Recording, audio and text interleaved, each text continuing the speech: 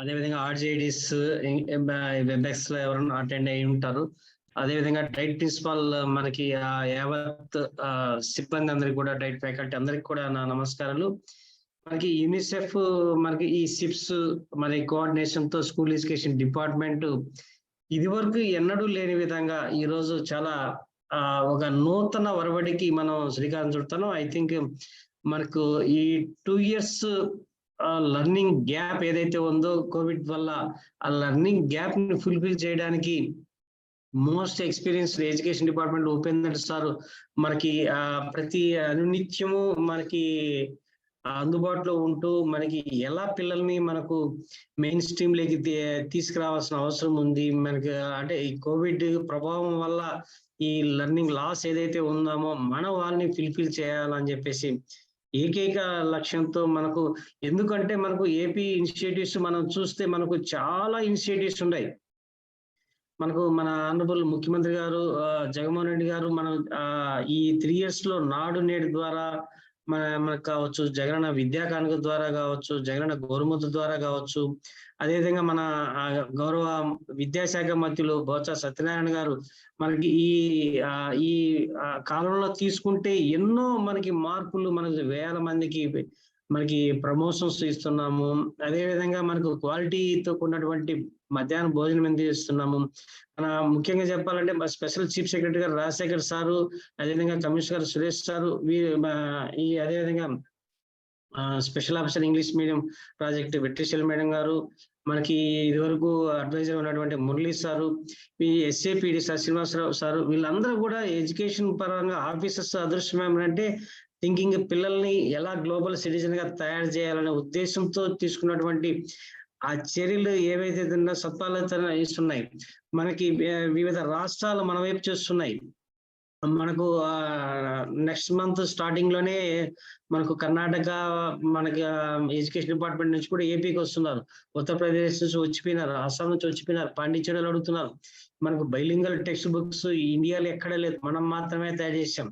So ఈ మనకు అదేవిధంగా ట్రైబల్ లాంగ్వేజెస్ 6 languages లో మనకు ఈ బైలింగల్ లో చేసినటువంటి ఏకైక రాష్ట్రం మంది. సో ఇలా మన అది కోలొకేటెడ్ అంగన్వాడీస్ తో మనం చాలా బలోపేతంగా ప్రైమరీ వ్యవస్థను చేస్తున్నాం. అదేవిధంగా 3rd, 4th, 5th subject teachers concept తీసుకొని వచ్చాం. ఇలా చెప్పుకుంటూ పోతే చాలా మనకు అదేవిధంగా అన్ని స్కూళ్ళల్లోనూ కూడా ఇంటరాక్టివ్ ప్యానల్, అన్ని హై స్కూల్లోనూ కూడా అన్ని క్లాస్ రూమ్ లో కూడా ఇంటరాక్టివ్ ఫ్లాట్ ప్యానల్ ఇవ్వడానికి రంగం సిద్ధమైంది. అతి తొందరలో ఆ ప్రక్రియ కూడా మొదలవుతోంది. సో అదేవిధంగా digital TV, smart TV primary classes కూడా అందరికి అన్ని ఈ ప్రైమరీకి ఇవ్వాలని చెప్పేసి అవి కూడా జరుగుతూనే ఉన్నాయి. సో ఇంతగా డిజిటల్ లెర్నింగ్ అనేది నాకు తెలిసి భారతదేశం మొత్తం మీద ఇంటరాక్టివ్ ఫ్లాట్ ప్యానల్ ఉండేది 30,000 ఉన్నాయి మొత్తం ఇండియా మొత్తం. కేవలం ఒక్క ఆంధ్రప్రదేశ్ లోనే మనకు more than 30,000 మనము ఇంటరాక్టివ్ ఫ్లాట్ ప్యానల్ ఇవ్వబోతున్నాం. సో ఇంతగా డిజిటల్ లెర్నింగ్ వైపు మనం చూస్తూనే ఉన్నాం.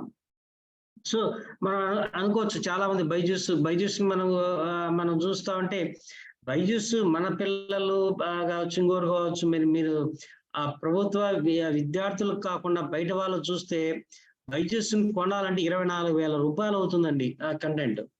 అటువంటిది మనకు ఉచితంగా మన పిల్లలకి అందుబాటు ఇస్తున్నామంటే ఇది చరిత్ర అండి. ఇది బైజూస్ మన ఆషామాషి వ్యవహారం కాదు. బైజూస్ కంటెంట్ మనకు ఫ్రీగా మనకు వాళ్ళు ఇవ్వడం అనేది ఒక చరిత్ర. సో దానికి మనము ఈ ట్యాబ్స్ ఇస్తున్నాం. 8th క్లాస్ పిల్లలకి అందరికీ కూడా ట్యాబ్స్ ఇచ్చి ఇది చేస్తున్నాం. అదేవిధంగా 8th క్లాస్ డీల్ చేసే ప్రతి టీచర్ కూడా ట్యాబ్ ఇస్తున్నాం. సో దీనివల్ల డిజిటల్ యుగంలోకి ఏపీ అడుగు పెట్టింది. సో దీన్ని మనము ఇన్ని చేస్తున్నాము.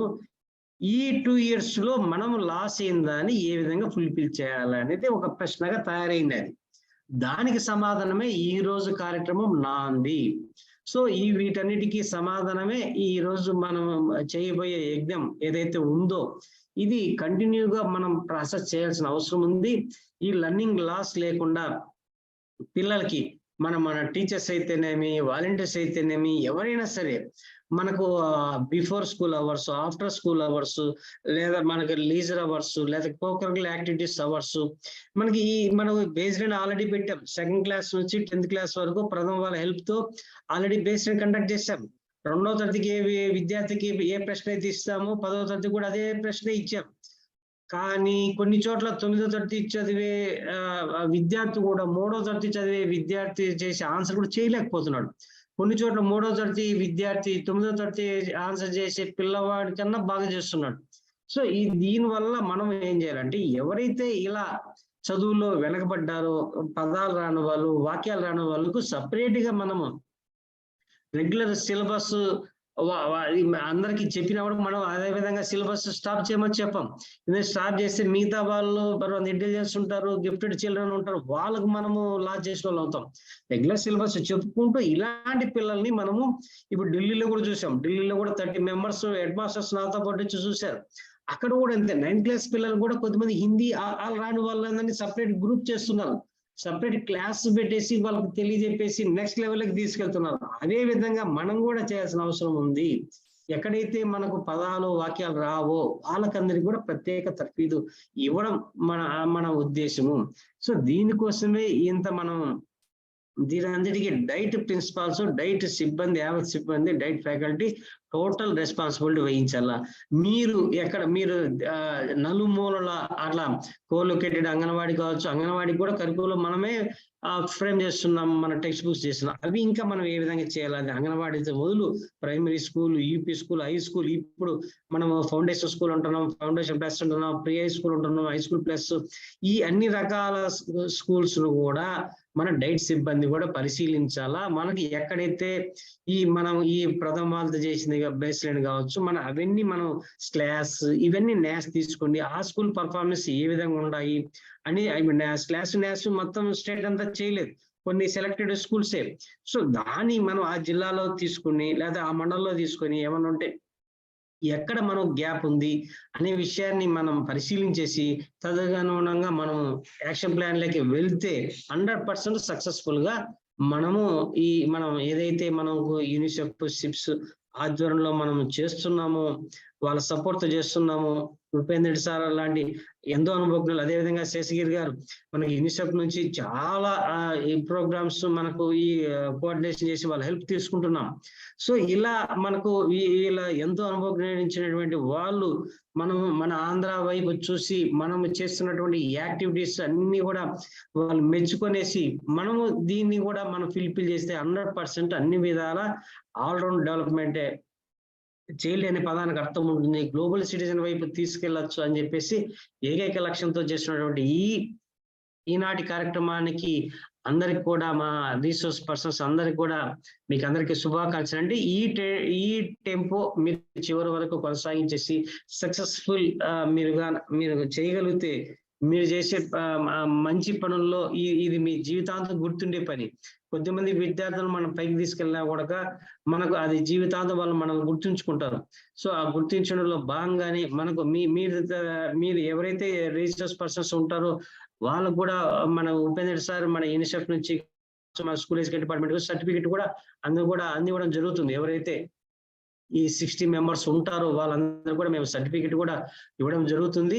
సో మీకు ప్రోత్సాహకరంగా మేమందరం కూడా మీకు మేమందరం ఉంటామని చెప్పేసి, మీ సేవను మేము గుర్తిస్తామని చెప్పేసి ఈ సందర్భంగా తెలియజేస్తూ మరొకసారి అందరూ కూడా మేము ఈ వైజాగ్ లో స్పెషల్ చీఫ్ సెక్రటరీ గారు, అదేవిధంగా కమిషనర్ గారు, మన సిమెంట్ డైరెక్టర్ సారు, అదేవిధంగా మేము కూడా అందరం అక్కడికి వైజాగ్ లో 28th రాష్ట్ర వ్యాప్తంగా లాంచింగ్ ప్రోగ్రామ్ అక్కడ స్టార్ట్ చేస్తాం. అదే విధంగా మిగతా జిల్లాలో కూడా లాంచ్ చేయాల్సి ఉంటుంది. దాని విధి విధానాలన్నీ కూడా ఉపేంద్ర సార్ అతి తొందరలో కూడా మళ్ళీ మీకు షేర్ చేస్తారు.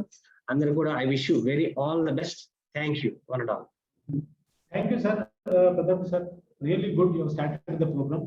అంటే మరి ప్రతాప్ సార్ కమిషన్ తో కూడా మాట్లాడిస్తున్నాడు 11:30 పాజిబుల్ 1 లోపల కమిషనర్ కూడా మాట్లాడతారు. Thank you sir. Now let us start the first session start చేద్దాం ఇప్పుడు.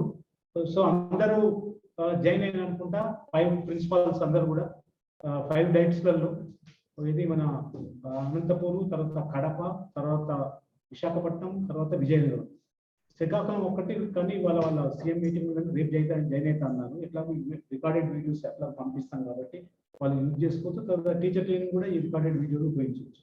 Okay, now let us start the first session. ఎక్కడన్నా ఏమైనా ప్రాబ్లమ్ ఏమైనా ఉంటే జూమ్ మీటింగ్ ఉంటే కనుక నాకు కాల్ చేయండి, మాట్లాడదాం. అది ఓకే.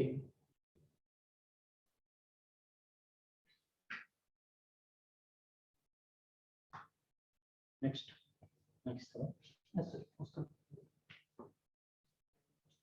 సో హలో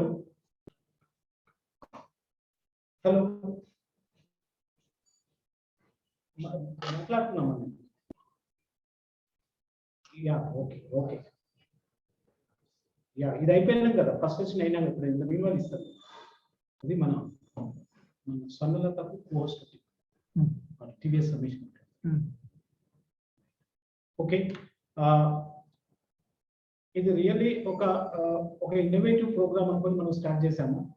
సో ఈ మీటింగ్ హాజరైనటువంటి regional joint directors of school education, తర్వాత డిఈఓస్, తర్వాత డైట్ ప్రిన్సిపల్స్, సో మన డిఆర్పి ఫ్రెండ్స్ అందరికి కూడా నమస్కారాలు.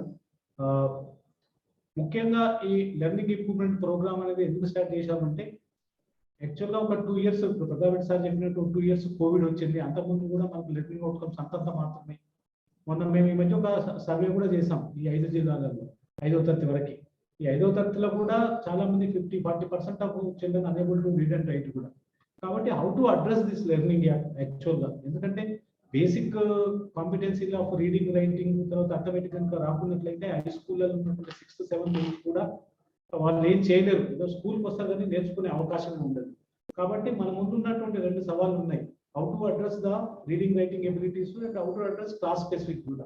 వీటిని రెండింటిని దృష్టిలో పెట్టుకొని ఒక వినూత్నమైనటువంటి ఒక ప్రోగ్రామ్ మనం ప్లాన్ చేసుకున్నాము. దీంట్లో యూనిసెఫ్, తర్వాత సేవ్ ద చిల్డ్రన్, మా స్టిప్స్, తర్వాత సమగ్ర శిక్ష and director of school education and director SCERT, ఈ 5 ఆర్గనైజేషన్స్ కలిపి మనం ఒక ప్రోగ్రామ్ ని మనం చేసి ఒక ఇన్నోవేటివ్ ప్రోగ్రామ్ కింద మనం దీన్ని ముందుకు తీసుకెళ్తున్నాం. అందరి యొక్క ఉద్దేశం ఏంటంటే కనీసం 5 ఏళ్ళు మన బడికి వచ్చిన పిల్లవాడు కనీసం సామర్థ్యాలు సాధించగలగాలి. This is only one of the important objective ఇది యాక్చువల్లీ ఈ లెర్నింగ్ ఇంప్రూవ్మెంట్ ప్రోగ్రామ్ అని. కాబట్టి ఇది 10 జిల్లాలో మాత్రమే తీసుకున్నాం. ఒరిజినల్గా 5 జిల్లాలనే, ఈ మధ్య కొత్తగా రియాగ్నేషన్ దగ్గర అది 2 అయినాయి ఒక్క జిల్లా. కాబట్టి ఈ 10 జిల్లాలలో ఈ ప్రోగ్రామ్ ఒక 1-2 years వరకు స్టార్ట్ చేసి ఇది ఇంపాక్ట్ చూసిన తర్వాత మిగతా జిల్లాలకైనా అనుకున్నాం మనం యాక్చువల్గా. సో ఇది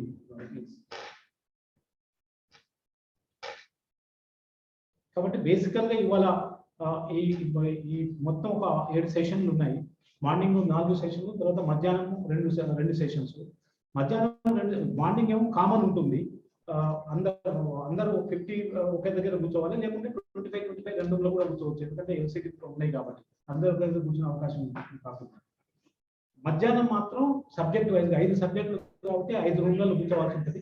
సబ్జెక్ట్ స్పెసిఫిక్ గా ఒక టీచింగ్ లెర్నింగ్ ప్రాసెస్ ఏ రకంగా జరగాలి అనేటటువంటిది వాళ్ళు ఒక వీడియోలతో ఒక మంచి ప్రోగ్రామ్స్ తయారు చేశారు. కాబట్టి సబ్జెక్ట్ రూమ్లలో 5 సబ్జెక్ట్ రూమ్లలో అంటే ఒక రూమ్ లో తెలుగు, ఇంకో రూమ్ లో సైన్స్, మ్యాథ్స్, ఇంకో రూమ్ లో అట్లా 5 రూమ్లలో 5 సబ్జెక్ట్ వాళ్ళు కూర్చుంటే సబ్జెక్ట్ స్పెసిఫిక్ ఆర్టిస్ట్ మీకు చెప్పడం జరుగుతుంది అనమాట, ఇంటరాక్టివ్ అవడం జరుగుతుంది. ఓకే, సో ఇంతకుముందు మీకు చెప్పినట్టు ఏంటంటే ఒక అడ్వర్స్ ఇంపాక్ట్ కోవిడ్ చేపట్టి దాదాపు ఒక 2 ఏళ్ళు స్కూల్ లేదు కాబట్టి అంతంత మాత్రం ఉన్నటువంటి పిల్లల్లో ఇంకా ఇంత ఈ అవుట్కమ్స్ అనేటటువంటి పోయినాయి.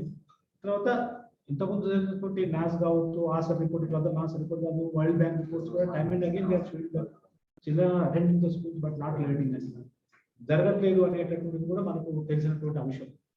ఓకే, తర్వాత ఫిజికల్లీ అటెండ్ అయినంత మాత్రాన లాభం లేదు, ఫిజికల్లీ అటెండ్ అంటే నేర్చుకుంటారు అన్నటువంటి గ్యారెంటీ కూడా లేదు యాక్చువల్గా. ఎందుకంటే మనం ఈ మధ్య చాలా పెట్టి పిల్లలందరూ స్కూల్లోనే ఉండాలి, స్కూల్కు రండి రండి అని మనం పిలుస్తున్నాం కానీ బట్ ఒక 5 ఏళ్ళు స్కూల్లో ఉంటే మనం ఏమి ఇచ్చి పంపుతున్నాం అనేటటువంటి కూడా మనం అందరం కూడా క్వశ్చన్ చేసుకోవాల్సినటువంటి అవసరం ఉంది ఇక్కడ. ఓకే, ఒక మోరల్ డైమెన్షన్ ఇది, మోరల్ క్వశ్చనింగ్ ఇది యాక్చువల్గా. ఓకే, అనుకుంటే అన్ని సాధించగలం మనం, అదే ఒక పెద్ద బ్రహ్మ విద్య కాదు, it is with in our limits only. కాకపోతే ప్రతి ఒక్కరు ప్లాన్డ్ గా ఒక ఎప్పటికప్పుడు అసెస్మెంట్ చేసుకొని చేయాల్సినటువంటి కార్యక్రమం ఉంది. ఓకే, కాబట్టి ఒకవేళ పిల్లలు కనుక 5వ తరగతి అయిపోయి లోపల కనుక వాటికి రాయటం చదవడం కనుక రాకున్నట్లయితే వాడు క్లాస్కి వచ్చి కూడా వేస్టే, క్లాస్లో కూర్చోవడం కూడా వేస్టే. దాని తర్వాత ఇంకా ఈ పిల్లలు ఏం నేషనల్ డెవలప్మెంట్ లో పార్టిసిపేట్ అవుతున్నా కూడా ఒక బిగ్ క్వశ్చన్ యాక్చువల్గా. ఓకే, సో మనం ఇంతకుముందు చెప్పాను మేము ఇంతకుముందు ఈ 5 జిల్లాలలో ఏది శ్రీకాకుళం, విజయనగరం, విశాఖపట్నం, కడప, అనంతపూర్లో మేము యాక్చువల్గా క్లాస్ రూమ్లోకి వెళ్ళి మేము స్టడీ చేయడం జరిగింది. ఓకే, దాంట్లో టీచర్ అటెండెన్స్ ఒక 87% ఉంది మేము వెళ్ళినాడు. చైల్డ్ అటెండెన్స్ ఒక 85% ఉంది మేము వెళ్ళినాడు. తర్వాత రీడింగ్ కనుక చూసినట్లయితే 39% in class 4, 30% in class 5th అది అనేబుల్ టు రీడ్ ఫ్లూయెంట్లీ. అంటే దాదాపు 40% క్లాస్ 4వ తరగతిలో చదవలేకపోతున్నారు. ఇచ్చినటువంటి స్టోరీ బుక్ కానీ టెక్స్ట్ బుక్ కానీ. 5th క్లాస్లో 30 మంది అనేబుల్ టు రీడ్ తెలుగు. మరి చదివింది ఏమైనా అర్థం చేసుకుంటుందా? ఒక పేరా చదివిన తర్వాత ఏం అర్థమైందో చెప్పంటే 55% క్లాస్ 4th లో, 43% క్లాస్ 5th లో unable to tell what they red. Reading అయితే చేస్తుంది కానీ ఆ రీడింగ్ చేసేటప్పుడు అర్థం కావట్లేదు వాళ్ళకి, రీడింగ్ కాంప్రహెన్షన్ లేదు. ఓకే, అది అవగాహన అన్నమాట. ఓకే, చదువుకున్నది ఏంటి అనేటువంటి అవగాహన రావట్లేదు. ఎందుకంటే స్పీడ్ రీడింగ్ ఉంటేనే అవగాహన ఉంటుంది. గుణింతాలు చేసుకుంటూ స్లోగా చదివితే అవగాహన ఉండదు. తర్వాత రైటింగ్ వర్డ్స్ కనుక చూసినట్టే 29% in class 4, 38% in class 4 unable to right words. చిన్న వర్డ్స్ డిక్టేషన్ ఇస్తే ఇది పరిస్థితి. పారాగ్రాఫ్ ఇచ్చిన ఒక 3-4 లైన్లు ఉన్న పారాగ్రాఫ్ చూస్తే 58% in class 4th and 59% in class 5th unable to right A simple paragraph. అంటే దాదాపు 60% మంది ఒక పారాగ్రాఫ్ రాయలేకపోయారు రైటింగ్ అనేటటువంటి తెలుగులో. అది కూడా వాళ్ళకి 60% మంది రాయలేని వాళ్ళు 6th పోతే హై స్కూళ్ళలో కానీ అప్పర్ ప్రైమరీ స్కూళ్ళలో ఏం చదువు చెప్తాం మనం? సిలబస్ కంప్లీట్ చేసినా ఏ ప్రయోజనం ఉంటుందని కూడా మనం ఆలోచించుకోవాల్సిన అవసరం ఉంటుంది. కాబట్టి తర్వాత ఇంగ్లీష్లో అయితే ఇంకా ఎక్కువ 50 ఇంగ్లీష్ మీడియం స్కూల్స్ అంటున్నాం మనం. 58% క్లాస్ 4th లో, 53% క్లాస్ 5th లో unable to speak in English. Simple గా మీ ఇంటి గురించో, మీ అమ్మ గురించో, ఒక ఫ్రూట్ గురించో ఒక 2 సెంటెన్స్లు మాట్లాడాలంటే దాదాపు 58-60% unable to speak. And 58% in class 4th, 51 class 5th do not understand what they read. Reading comprehension లేదు. ఓకే, మ్యాథమెటిక్స్ అయితే 60% class 4, 40% in class 5 unable to do a simple division. Okay, ఇది జనరల్ గా. తర్వాత మరి ఎందుకు రావట్లేదు అసలు యాక్చువల్ గా? What is happening in the class rooms?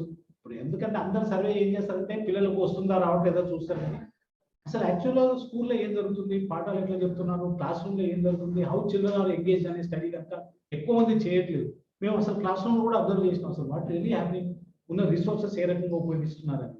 In most of the schools ఒక సపరేట్ లైబ్రరీ అయితే లేవు. ఓకే, సమగ్ర శిక్షలో ఇచ్చినవి కూడా చాలా స్కూళ్ళలో మేము పోయి హెడ్ మాస్టర్ రూమ్ లో ఉంటే వాటిని బయటకు కూడా తీపించడం జరిగింది. అంటే ఆ ఇచ్చిన బుక్స్ కూడా పిల్లల ముందు క్లాస్ కు డిస్ట్రిబ్యూట్ చేయడం జరగలేదు. In some schools, books are read by the children once in a week, that is on Friday, Saturday. Weekly ఒకసారి చదవడానికి అవకాశం ఉంది కొన్ని స్కూళ్ళలో. In most of the schools, no separate library period in each day. Library period అట్లా time table లో ఉంది కానీ యాక్చువల్ గా ఆ పిల్లల్ని అడిగినప్పుడు ఈ పలాని లైబ్రరీ పీరియడ్ డైలీ వీక్లో చదువుతుందంటే లేదు అనే సమాధానం వచ్చింది. గుడ్ ఎంపీపీ బీకే సముద్రంలో మాత్రం library has more than 800 books. There is a separate library period every day. బాగా చదివిస్తున్నారు అక్కడ. That's a very good practice what we have done. In all the schools, books are not being issued. ఏ స్కూల్లో కూడా పిల్లలకి ఇంటికి ఇవ్వట్లేదు పుస్తకాలు. Isn't it? ఏదో హెడ్ మాస్టర్ డెసిషన్ తీసుకొని ఇవ్వచ్చు అసలు యాక్చువల్గా. మేము చూసినటువంటి స్కూళ్ళలో ఇవి వీఆర్ నాట్ అన్ని స్కూళ్ళకి ఆపాదించట్లేదు. ఏదైతే మనం రీసెర్చ్ స్టడీస్కి అయితే పోయినామో ఆ స్కూళ్ళలో మాత్రం ఇవ్వటం జరుగుతుంది మెజారిటీ స్కూళ్ళలో. నెక్స్ట్ మరి టీచింగ్ లెర్నింగ్ కనుక చూస్తే teaching is mostly text book based. Text book లో ఉన్నటువంటి చదువుతున్నారు, అర్థం చెప్తున్నారు, ఎక్స్ప్లెయిన్ చేస్తున్నారు. అంతేకాని వానికి పూర్వం ఉన్న ప్రీరిక్విజిట్ కాంపిటెన్స్ ఉన్నాయా, వానికి చదువు వస్తుందా రాదా, ఇవన్నీ ఏం లేదు. కేవలం syllabus completion is only the focus of teaching. Little or no focus on teaching on achieving learning outcomes in language and maths. Assessment also not focused on learning outcomes. Okay, learning outcomes అంటే ఈ పాఠం చదివిన తర్వాత పిల్లలకు ఏం రావాలి అని ఆశిస్తున్నాం అనేటటువంటి ఫోకస్ తోటి క్లాస్ రూమ్ లో టీచింగ్ లెర్నింగ్ జరగట్లేదు. సిలబస్ కంప్లీట్ చేస్తున్నాం అంతేకాని అవుట్కమ్స్ అనేటటువంటి ఫోకస్ కనిపించలేదు. ఓకే, వర్క్ బుక్స్ కనుక చూసినట్టయితే పిల్లలకు వర్క్ బుక్స్ ఇచ్చింది కానీ ఆ వర్క్ బుక్స్ ఎట్లా కంప్లీట్ చేస్తున్నారు, వాడు వర్క్ బుక్ చేయగలడా, చేయలేకుంటే ఇతరుల పిల్లలతో గ్రూప్ లో సపోర్ట్ ఏమైనా ఇవ్వగలమా, టీచర్ సపోర్ట్ ఏమైనా వేరు చూడలేదు. వర్క్ బుక్స్ వాళ్ళకి ఇచ్చిండ్రు, వాళ్ళు కాపీ చేస్తుండ్రా, ఎట్లా రాస్తుండ్రో కూడా చాలా వర్క్ బుక్ లో మేము పిల్లలు రాసి చూస్తే అక్కడ అర్థమూ అవ్వట్లేదు వాడు ఏం రాసిండో కూడా. కాబట్టి అంత మంచి వర్క్ బుక్స్ గవర్నమెంట్ ఇచ్చినప్పుడు వాటిని డెవలప్మెంట్ కోసం, రీడింగ్ లెర్నింగ్ డెవలప్మెంట్ కోసం దాన్ని బాగా ఉపయోగించట్లేదు అసలు యాక్చువల్ గా. అవి చూడట్లేదు అసలు యాక్చువల్ గా. మీరైనా ఇప్పుడు ఈవెన్ ఇప్పుడు ఉన్న డిఓలు కానీ ఏమోలు కానీ వెళ్ళి చూడండి అసలు యాక్చువల్ గా వర్క్ బుక్ లో ఏం రాసిందని అర్థమవుతుంది. సో దాన్ని ప్రాపర్ యూటిలైజేషన్ లేదు. Purpose of work book is last. Syllabus completion seems a priority and not addressing learning gaps. Syllabus అంటే అర్థం ఏంటంటే సిలబస్ అంటేనే లెర్నింగ్ అవుట్కమ్ అర్థం. సిలబస్ కంప్లీషన్ అయిందంటే లెర్నింగ్ అవుట్కమ్స్ రావాలి, అది అంతేకాని సిలబస్ అయిపోయింది లెర్నింగ్ అవుట్కమ్స్ రావాలంటే what is the meaning of completion of the syllabus? కాబట్టి సిలబస్ మీనింగ్ ఏంటంటే లెర్నింగ్ అవుట్కమ్స్ అంతే. అది అర్థం చేసుకుంటేనే మనకు we can implement it properly మనం యాక్చువల్గా. ఓకే, చిల్డ్రన్ అన్ని స్కూళ్ళలో టెక్స్ట్ బుక్స్ అయితే వర్క్ బుక్స్ టెక్స్ట్ బుక్స్ మేము చూసిన స్కూళ్ళలో అందరి దగ్గర ఉన్నాయి, రిసీవ్ అయ్యి. ఓకే, పేరెంట్ ఇన్వాల్వ్మెంట్ అసలు లేదు, ఇజంట్ ఇట్? వాళ్ళ సపోర్ట్ పిల్లలకు కూడా ఇంటి దగ్గర సపోర్ట్ ఏం లేదు పేరెంట్స్. ఓకే, తర్వాత మరి వెనుకబడ్డ పిల్లలకు స్పెషల్ ప్రోగ్రామ్ ఏమైనా పెడుతుందా, వాళ్ళకి ఏమైనా సపోర్ట్ ఇచ్చిందా అని స్కూళ్ళలో చూస్తే కూడా సిలబస్ మీద ఫోకస్ ఉంది. ఎందుకంటే ఒక 5వ తరగతిలో 4వ తరగతిలో రాయడం చదువుతున్న ఎంత సిలబస్ చెప్పినా ఏం ప్రైజ్ ఉంది అంటే unless you address those gaps. Good providing of physical ambience స్కూల్లో మాత్రం ఎక్సలెంట్ ఉన్నాయి, నోట్ బుక్స్ ఉన్నాయి, వర్క్ బుక్స్ ఉన్నాయి, లైబ్రరీ బుక్స్ ఉన్నాయి, ఎలక్ట్రిసిటీ, ఫ్యాన్స్, టీవీ, ప్రొజెక్టర్, పెద్ద పెద్ద టీవీలు, ఈవెన్ ప్రైమరీ స్కూల్లో కూడా, అప్పర్ ప్రైమరీ స్కూల్లో కూడా, functional toilets, water system, mid day meal. Really government you have to really appreciate the government for providing all these facilities. అన్ని ఉన్నాయి కానీ but the problem is learning outcomes. పిల్లలకు చదువు రావాలి కదా, ఇన్ని చేసిన తర్వాత పిల్లలకు చదువు రావాలంటే what is the meaning of all these infrastructure?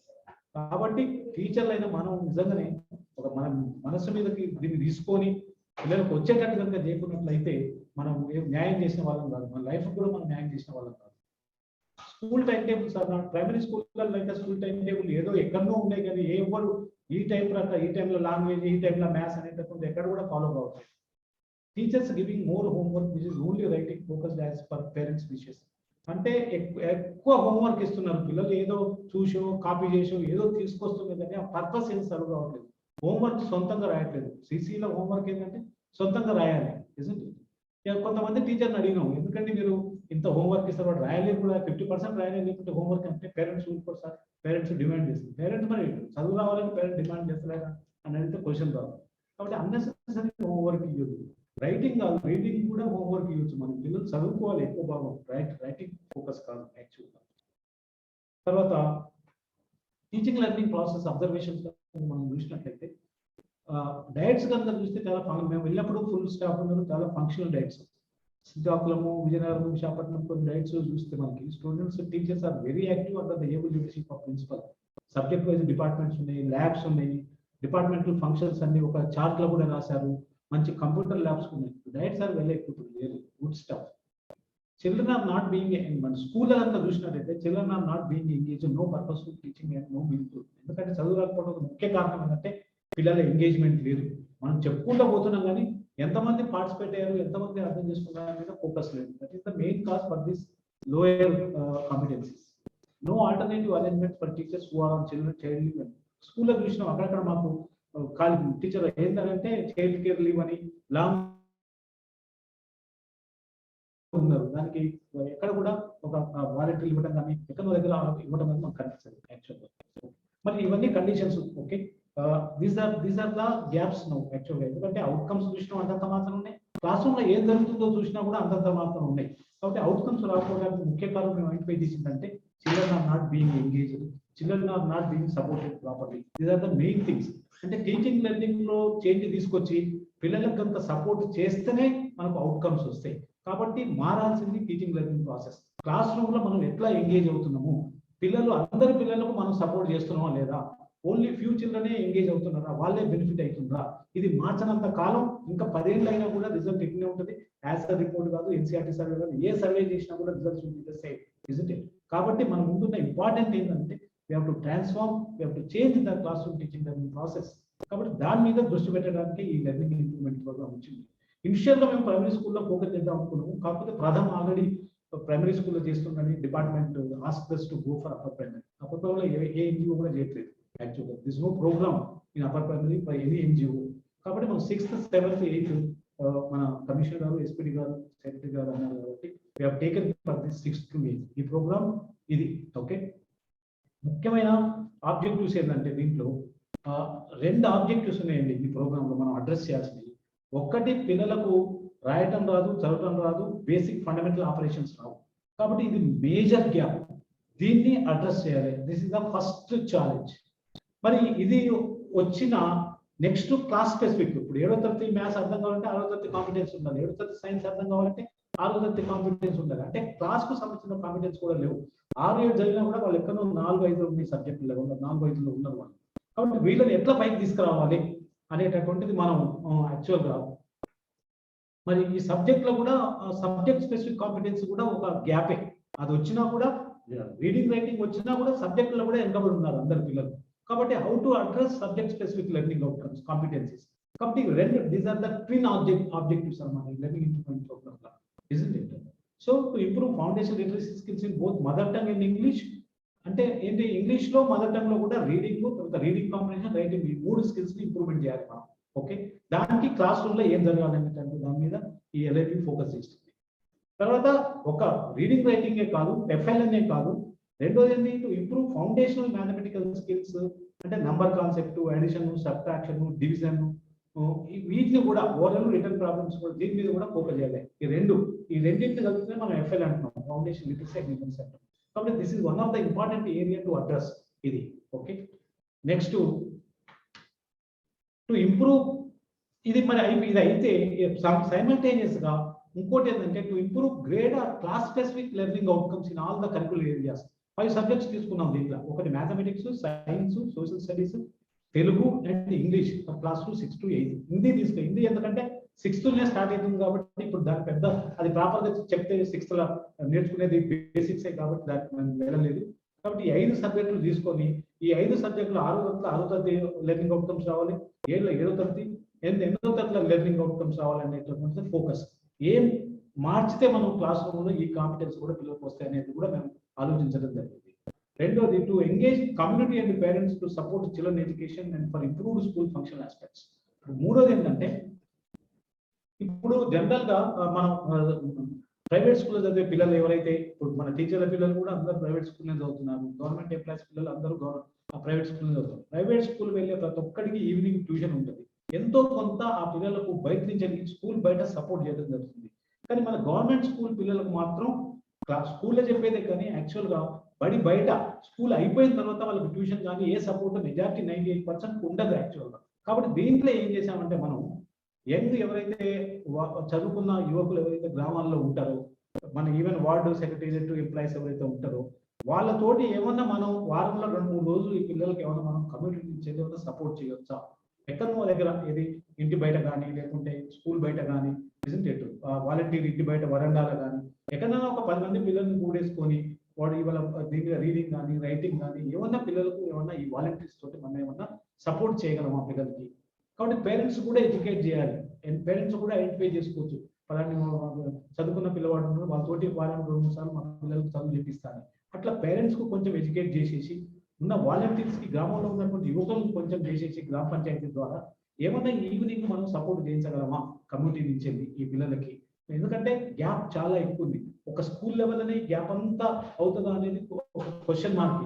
కాబట్టి స్కూల్ తో పాటు బడి బయట కూడా మనం యాక్చువల్ గా ఏమన్నా మనం వీళ్ళకి చేయగలమా అనేటటువంటిది ఒకసారి మనం అనేది కూడా దీంట్లో ఒకటి. కాబట్టి 2 ఆస్పెక్ట్స్ దీంట్లో, ఒకటి స్కూలు, ఇంకోటేమో స్కూల్లో ఉండేటటువంటి యాక్షన్ ఏంటి, బయటకు వచ్చిన తర్వాత what is the action to support learning అనేటటువంటి దాని మీద మనం ఈ 2 వ్యూహాలు ఇంపార్టెంట్ మనకి. దానికి సపరేట్ మనకి ఎన్నిసార్లు శేషగిరిరావు గారు బయట ఎట్లా చేయొచ్చు అనేది కూడా మాట్లాడుతారు. సపరేట్ సెషన్ పెట్టి ఉంటాం మీద మనం. To improve the children learning engagement through quality class room teaching. అంటే ఇంపార్టెంట్ ఏంటంటే what really happens in the class room. Quality teaching అంటే ఏంటి, క్వాలిటీ ఎంగేజ్మెంట్ అంటే ఏంటి అనేటటువంటిది ఈ లెర్నింగ్ ఇంప్రూవ్మెంట్ లో ఒక ఇనిషియేటివ్ మనం తీసుకోవచ్చు. To keep monitoring the progress over base line. కాబట్టి బేస్ లైన్ అనేటటువంటిది కంపల్సరీ ప్రథమ వాళ్ళు 1 to 9 వరకు చేశారు రీడింగ్ రైటింగ్ అర్థమెటిక్ మీద. ఆ బేస్ లైన్ అందరి గురించి స్కూల్ కూడా పంపిస్తున్నారు, మన కమిషన్ గారితో కూడా మాట్లాడారు. కాబట్టి ప్రతి పిల్లవాడికి మీరు రాసుకోవాలి, ప్రతి పిల్లవాడు ఎదురుగా వాడు రాయటం చదువులు ఎక్కడ ఉన్నారు అనేది బేస్ లైన్. రెండోది ఏంటంటే మన సబ్జెక్ట్ స్పెసిఫిక్ 6వ తరగతి మ్యాథ్స్ అంటే 6వ తరగతి లెక్క పరీక్ష పెడితే వాడు ఎక్కడ ఉన్నాడో కూడా తెలుస్తుంది మనకి, ఎఫ్ఎల్ఎన్ కాకుండా. కాబట్టి సబ్జెక్ట్ స్పెసిఫిక్ కూడా బేస్ లైన్ మీద చేయాలి. ఇప్పుడు మీకు ఇచ్చేటటువంటి మాడ్యూల్స్ అయితే మీకు ఇచ్చారో ఆ మాడ్యూల్స్ కూడా ప్రింట్ అవుతున్నాయి. ఆ ప్రింట్ అయిన కాపీలు కూడా అందరి టీచర్లకు అన్ని స్కూళ్ళకు ఒక్కొక్క సెట్ ఇస్తున్నాం. దాంట్లో ఒక మోడల్ పేపర్ కూడా పెట్టినాం. సబ్జెక్ట్ వైజ్ గా మీరు స్కూల్లో ఫస్ట్ టెస్ట్ పెట్టాలి. రేపు లాంచ్ కాగానే ఫస్ట్ చేయాల్సింది ఏంటంటే ప్రీ టెస్ట్ మీరు పెట్టాలి సబ్జెక్టుల మీద. ఎందుకంటే ఎఫ్ఎల్ఎన్ మీద ఆల్రెడీ పెట్టారు కాబట్టి మొదలు పెట్టింది. కాబట్టి దీంట్లో కూడా ఒక బేస్ లైన్ చేస్తే ఎవ్రీ మంత్ మనకి ఏమైనా ప్రోగ్రెస్ వచ్చిందని మనం చూసుకోవచ్చు. కాబట్టి you have to conduct baseline. Every school should conduct baseline on subject specific. అంటే సైన్స్ లా, సోషల్ స్టడీస్ లా, మ్యాథ్స్ లా, ఇంగ్లీష్ లా, తెలుగులో కూడా అది మీరు ఆ క్లాస్ రూమ్ లెర్నింగ్ అవుట్పుట్ దృష్టిలో పెట్టుకుని చేయాలి. మోడల్ పేపర్ కూడా మేము ఇచ్చినాం, అది సజెషన్ పేపర్, దాని దృష్టిలో పెట్టుకుని రెండో పేపర్ని తయారు చేసుకోవాలి ఏ టీచర్ కా టీచర్. ఓకే,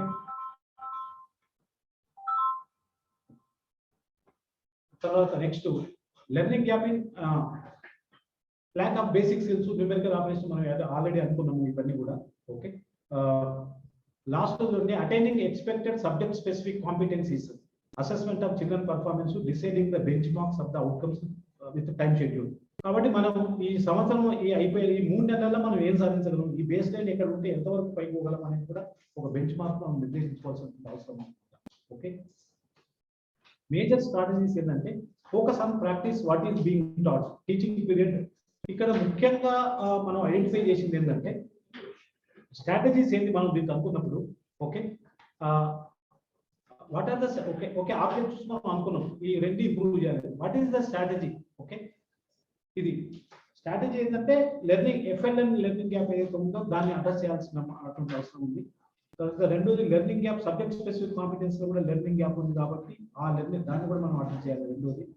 మూడోది క్వాలిటీ క్లాస్ రూమ్ ప్రాసెస్ లో టీచింగ్ లెర్నింగ్ లో how to improve quality, how to engage children అనేది ఇంకొక strategy. Effective teaching learning process ఏంటనేది మనం డిఫైన్ చేసుకొని ప్రాక్టీస్ చేసుకోవాలి. దాని మీద మనం కొన్ని ఈవినింగ్ మీ క్లాస్ రూమ్ వీడియోలు కూడా మీకు చూపెడతాను, ఎట్లా క్వాలిటీ క్లాస్ రూమ్ అంటే ఏంది అనేది. ఎక్స్పెక్టెడ్ సబ్జెక్ట్ స్పెసిఫిక్ కాంపిటెన్సీస్ కూడా మనం ఇది. తర్వాత నెక్స్ట్ ఇంకొక ఇంపార్టెంట్ ఐటమ్ ఏంటంటే మనం ఇప్పుడు ఒక సబ్జెక్ట్ కి ఒక యూనిట్ కంప్లీట్, ఒక లెసన్ కంప్లీట్ చేయాలంటే దాంట్లో 10-12 పీరియడ్లు ఉంటుంది. ఆ 10-12 పీరియడ్లు కూడా మనం టీచింగ్ కే తీసుకుంటున్నాం. మరి మనం చెప్పిన దాని మీద ప్రాక్టీస్ లేదు అసలు. యాక్చువల్గా ఇవాళ ఒక పాఠం చెప్తే రేపు ఆ చెప్పిన దాని మీద పిల్లలకు ప్రాక్టీస్ చేయించాలి అసలు. యాక్చువల్గా అన్ని టీచింగ్ పీరియడ్లే కానీ there is no practice period. కాబట్టి ఎల్ఐపీలో ఏం చెప్పామంటే ఒక పాఠం చెప్పడానికి 12 పీరియడ్లు కావాల్సి వస్తే 6 పీరియడ్లు మాత్రమే బోధనకు, 6 పీరియడ్లు ప్రాక్టీస్కి. ప్రాక్టీస్ అంటే ఏంటంటే గ్రూప్ వర్క్ ఇస్తాం, నేను చెప్పిన దాని మీద గ్రూప్ వర్క్ లో పిల్లలు కలిసి మనం చేసి మనం ప్రజెంట్ చేయాలి, గ్రూప్ లో చేయాలి, ఇండివిజువల్ లో కూడా చేయాలి. కాబట్టి ఇంట్లో టీచింగ్ పీరియడ్ ఉంటుంది, ఒక ప్రాక్టీస్ పీరియడ్ కూడా ఉంటుంది, రెండు ఉంటాయి. Okay, so focus on practice what is being taught. Okay, teaching period ముఖ్యంగా ఎల్ఐపిలో ఈ రెండు పెట్టాము కంపల్సరీ. ఓకే, కాబట్టి ప్రాక్టీస్ చేస్తే పిల్లలకు ఒక వర్క్ ఇచ్చినాం, పిల్లలు గ్రూప్ లో ఇండివిజువల్ చేస్తే మనం తెలుస్తుంది ఏ పిల్లలు చేయగలుగుతుంది, ఏ పిల్లలు చేస్తారు. ఆ పిల్లలు చేస్తలేకుంటే మనం ఏం సపోర్ట్ చేస్తాం, మనం చేస్తామా ఇతర పీర్ గ్రూప్ లో వాళ్ళతో మనం సపోర్ట్ చేపిస్తామా అనేది important. Mapping of existing materials in schools with teachers, ఏమేమి మెటీరియల్ ఉన్నాయి రీడింగ్ రైటింగ్ కి, ఇంకా అవి కూడా ఒకసారి మ్యాపింగ్ చేసి అవి ఎట్లా యూజ్ చేస్తాం అనేటప్పుడు మనం ఆలోచించాలి. తర్వాత training and capacity building of teachers, HMs, other supervisory staff. దీంట్లో ముఖ్యంగా ఇప్పుడు డిఆర్పి ట్రైనింగ్ ఇస్తున్నాము, ఇది ఆన్లైన్ లో క్వశ్చన్ ఆన్సర్ సెషన్ కూడా ఉంటుంది. నెక్స్ట్ ఇవన్నీ వీడియోస్ రికార్డ్ చేసేసి మీకు యూట్యూబ్ లో పెడతాము. రేపు school complex level each school complex ఒక సబ్జెక్ట్ ట్రైనింగ్ ఉంటుంది. ఒక్కొక్క స్కూల్ కాంప్లెక్స్ సైన్స్, ఇంకో స్కూల్ లాంగ్వేజ్, ఇంకో స్కూల్ కాంప్లెక్స్ లో ఇంగ్లీష్, అట్లా 5 స్కూల్ కాంప్లెక్స్ లలో ఒక జిల్లాలో ఒక 10 స్కూల్ కాంప్లెక్స్ తెలుగుకి, ఇంకొక 10 స్కూల్ కాంప్లెక్స్ మ్యాథ్స్ కి, ఇంకో 10 ఇంగ్లీష్ కి, 10 సోషల్, అట్లా చేసుకోండి మీరు. కాబట్టి యూట్యూబ్ లో మనం ఈ వీడియోలు పంపిస్తాం కాబట్టి మీరు డిఆర్పీలో ఆ వీడియో ఆన్ చేసి అక్కడ ఎల్సీడీ కూడా ఇవ్వమని చెప్పాము ప్రతి స్కూల్ కాంప్లెక్స్ కి. లేకుంటే స్మార్ట్ టీవీ ఉంటే స్మార్ట్ టీవీలో ఈ యూట్యూబ్ లో ఆన్ చేసేసి వాళ్ళందరికీ వినిపించండి.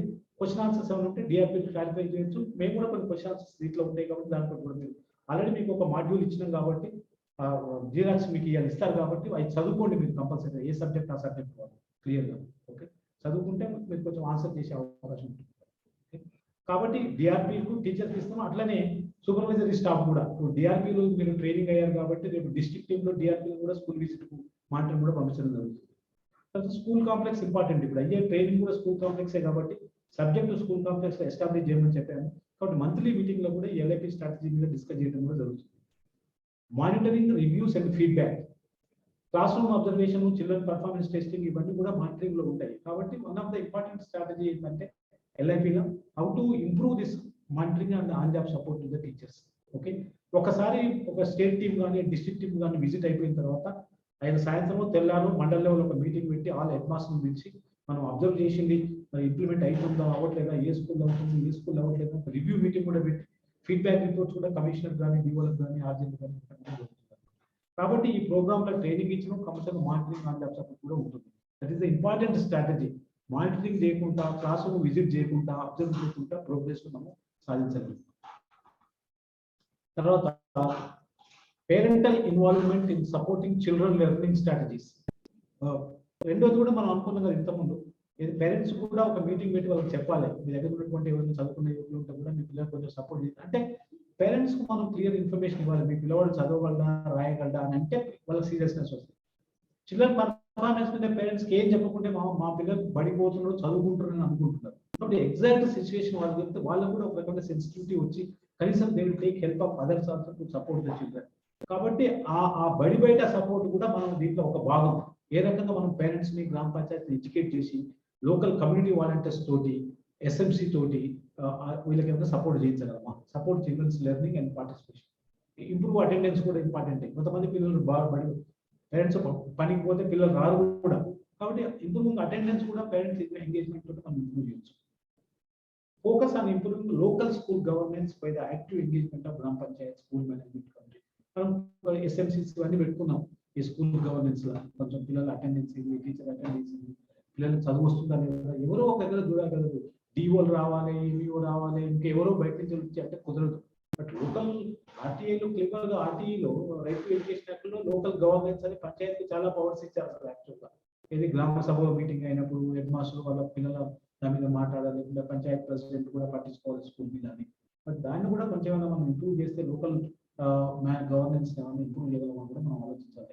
Part of this programme. School libraries and developing reading important అనమాట. ఎందుకంటే అన్ని సబ్జెక్టులకి వెళ్ళినా ప్రైమరీ, ఎలిమెంటరీ ఎడ్యుకేషన్ లో ఇంపార్టెంట్ ఏంటంటే రీడింగ్. అమెరికాలో అయితే అన్ని స్కూళ్ళల్లో మనకు తెలుగు ఒక సబ్జెక్ట్, రీడింగే ఒక సబ్జెక్ట్ అసలు actual. Initial focus is on the reading. అమెరికాలో ఇంగ్లీష్ కాబట్టి, మాతృభాష కాబట్టి వాళ్ళకు లిజనింగ్ అండ్ స్పీకింగ్ ఆల్రెడీ వస్తుంది. మన పిల్లలు కూడా తెలుగులో లిజనింగ్ అండ్ స్పీకింగ్ వస్తుంది. దాని ఏంది స్టార్ట్ విత్ రీడింగ్. కాబట్టి రీడింగ్ ఇన్పుట్ అనేది ఇంపార్టెంట్. తెలుగులో రీడింగ్ ఈజ్ ఇంపార్టెంట్, ఇంగ్లీష్ లో స్పీకింగ్ ఈజ్ ఇంపార్టెంట్. కాబట్టి లైబ్రరీస్ అనేటటువంటి ఇంపార్టెంట్. అసలు చాలా కొత్త థియరీస్ చెప్పేది ఏంటంటే, మీరు ఆలు గురించాలు కూడా నేర్పాల్సిన పని లేదు. డైరెక్ట్ గా ఎక్స్పోజ్ చేస్తే గ్రాఫికల్ లెర్నింగ్ జరుగుతుంది. పిల్లలు ఎక్స్పోజర్ ద్వారానే పిల్లలు దే కెన్ రీడ్ అని.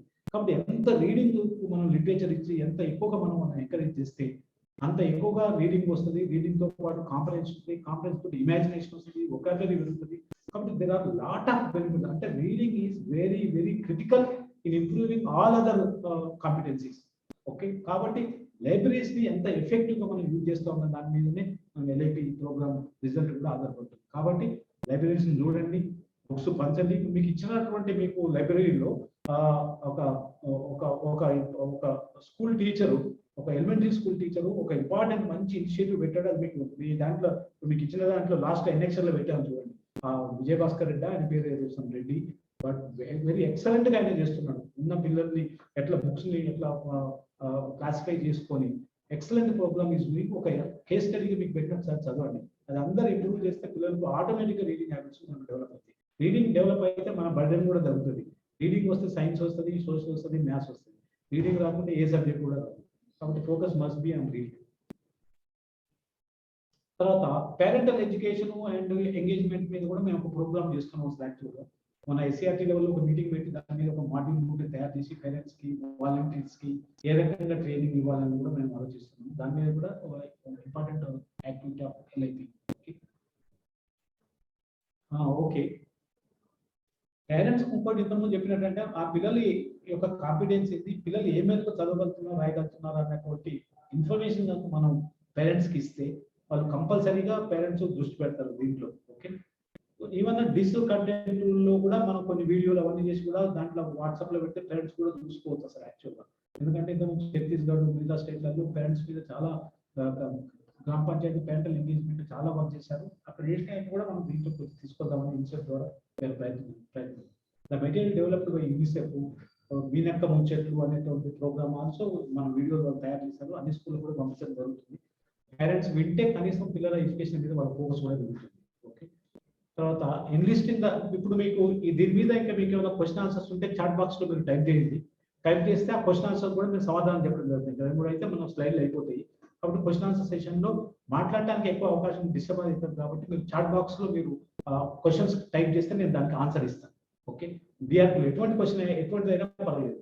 Okay, you can type in the chat box. తర్వాత enlisting the services of community level volunteers. Enlisting the services of the community level volunteers. Educating youth in the habitations will be from the Gram Panchayat. కాబట్టి community volunteers ఎవరైతే చదువుకున్న youth ఎవరైతే ఉంటారో వాళ్ళని educate చేసి వాళ్ళని దీంట్లో ఎంగేజ్ చేయడానికి గ్రామ పంచాయతీ ద్వారా ప్రయత్నం చేద్దామని అన్నారు. ఇవాళ యాక్చువల్గా కలెక్టర్స్ కూడా మీటింగ్ ఉంది, వాళ్ళ కమిషనర్ తర్వాత డైరెక్టర్స్ ఎస్పీడీ వీళ్ళంతా కూడా స్పెషల్ చీఫ్ సెక్రటరీ కూడా కలెక్టర్ తోటి వాళ్ళ డిఓలు తర్వాత డైరెక్టర్ ప్రిన్సిపల్ తోటి వాళ్ళ వెబినార్ మీటింగ్ ఉంది. అంటే డిఓలు వాళ్ళు యాక్చువల్ వెబినార్ కాబట్టి ఎవరి దగ్గర వాళ్ళు పార్టిసిపేట్ కావచ్చు, ఒక దగ్గర రావాల్సిన పని లేదు. మీరు ట్రైనింగ్ లో ఉండి కూడా బయట మీ సెల్ ఫోన్ లో కానీ మీ దాంట్లో కానీ you can participate. You can not come in one place, not necessary. Okay, the services of employees of village and ward secretariat will be sought through department and as well as gram panchayats on voluntary basis. Okay, ఈ village ward సెక్రటరీలో కూడా మేము ఏమన్నా అంటే compulsory కాదు, employees ఉన్నారు. ఇప్పుడు ప్రతి village and ward secretary young persons ఉన్నారు. మీ village and ward secretariat office 15 మంది అంటున్నారు వాళ్ళు, అంటే యంగ్ ఫెలోస్. కాబట్టి వాళ్ళు వాలంటరీగా ఏమైనా చేయొచ్చని మేము ఆల్రెడీ వార్డు డైరెక్టర్ టీచర్ అందరికి లెటర్స్ కూడా పోయింది. దాదాపు 1200 మంది ఎంతో వాళ్ళు మనకి ఎన్రోల్ కూడా చేసుకున్నారు. మేము పనిచేస్తాం స్కూళ్ళలో, ఈవినింగ్ టైమ్స్ మేము సపోర్ట్ చేస్తాం. సో పేరెంట్ టీచర్లు వాళ్ళు కూడా కొంచెం కలిసి చేసుకుంటే కొంచెం మనకి హెల్ప్ అవుతుంది. The nature and ways of support from these volunteers to the children after school hours will be worked out. ఇది యాక్చువల్ గా. ఓకే,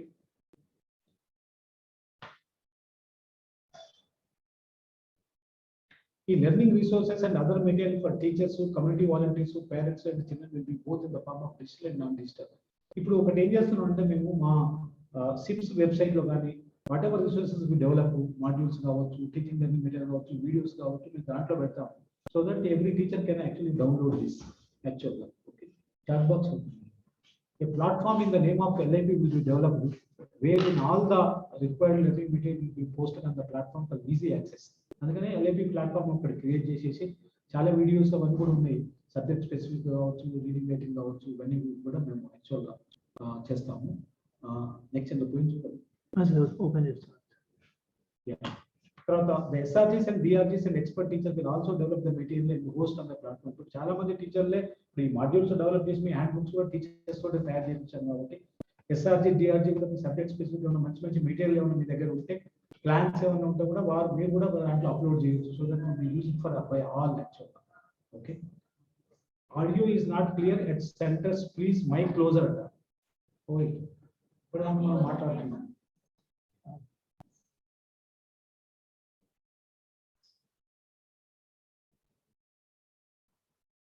ఇంక్రీజ్ సౌండ్ అన్నారు, మనం చూసుకోవాలి. మన దగ్గర నుంచి వాళ్ళు పెంచుకోవాలి. వాల్యూమ్ అంటే పెంచుకోండి మీరు. మేము ఎప్పుడు దగ్గర పెట్టి ఇక్కడనే పెట్టుకోవాలి. మీ వీడియో కూడా కావాలి సార్. మైక్ ఇదే సార్, మైక్ క్లారిటీ ఉంటుంది. కొంచెం గట్టి మాట్లాడారు సార్. గట్టిగానే మాట్లాడుతున్నా. మీరు వాయిస్ వెళ్తుంది, వాయిస్ క్లారిటీ. ఓకే, కాబట్టి whatever the material we develop, DRGs కానీ ఎస్ఆర్జీస్ కానీ ఎవరు ఏ మెటీరియల్ డెవలప్ చేసినా కూడా మేము ఈ ప్లాట్ఫామ్ మీద యాడ్ చేసేస్తాము. అంటే బేసికల్ గా ఇంతకుముందు మీకు అర్థమైందో కాదు కానీ LIPలో 2 స్ట్రాటజీలు. ఒక ఇంపార్టెంట్ స్ట్రాటజీ ఏంటంటే how to address reading, writing and basic mathematical abilities అనేటటువంటి అది మేజర్ గ్యాప్. అది కనుక రాకుంటే సబ్జెక్ట్ స్పెసిఫిక్ కాంపిటెన్సీలు రావు. కాబట్టి హౌ టు అడ్రస్ దట్ ఒకటి ఇంపార్టెంట్ దీంట్లో. రెండోది, అది వచ్చినా కూడా సబ్జెక్ట్స్ క్లాస్ స్పెసిఫిక్ అవుట్కమ్స్ లేవు. Learning 7th class 8th class లో సైన్స్ వాళ్ళ కాంపిటెన్సీస్ లేవు, ఆ క్లాస్ స్పెసిఫిక్. మ్యాథ్స్ లేవు, ఇంగ్లీష్ లేవు, తెలుగు లేవు. మరి సబ్జెక్టు లెర్నింగ్ అవుట్కమ్స్ 7వ తరగతి మ్యాథ్స్ అంటే అవుట్కమ్స్ ఎట్లా రావాలి, సైన్స్, ఇంగ్లీషు. కాబట్టి సబ్జెక్ట్ స్పెసిఫిక్ అవుట్కమ్స్ మీద కూడా చాలా గ్యాప్ ఉంది. కాబట్టి these are the twin objectives of this LIP programme. రెండో ఇంపార్టెంట్ ఏంటంటే, ఇంపార్టెంట్ గా ఇది రాకపోవడానికి గల కారణం ఏంటంటే classroom teaching learning process. Class room లో ఎట్లా పిల్లల్ని ఎంగేజ్ చేస్తాము, how to improve quality actual గా. కాబట్టి ఎట్ ఏ టైంలో అక్కడ 2 అనుకున్నాం మేము కమిషన్ తో డిస్కస్ చేసినప్పుడు. 2 అంశాలు వచ్చాయి. ఒకటి ఏమన్నారంటే, సార్ మరి 6th, 7th, 8th లో కూడా దాదాపు 40-50% మనకు చదవడం రాయటం రావట్లేదు కదా, కాబట్టి సిలబస్ ఆఫ్ చేసేసి ఓన్లీ టీచింగ్ మన బేసిక్ రీడింగ్, రైటింగ్ మీద ఫోకస్ చేసి FL మీద ఫోకస్ చేసేస్తే అది వచ్చినాక సిలబస్ స్టార్ట్ చేద్దామా అనేది ఒకటి అన్నారు. 2 అప్రోచ్ ఏమన్నారంటే, అట్లా కాదు, మరి 50 మెంబర్స్ మనం సిలబస్ చెప్పుకుంటే స్కూల్కి వచ్చి వేస్ట్ కదా, మనం పాఠం చెప్పుకునేటప్పుడే లాంగ్వేజ్ మీద మనం ఫోకస్ చేయలేమా, మ్యాథ్స్ చెప్పేటప్పుడే బేసిక్ అర్థమెటిక్ ఆపరేషన్ ఫోకస్ చేయలేము అనేది రెండోది వచ్చింది. కాబట్టి దీంట్లో ఏం డిసైడ్ చేసామంటే సపరేట్ గా సిలబస్ క్లోజ్ చేయడం కుదరదు, మన దగ్గర ఇస్ అపోజిషన్ మన ఫైనాన్షియల్ వస్తుంది. కాబట్టి పాఠం చెప్పేటప్పుడే how to focus on language, how to focus on maths అనేది ఏమన్నా మనం తయారు చేయగలమా అంటే LIP is basically that. Okay, regular పాఠం చెప్పేటప్పుడే హౌ టు ఫోకస్ ఆన్ లాంగ్వేజ్, రెగ్యులర్ మ్యాథ్స్ చెప్పేటప్పుడే maths teacher how to focus on fundamentals. కాబట్టి ఈ ట్విన్ ఆబ్జెక్టివ్స్ తోటి రెగ్యులర్ సిలబస్ చెప్పేటప్పుడే మనం లాంగ్వేజ్ కూడా మనం ఎట్లా కవర్ చేయొచ్చు అనేటప్పుడు దీంట్లో ఇంపార్టెంట్. మూడో ఇంపార్టెంట్ ఆస్పెక్ట్ ఏంటంటే టీచింగ్ కే మనం ఫోకస్ చేస్తున్నాం, కానీ పిల్లవాడికి వచ్చిందా లేదా అని ఒక ప్రాక్టీస్ వాళ్ళకి ఇచ్చేసి మనం ఒక పిల్లలు మనం ఏం చెప్పాం, పిల్లలకు వర్క్ ఇస్తాం, వాళ్ళు చేస్తుందా లేదా చూస్తాం, సపోర్ట్ చేస్తాం. కాబట్టి ఇందులో ఒక టీచింగ్ పీరియడ్ ఉంటుంది, ఒక ప్రాక్టీస్ పీరియడ్ ఉంటుంది. ఒక పాఠం చెప్పడానికి 12 పీరియడ్లు అవసరం అయితే, లేకుంటే 10 పీరియడ్లు అవసరం అయితే 50% టీచింగ్, 50% ప్రాక్టీస్. ఇవాళ ఒక పాఠం చెప్తే రేపు ఆ పాఠం చెప్పిన దాని మీద గ్రూప్ వర్క్ ఇచ్చడం కానీ ఇండివిజువల్ వర్క్ ఇవ్వడం కానీ ఆ పాఠం అర్థమైందా లేదా అనేటటువంటి చూసిన తర్వాత నెక్స్ట్ డే మళ్ళీ టీచింగ్ పోవాలి. కాబట్టి ఒక టీచింగ్ పీరియడ్, ఒక ప్రాక్టీస్ పీరియడ్ అనేది రెండు ఉంటాయి దీంట్లో. ఓకే, కాబట్టి దీన్ని దృష్టిలో పెట్టుకుని దిస్ ఈస్ ద థర్డ్ రకమైనటువంటి చేంజ్ అనమాట. Okay, these are the important things. Okay, focus on FLN, focus on subject specific, ఒక టీచింగ్ పీరియడ్, ఒక ప్రాక్టీస్ పీరియడ్. టీచింగ్ ఎట్లా చేయాలి, ప్రాక్టీస్ ఎట్లా చేయాలి, ఈవినింగ్ టోటల్ గా మీ సబ్జెక్ట్ సెషన్స్ ఉంటాయి. ఈవినింగ్ లో సబ్జెక్ట్ వైజ్ గా కూర్చోవాలి మీరు యాక్చువల్గా. ఓకే, 5 రూమ్లలో 5, ఒక రూమ్ లో తెలుగు, ఇంకో రూమ్ లో ఇంగ్లీష్, ఒక రూమ్ లో సైన్స్, మ్యాథ్స్, సోషల్, 5 రూమ్ లో ఎన్సీడీ రూమ్ లో 5 రూమ్ లో కూర్చుంటారు. ఇక్కడ మేము డైరెక్ట్ గా వాళ్ళు వీడియో లెసన్స్ ఇచ్చి ఒక క్లాస్ రూమ్ ప్రాక్టీస్ ఎట్లా లైవ్ గా చూపెడతారు యాక్చువల్గా. How to address the same time both language and as well as your subject. Okay, even language subject అయితే ఎట్లా లాంగ్వేజ్ ఎట్లా ఫోకస్ చేయాలని కూడా కొంచెం డిఫరెంట్ గా మనం ప్రయత్నం చేయడం జరిగింది. ఓకే, సో ఇది యాక్చువల్ గా మనకు ఎల్ఐపిలో ఉండేటటువంటి. తర్వాత next community mobilisation. Community mobilisation ఇది sir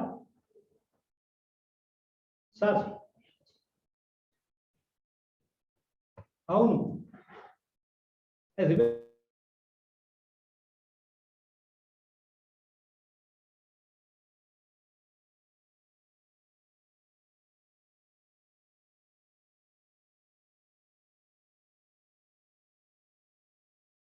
so these are the things actual గా. ఇంకా దీంట్లో మీకు ఏమైనా డౌట్ ఉంటే చెప్పండి. దీంట్లో నెక్స్ట్ సెషన్ కూడా చాలా క్లారిటీ వస్తుంది. This is about introduction. Chat box లో కనుక మీరు ఏమైనా క్వశ్చన్స్ కనుక చేస్తే I will answer it now.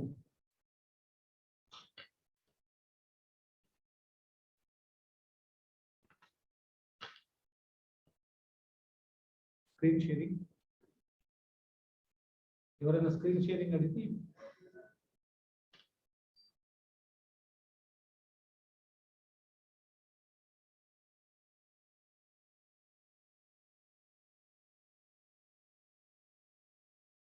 Box లో ఏమన్నా టైప్ వీళ్ళు ఏమన్నా చేస్తారు అంటే చాట్ బాక్స్ లో ఇండివిజువల్ గా కాదు కదా, ఇది ఎట్లా చేస్తారు? ఇండివిజువల్ గా చేయొచ్చు. These 58% can post their question. ఎవరికైతే మనం ఇచ్చినాము వల్ల any participant can post question. Participation లేదు, అందరికి ఏ లేదు మనం లింక్. ఎవరెవరు ఉన్నారో వాళ్ళు చేయొచ్చు. ఇప్పుడు ఈ 57, 58 మెంబర్స్. ఓకే సార్ ఉంటారా?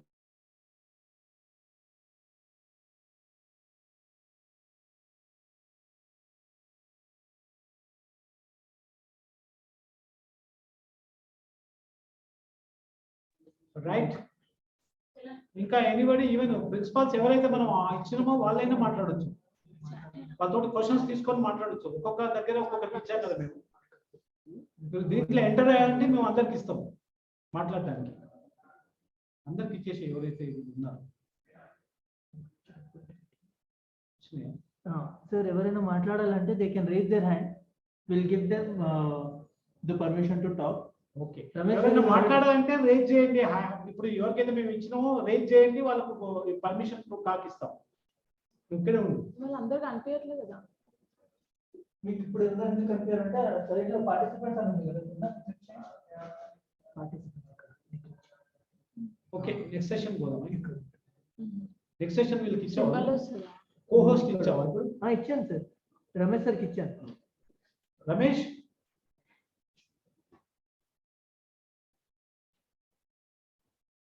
హలో, నెక్స్ట్ సెషన్ పోదాము. ఇంకా మనకేమి దీంట్లో చాట్ బాక్స్ లో కూడా ఏం రావట్లేదు. ఎవరికైతే మేము అడ్మిన్ ఇచ్చామో ఈచ్ దగ్గర వాళ్ళు కూడా దీంట్లో పెట్టలేదు. Okay,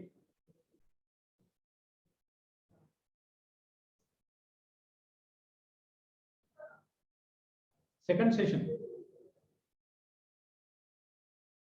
Hello.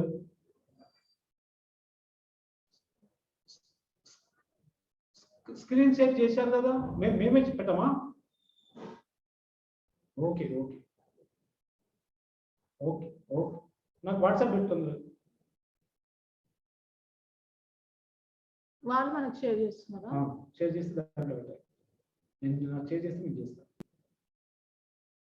ఓకే, మీకు చేస్తాను. మీకు పెట్టినా వాట్సాప్? ఈమెయిల్కి పెట్టండి.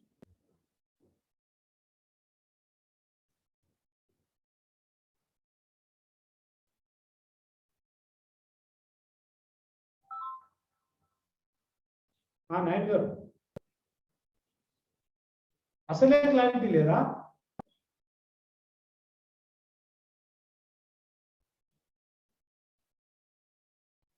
Okay okay okay okay okay. Hello, అది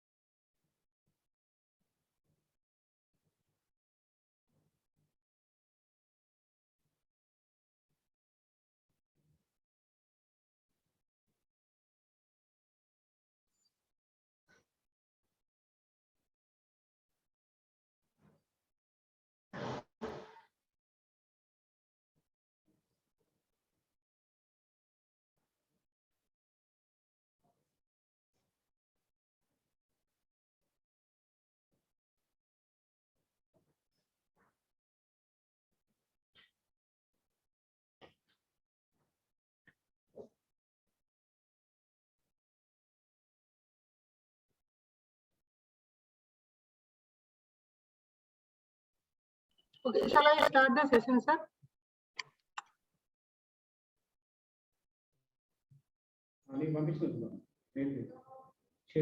నాకు పంపించారా?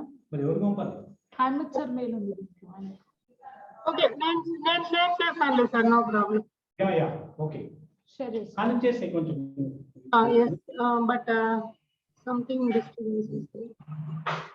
Shall I continue, sir? Okay, continue Ramesh. నువ్వు ఇక్కడే ఉండాలి, నువ్వు ఎక్కడ పోదు.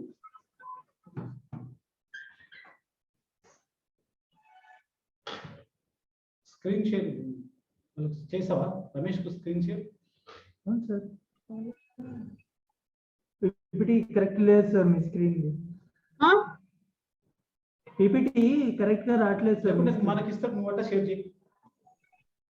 మీరు షేర్ చేస్తారా అక్కడ నుంచి? సార్ మళ్ళీ చేయండి సార్, స్క్రీన్ షేర్ చేయండి. మళ్ళీ చేయనా? చేయండి. ఇది నీకు పంపించిన చూడు.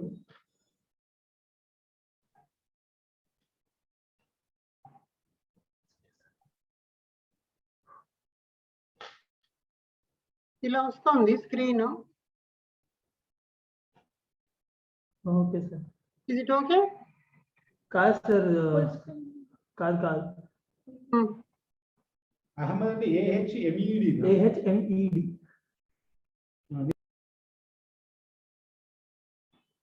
నేను స్టాప్ చేస్తాను స్క్రీన్ షేర్. మనది క్లారిటీ లేదంటున్నారు, సౌండ్ క్లారిటీ లేదండి. కాలం మైక్ ఏమన్నా ఇస్తావా? కొంచెం మైక్ ఇచ్చేస్తాను. మైక్ ఇచ్చేసి ఇది పెట్టుకుని మాట్లాడితే నెక్స్ట్ క్లారిటీ ఉంది. మీకు పంపించిందా?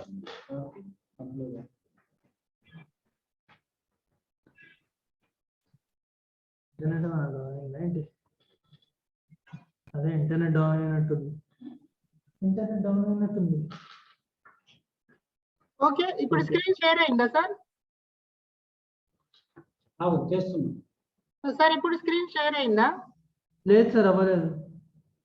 ఫుల్ స్క్రీన్ వచ్చి పెట్టాను. స్క్రీన్ షేర్ చేయండి సార్. ఇప్పుడు రాలేదు సార్. సరే, మీరు అక్కడి నుంచి షేర్ చేయండి అయితే స్క్రీన్. ఏదో ప్రాబ్లం ఉంది ఇక్కడ అందుకని. ఓకే, మీకు వచ్చిందా? ఫైల్ వచ్చిందా స్క్రీన్ షేర్ చేస్తే?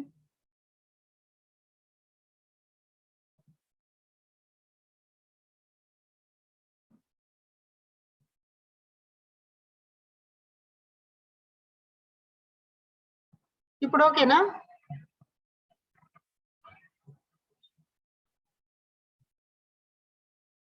ఓకేనా సార్? సార్ మీరు బయట లేదు సార్, లేదు సార్, ఆగండి సార్, ఆగండి, నేను షేర్ చేస్తున్నాను, ఆగండి. మీరు చేస్తారు, ఓకే. నేను ఇక్కడ స్టాప్ చేశాను. Okay sir.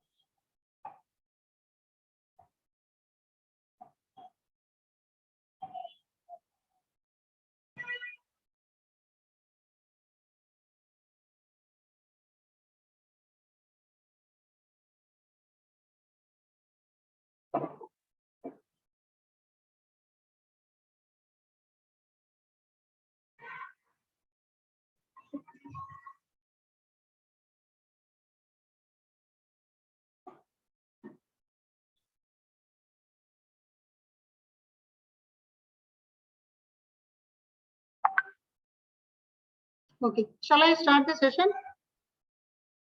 Yeah okay. So ఇప్పుడు రమేష్ గారు మాట్లాడతారు. ఎందుకంటే ఎల్ఐపిలో ఇంపార్టెంట్ ఏంటంటే టీచింగ్ లెర్నింగ్ అన్నాం కాబట్టి what are this teaching learning strategies, పిల్లల్ని ఎంగేజ్ చేసుకుంటే ఇప్పుడు మీరు అక్కడ లెసన్ ప్లాన్లో ఇప్పుడున్న ఎస్ఏఆర్ టీచర్ లెసన్ ప్లాన్లో ఐడు, తర్వాత వీడు, తర్వాత యూడు అనేటువంటి 3 యాక్టివిటీలు ఉన్నాయి కాబట్టి ఎటువంటి స్ట్రాటజీస్ ఉపయోగిస్తే వీటిని మనం యాక్చువల్గా మనం మంచిగా యూటిలైజ్ చేసుకోవచ్చు అనేటువంటి దాని మీద టీచింగ్ లెర్నింగ్ స్ట్రాటజీస్ మీద ఇప్పుడు Ramesh, one of our important SRG and member from SCRT, he will now present on teaching learning strategies under this LIP. LIP అనే కాదు, general quality class room teaching కు వాట్ ఆర్ ద స్ట్రాటజీస్ అనే దాని మీద మాట్లాడతాను. Good, over to Ramesh. Thank you sir. రాష్ట్రంలో ఉన్న ఉపాధ్యాయ మిత్రులందరికీ కూడా ఈ లెర్నింగ్ ఇంప్రూవ్మెంట్ ప్రోగ్రామ్ కి స్వాగతం. మనం ఈ కార్యక్రమాన్ని ఏర్పాటు చేయడం వెనకాల ఉండేటువంటి ఉద్దేశాన్ని మొదటి సెషన్ లో మనం తెలుసుకున్నాం. అయితే ఇందులో మనం గమనించాల్సిన అంశం ఏమిటి అని అంటే, నేర్చుకోవడం అన్నటువంటి సందర్భం దగ్గరకు వచ్చినప్పుడు ఇవాళ ఒక క్రైసిస్, మనకి పోస్ట్ కోవిడ్ నేపథ్యంలో పాఠశాలలో ఒక లెర్నింగ్ క్రైసిస్ ఉంది అక్రాస్ ద గ్లోబ్ అని అన్నది మనకు కనిపిస్తున్నటువంటి అంశం. అందుకోసం ఈ క్రైసిస్ ని మనం ఎలా ఓవర్కమ్ చేయాలి అని చూసినప్పుడు ప్రధానంగా మనం స్కూళ్లలో అనుసరిస్తున్నటువంటి బోధనా పద్ధతులు ఏవైతే ఉన్నాయో వాటి మీద ఒకసారి దృష్టి పెట్టాల్సిన అవసరం కనిపిస్తుంది అని అన్నది మనకు తెలిసిన అంశం అన్నమాట. అయితే ఇప్పుడు మనం ఇందాక మొదటి సెషన్ లో ఉపేంద్ర రెడ్డి సార్ చెప్పినట్టు నేర్చుకోవడం అన్నటువంటి అంశాన్ని మనం పరిశీలించి చూస్తే ఏమి నేర్చుకుంటే ఏమి నేర్చుకోవడానికి సులభం అవుతుంది అని అన్నప్పుడు ఈ లెర్నింగ్ ఇంప్రూవ్మెంట్ ప్రోగ్రామ్ లో మనం ప్రధానంగా భాషకు సంబంధించి బేసిక్ స్కిల్స్ ఏవైతే ఉంటాయో, అంటే foundation literacy and numeracy skills ఏవైతే ఉంటాయో వాటిల్ని సాధించినప్పుడు మాత్రమే మిగిలిన వస్తాయన్నది మనందరికి తెలుసు. అయితే ఎల్ఐపిలో మనం కొత్తగా ఏం చేయబోవట్లేదు అనమాట. 2 అంశాలను మనం చూస్తూ ఉపాధ్యాయ మిత్రులందరికీ ప్రధానంగా తెలియజేసే విషయం ఏమిటంటే, ఇక్కడ మళ్ళా కొత్తగా ఏ లెసన్ ప్లాన్ ని రాయడం కానీ, బోధనా పద్ధతుల్లో కొత్త రకాల పద్ధతులు తెచ్చిపెట్టడం కానీ అన్నవి ఏం లేవు. ఉన్నటువంటి అంశాలను ఎఫెక్టివ్ గా ఉపయోగించుకోవడం కోసం మనం ఎలా ప్రయత్నం చేయాలి అని అన్నది ఈ సెషన్ లో మనం మాట్లాడుకుంటాం. అయితే ఇక్కడ గమనించాల్సిన ఒక కీలకమైన విషయాన్ని మనం చూసినప్పుడు అయితే, పోస్ట్ కోవిడ్ కాన్సిక్వెన్సెస్ మన దగ్గర చాలా కనిపిస్తున్నాయి. దాదాపు పిల్లలందరూ కూడా ఒక 2 సంవత్సరాల పాటు బడికి దూరం అయిపోయారు కాబట్టి వాళ్ళల్లో ప్రాథమికమైనటువంటి భాష, గణితపరమైనటువంటి అంశాలు కానివ్వండి, అవన్నీ కూడా బాగా తక్కువ స్థాయిలో ఉన్నట్టు మనకి బేస్ లైన్ సర్వేస్ అన్ని తెలుస్తున్నాయి. దీన్ని ఎవరో వచ్చి చెప్పాల్సిన పని లేదు. ఏ క్లాస్ కి ఆ క్లాస్ లో ఉండేటువంటి ఆ సబ్జెక్ట్ బోధిస్తున్న టీచరే ఈ విషయాన్ని గమనిస్తున్నారు కాబట్టి పిల్లలు కనీసం కాసేపు కూర్చోలేకపోతున్నారు, శ్రద్ధగా వినలేకపోతున్నారు, చదవడం రాయడం అన్నది బాగా తగ్గిపోయింది, రాత కూడా అసలు గుండ్రంగా లేకుండా పోయింది, ఆ తర్వాత చాలా అబ్నార్మల్ బిహేవియర్స్ ఉన్నాయి. ఇలాంటివన్నీ కూడా పోస్ట్ కోవిడ్ నేపథ్యంలో మనం గమనిస్తున్నాం. ఇవి పైకి చూడడానికి చాలా చిన్నవిగా కనిపించినప్పటికీ ఇవి అభ్యసన మీద చాలా పెద్ద ఎత్తున ప్రభావాన్ని కలుగజేస్తాయన్నమాట.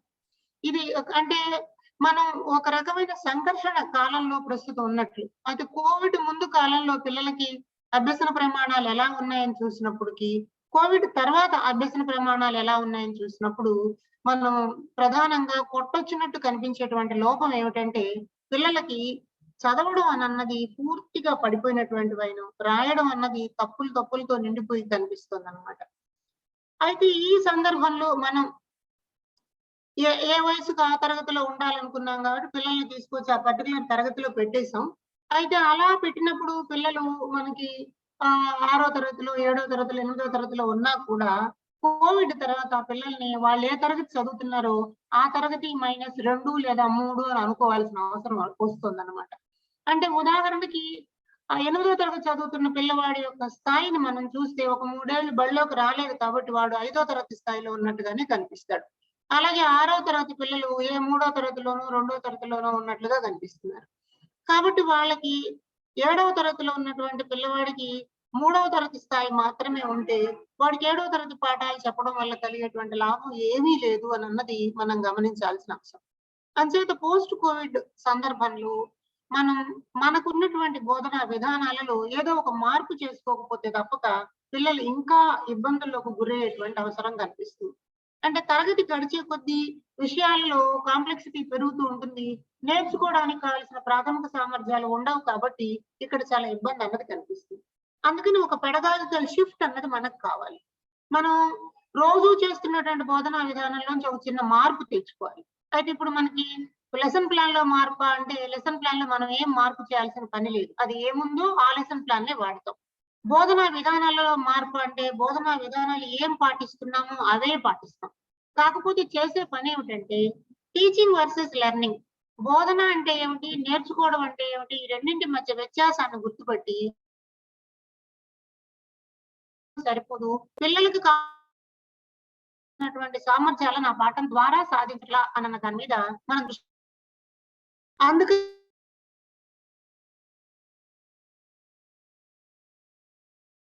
కేవలం టెక్స్ట్ బుక్ లో ఉండేటువంటి సమాచారాన్ని ఆ ఇన్ఫర్మేషన్ ని ట్రాన్స్ఫర్ చేయడమే కాకుండా some kind of transaction is required. అంటే టీచర్ కి పిల్లల మధ్యన ఒక ఇంటరాక్షన్ కల్పించుకోవడానికి అంటే ఏవైతే ప్రాథమికమైన అంశాలు ఉన్నాయి వాటి పట్ల దృష్టి పెట్టడం అన్నది అవసరం. Please next slide sir. Next slide please.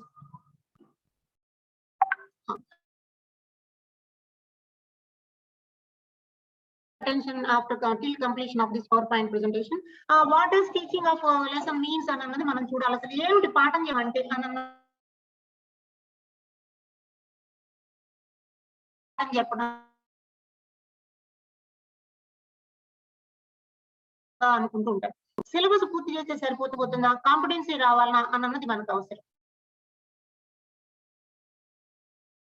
అంటే అందులో సిలబస్ పూర్తి చేయడం ఒక్కటే ప్రాథమిక అంశంగా మనం భావిస్తున్నాం.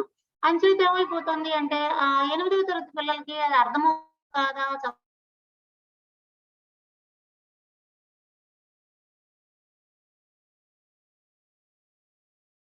వస్తుందా రాదా అన్నంత సంబంధం లేకుండా పాఠాలని పాఠ్యాంశాలని పూర్తి చేయడం, పరీక్షలకు వెళ్ళారని తప్పక వేరే దారి కాంపిటెన్స్ పెట్టాలి. దానికి ఏ దానికి ఇవ్వాలి, రెండింటిని ఎలా తీసుకెళ్ళాలి అన్న దాన్ని కేవలం మనం మాట్లాడుకుంటున్నాం. కాబట్టి లెర్నింగ్ ఇంప్రూవ్మెంట్ ప్రోగ్రామ్ దేని మీద ఫోకస్ చేయాలి మనం చూసినప్పుడు అంటే అటు సిలబస్ ని ఆధారంగా చేసుకుని బేసిక్ స్కిల్స్ నేర్పడానికి ప్రాధాన్యతనివ్వడం అన్న 2 అంశాల మీద అయితే ఇప్పుడు ఉపాధ్యాయుడుకున్నటువంటి బాగా చదవగలిగే పిల్లలు ఉంటారు, అంటే ఎవరిని పట్టించుకోవాలి, ఒకవేళ చదవడం రాని పిల్లలు పట్టుకుంటే వచ్చిన పిల్లలు కూడా నెమ్మదిగా సి గ్రేడ్ లోకి పడిపోయే ప్రమాదం ఉంది.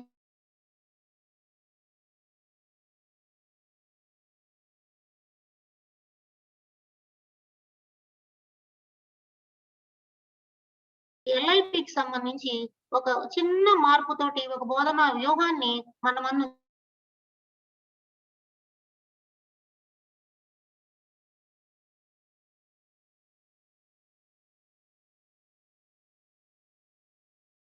లెసన్ ప్లాన్ ప్రత్యేకంగా రాయాల్సిన పని లేదు, ఉన్నట్టు బోధనా వ్యూహాన్ని మార్చుకుంటాం అన్నమాట. Next slide please.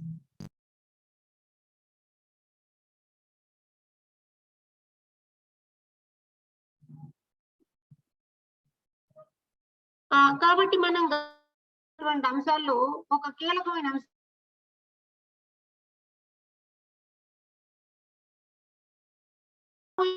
చెప్పుకుంటూ పోతూ ఉన్నాం.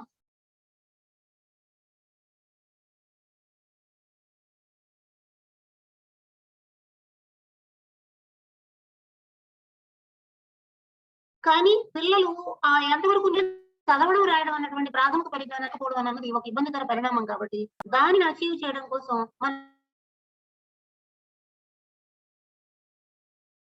బోధనలో ఒక మార్పు చేసుకోవాల్సిన అవసరం కనిపిస్తుంది అన్నమాట. Next slide please. కాబట్టి ఇక్కడ మనం గమనించే అంటే next slide please sir please.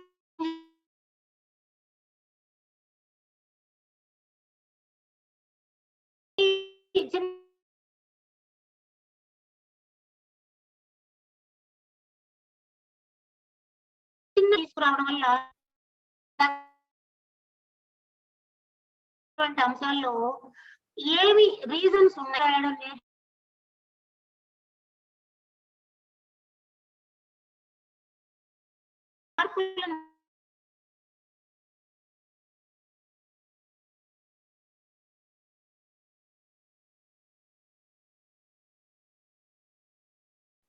Slide ని చేంజ్ చేయాలి. అక్కడ స్లైడ్ చేంజ్ చేయండి ప్లీజ్, పే అటెన్షన్.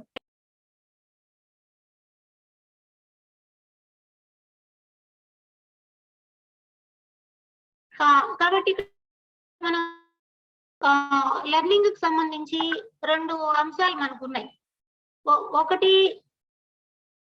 ఒకటి ఏంటి అంటే పిల్లల్లో ఏమేమి సామర్థ్యాలు ఉన్నాయి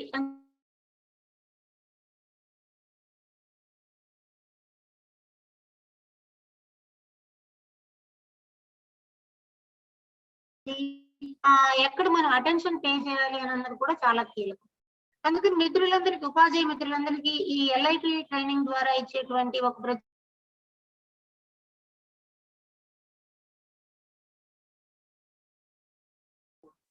అంశాలని మనం రెండు విషయాలను పరిశీలిస్తాం.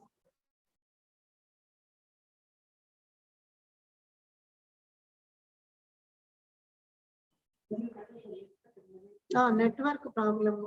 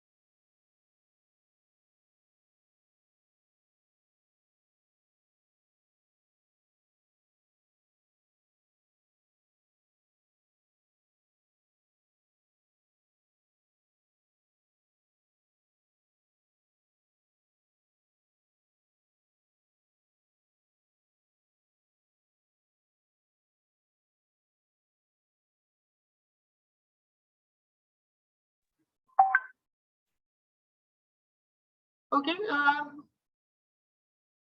ఎల్ఐపి స్ట్రాటజీస్ ని మనం గమనించినప్పుడు ఇక్కడ ఎల్ఐపి స్ట్రాటజీస్ రెండు ముఖ్యంగా మనం ఏం చేస్తున్నామంటే ఒకటేమో టీచింగ్ పీరియడ్ అంటున్నాం, ఒకటి టీచింగ్ పీరియడ్ అంటున్నాం, ఒకటి ప్రాక్టీస్ పీరియడ్ అంటున్నాం అనమాట. వినిపిస్తుందా సార్? 2 అంశాలు మనం LIP లో ప్రధానంగా పెడుతున్నాం. ఒకటేమో టీచింగ్ పీరియడ్, రెండవది ప్రాక్టీస్ పీరియడ్. అంటే పాఠం చెప్పడంతో పాటు చెప్పినటువంటి అంశాలను ప్రాక్టీస్ చేసుకోవడానికి కొంత టైం ఇవ్వడం అన్నది కీలకం. కొంత టైం అవసరం. ఎందుకంటే మనం పిల్లలకి ప్రాక్టీస్ లేకపోవడం వల్ల ఏమైపోతుంది అంటే పిల్లలు పాఠాలు అయిపోతున్నాయి కానీ కనీసం మినిమం ఫండమెంటల్స్ బేసిక్ రిక్వైర్మెంట్ ఏముందో అది తెలుసుకోలేకపోవడం అనేది కనిపిస్తుంది. కాబట్టి we have to pay attention both teaching and practice periods.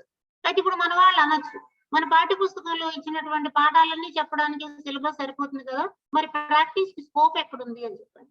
Actual గా టెక్స్ట్ బుక్ డెవలప్మెంట్ లో కానీ సిలబస్ డిజైనింగ్ లో కానీ మనకి ఏం కనిపిస్తుంది అంటే ఒక పాఠానికి ఒక 20 పీరియడ్లు కేటాయించారు అంటే ఆ 20 పీరియడ్లలో ఒక 10 పీరియడ్లు పాఠం కోసం ఉంటే ఒక 10 పీరియడ్లు ప్రాక్టీస్ కోసం ఉంటాయి. కాబట్టి మనం ఏం చేస్తున్నాం అంటే మొత్తం పీరియడ్లని పాఠానికి సరిపోయినటువంటి అంశాలుగానే పరిగణిస్తూ ఉన్నాం. కాబట్టి ఇప్పుడు మనం చేయాల్సిన పని ఏమిటంటే తప్పనిసరిగా ఒక పాఠం చెప్పిన తర్వాత దాని తర్వాత పీరియడ్ ని ప్రాక్టీస్ పీరియడ్ గా ఉపయోగించుకోవడం అన్నది LIP లో ఉన్నటువంటి ప్రధానమైన స్ట్రాటజీ అన్నమాట. ఆ పీరియడ్ లో టీచింగ్ పీరియడ్ లో పాఠం ఎలా చెప్తాం, స్ట్రాటజీ ప్రాక్టీస్ పీరియడ్ లో ఏం చేస్తాం అన్నటువంటి విషయాలను కూడా చూద్దాం. Next slide please. కాబట్టి మనం టీచింగ్ పీరియడ్ లో చేయాల్సిన పని ఏమిటి అంటే టీచింగ్ పీరియడ్ లో ప్రధానంగా బేసిక్ స్కిల్స్ అంటున్నాం. బేసిక్ స్కిల్స్ అంటే FLL మీద దృష్టి పెట్టడం, అంటే foundation literacy and numeracy skills మీద దృష్టి పెట్టాలి. అంటే అక్కడ చదవడం ఇంపార్టెంట్ కాబట్టి, రాయడం ఇంపార్టెంట్ కాబట్టి టీచింగ్ పీరియడ్ లో కూడా ఆ బేసిక్ స్కిల్స్ మీద ఫోకస్ చేయాలి. అంటే అక్కడ కాంపిటెన్సీస్ రావడం మనకు అవసరం. అంటే సమాచారాన్ని కేవలం తెలుసుకోవడం ఒకటే కాదు, ఒక సైన్స్ పాఠం చెప్పాం, ఒక మ్యాథ్స్ పాఠం చెప్పాం, ఒక తెలుగు పాఠం చెప్పాం, పాఠం కాకుండా స్కిల్ నేర్చుకోవడం, చదవడాన్ని నేర్పడానికి ఫోకస్ చేయాలి. అయితే చదవడం అంటే ఎలా ఉండాలి, అర్థం చేసుకుంటూ చదివేటట్టు ఉండాలి. కాబట్టి మనం రీడింగ్ కాంప్రహెన్షన్ కి కొంత ప్రయారిటీ అనేది ఇస్తాం అనమాట. అలాగే ఒక విషయం నేర్చుకోవడానికి ఒక సమర్థత అన్నది అవసరం. అంటే ఉదాహరణకి ఒక పాఠం చదవాలి అంటే అతనికి చదవడం వచ్చి ఉండాలి, రాయడం వచ్చి ఉండాలి, అలాగే లెక్క ఒక భాగహారం చేయాలి అంటే తీసివేత వచ్చి ఉండాలి, లెక్కలు వచ్చి ఉండాలి. ఇలాంటి వాటిని మనం ప్రీ రిక్విజిట్స్ అంటాం. కాబట్టి ప్రీ రిక్విజిట్స్ గురించి అంటే పిల్లలకి ఆ అంశం నేర్చుకోవడానికి కావలసినటువంటి ప్రాథమిక అవగాహన ఉందా లేదా అన్న దాన్ని మనం ప్రీ రిక్విజిట్స్ గా చూడాల్సి వస్తుంది అనమాట.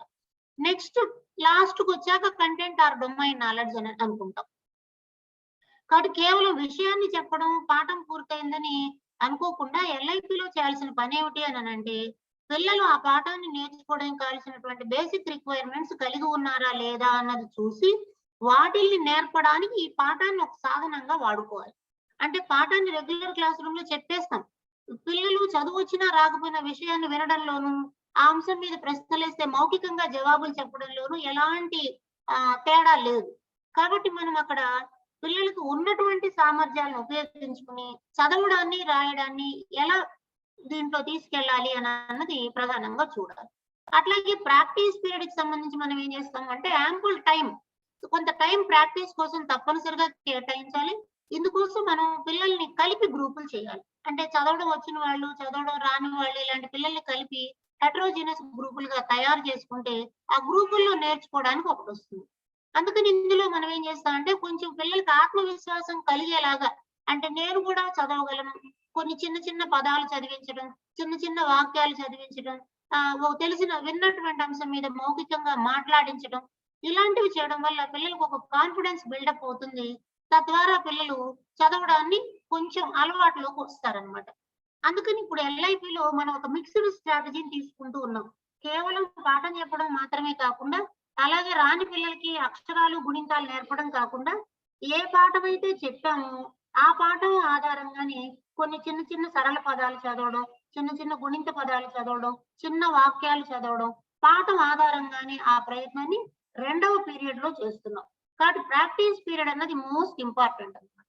అందువల్ల పిల్లలు వాళ్ళకై వాళ్ళే చదవడానికి కొంచెం ముందుకు రావడానికి అవకాశం వచ్చేటువంటి స్ట్రాటజీని ఇక్కడ మనం ఫాలో అవుతున్నాం.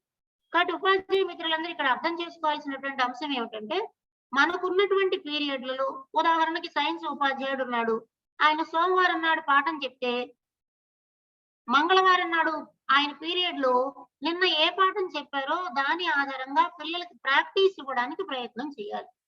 తెలుగు ఉపాధ్యాయుడు ఒక పాఠాన్ని ఇవాళ చెప్తే రేపొద్దున పీరియడ్ లో దాని మీద ప్రాక్టీస్ ఇవ్వాలి.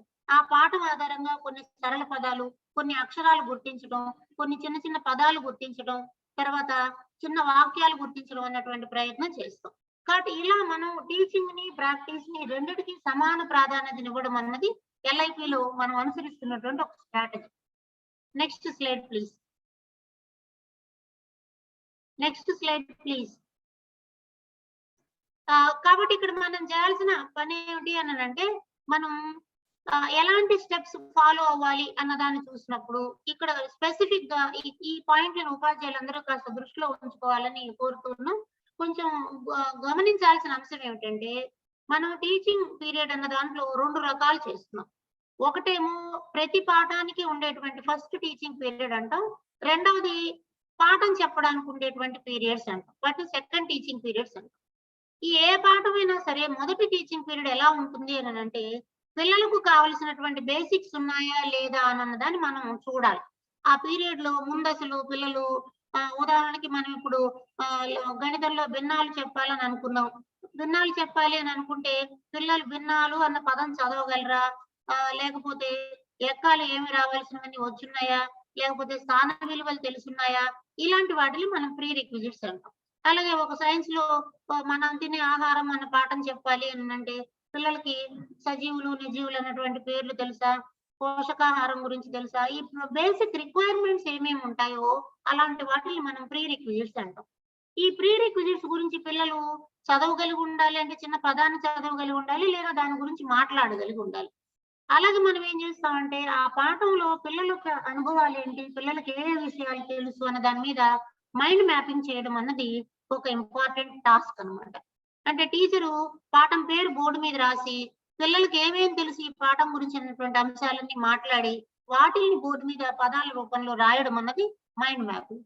కాబట్టి స్ట్రాటజీలో మనకి ఇది ప్రధానంగా కనిపిస్తుంది.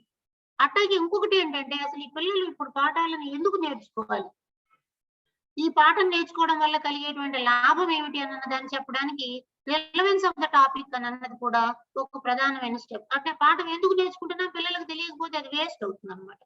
అలాగే ఒక పాఠం మొత్తం మీద ఈ చాప్టర్ అంతట్లో మనం ఏమేమి విషయాలు తెలుసుకుంటున్నామని చెప్పడానికి కాన్సెప్ట్ మ్యాప్ అంటాం.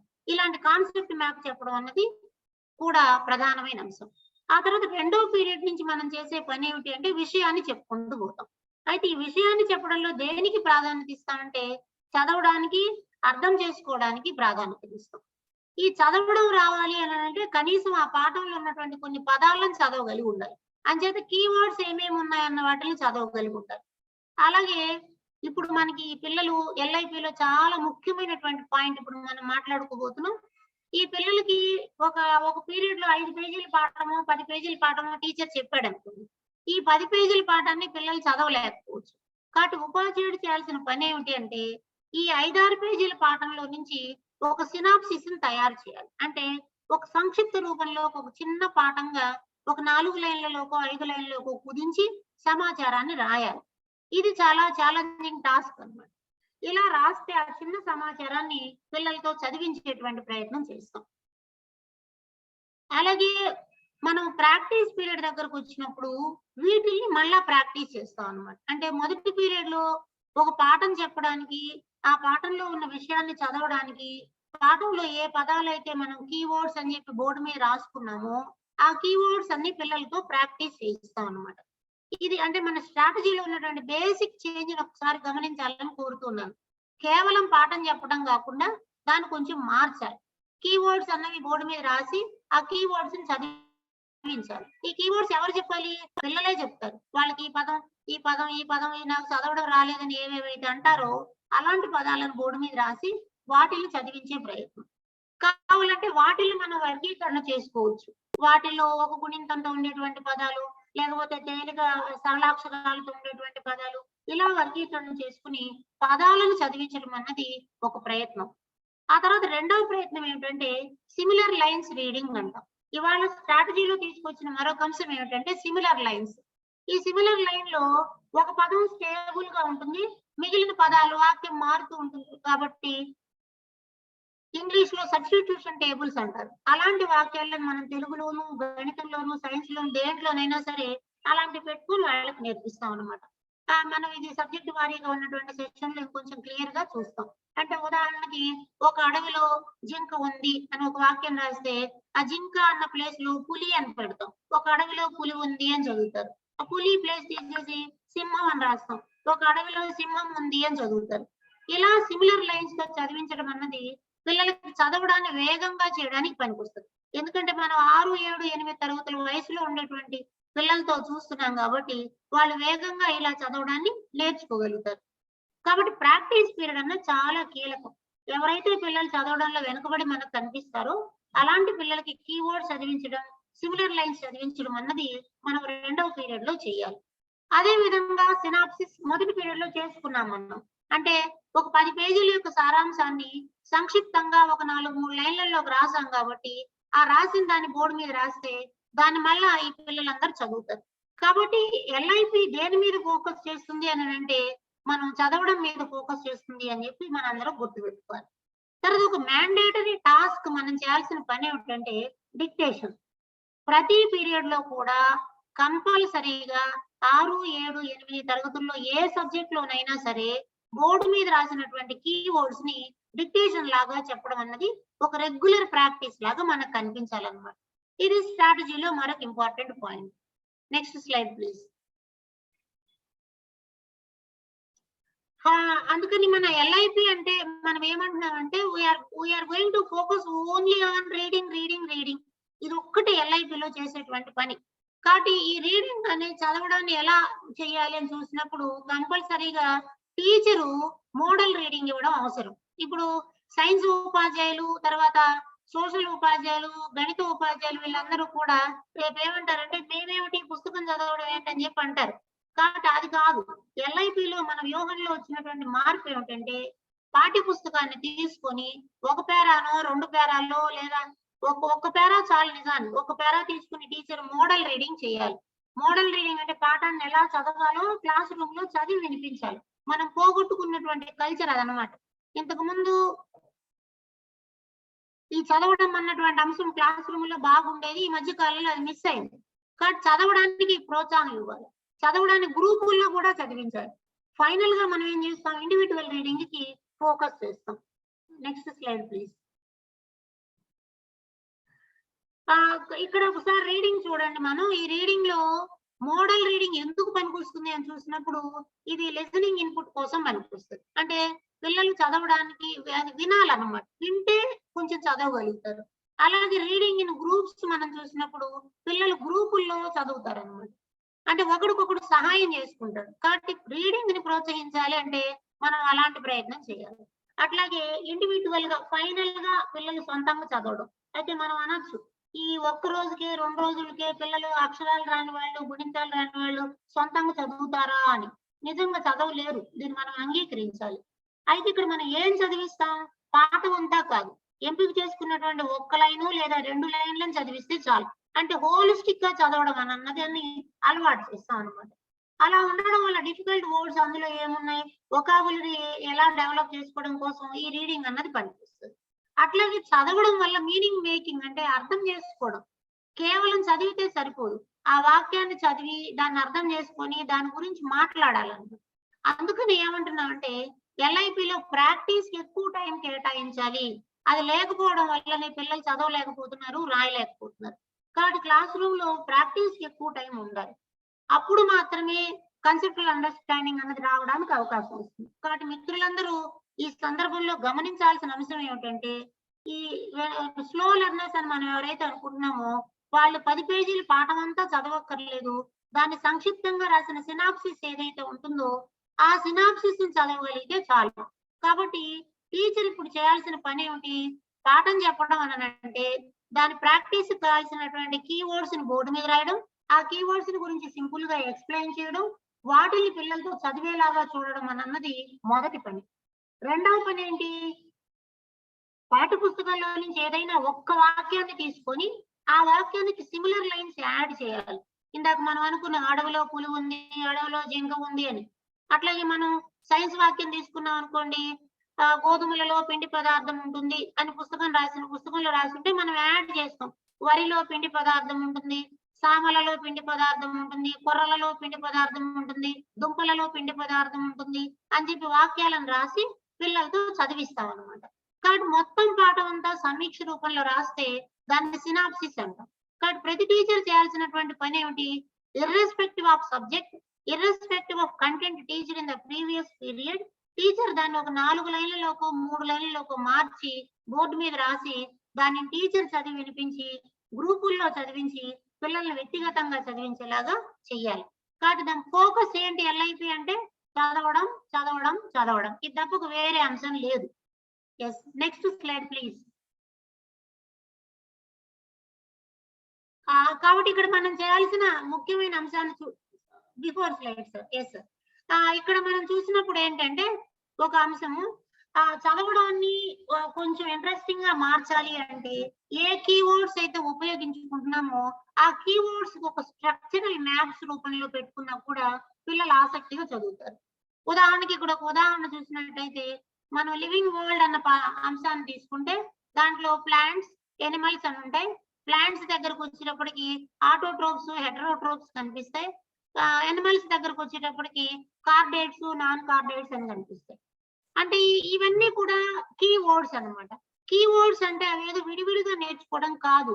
There should be a connection between those keywords. కాబట్టి టీచరు ఆ కీవర్డ్స్ గురించి చెప్పేటప్పుడు కూడా బోర్డు మీద రాసేది దానికి ఒక కనెక్షన్ ఉందని ఎక్స్ప్లెయిన్ చేయడానికి మైండ్ మ్యాప్ గానీ కాన్సెప్ట్ మ్యాప్ గానీ ఉపయోగించుకోవడం అన్నది అవసరం అన్నమాట. అంతేగాని విడివిడి పదాలలాగా కాకుండా. Next slide please. Next slide. ఇక్కడ ఒక ప్రాసెస్ మనం ఈజీగా ఎలా పిల్లలతో చదివించాలి అని చూసినప్పుడు ఇక్కడ సిమిలర్ లైన్స్ చూడండి ఒకసారి.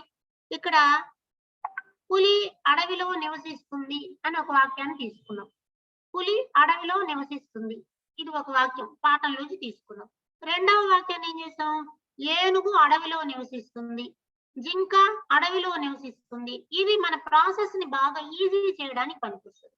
మొదట్లో మనం ఒక మాట అనుకున్నాం, ఎల్ఐపి ఏం చేస్తుంది అంటే కాన్ఫిడెంట్ రీడర్ గా పిల్లల్ని తయారు చేయడానికి స్కోప్ ఇస్తుందన్నమాట.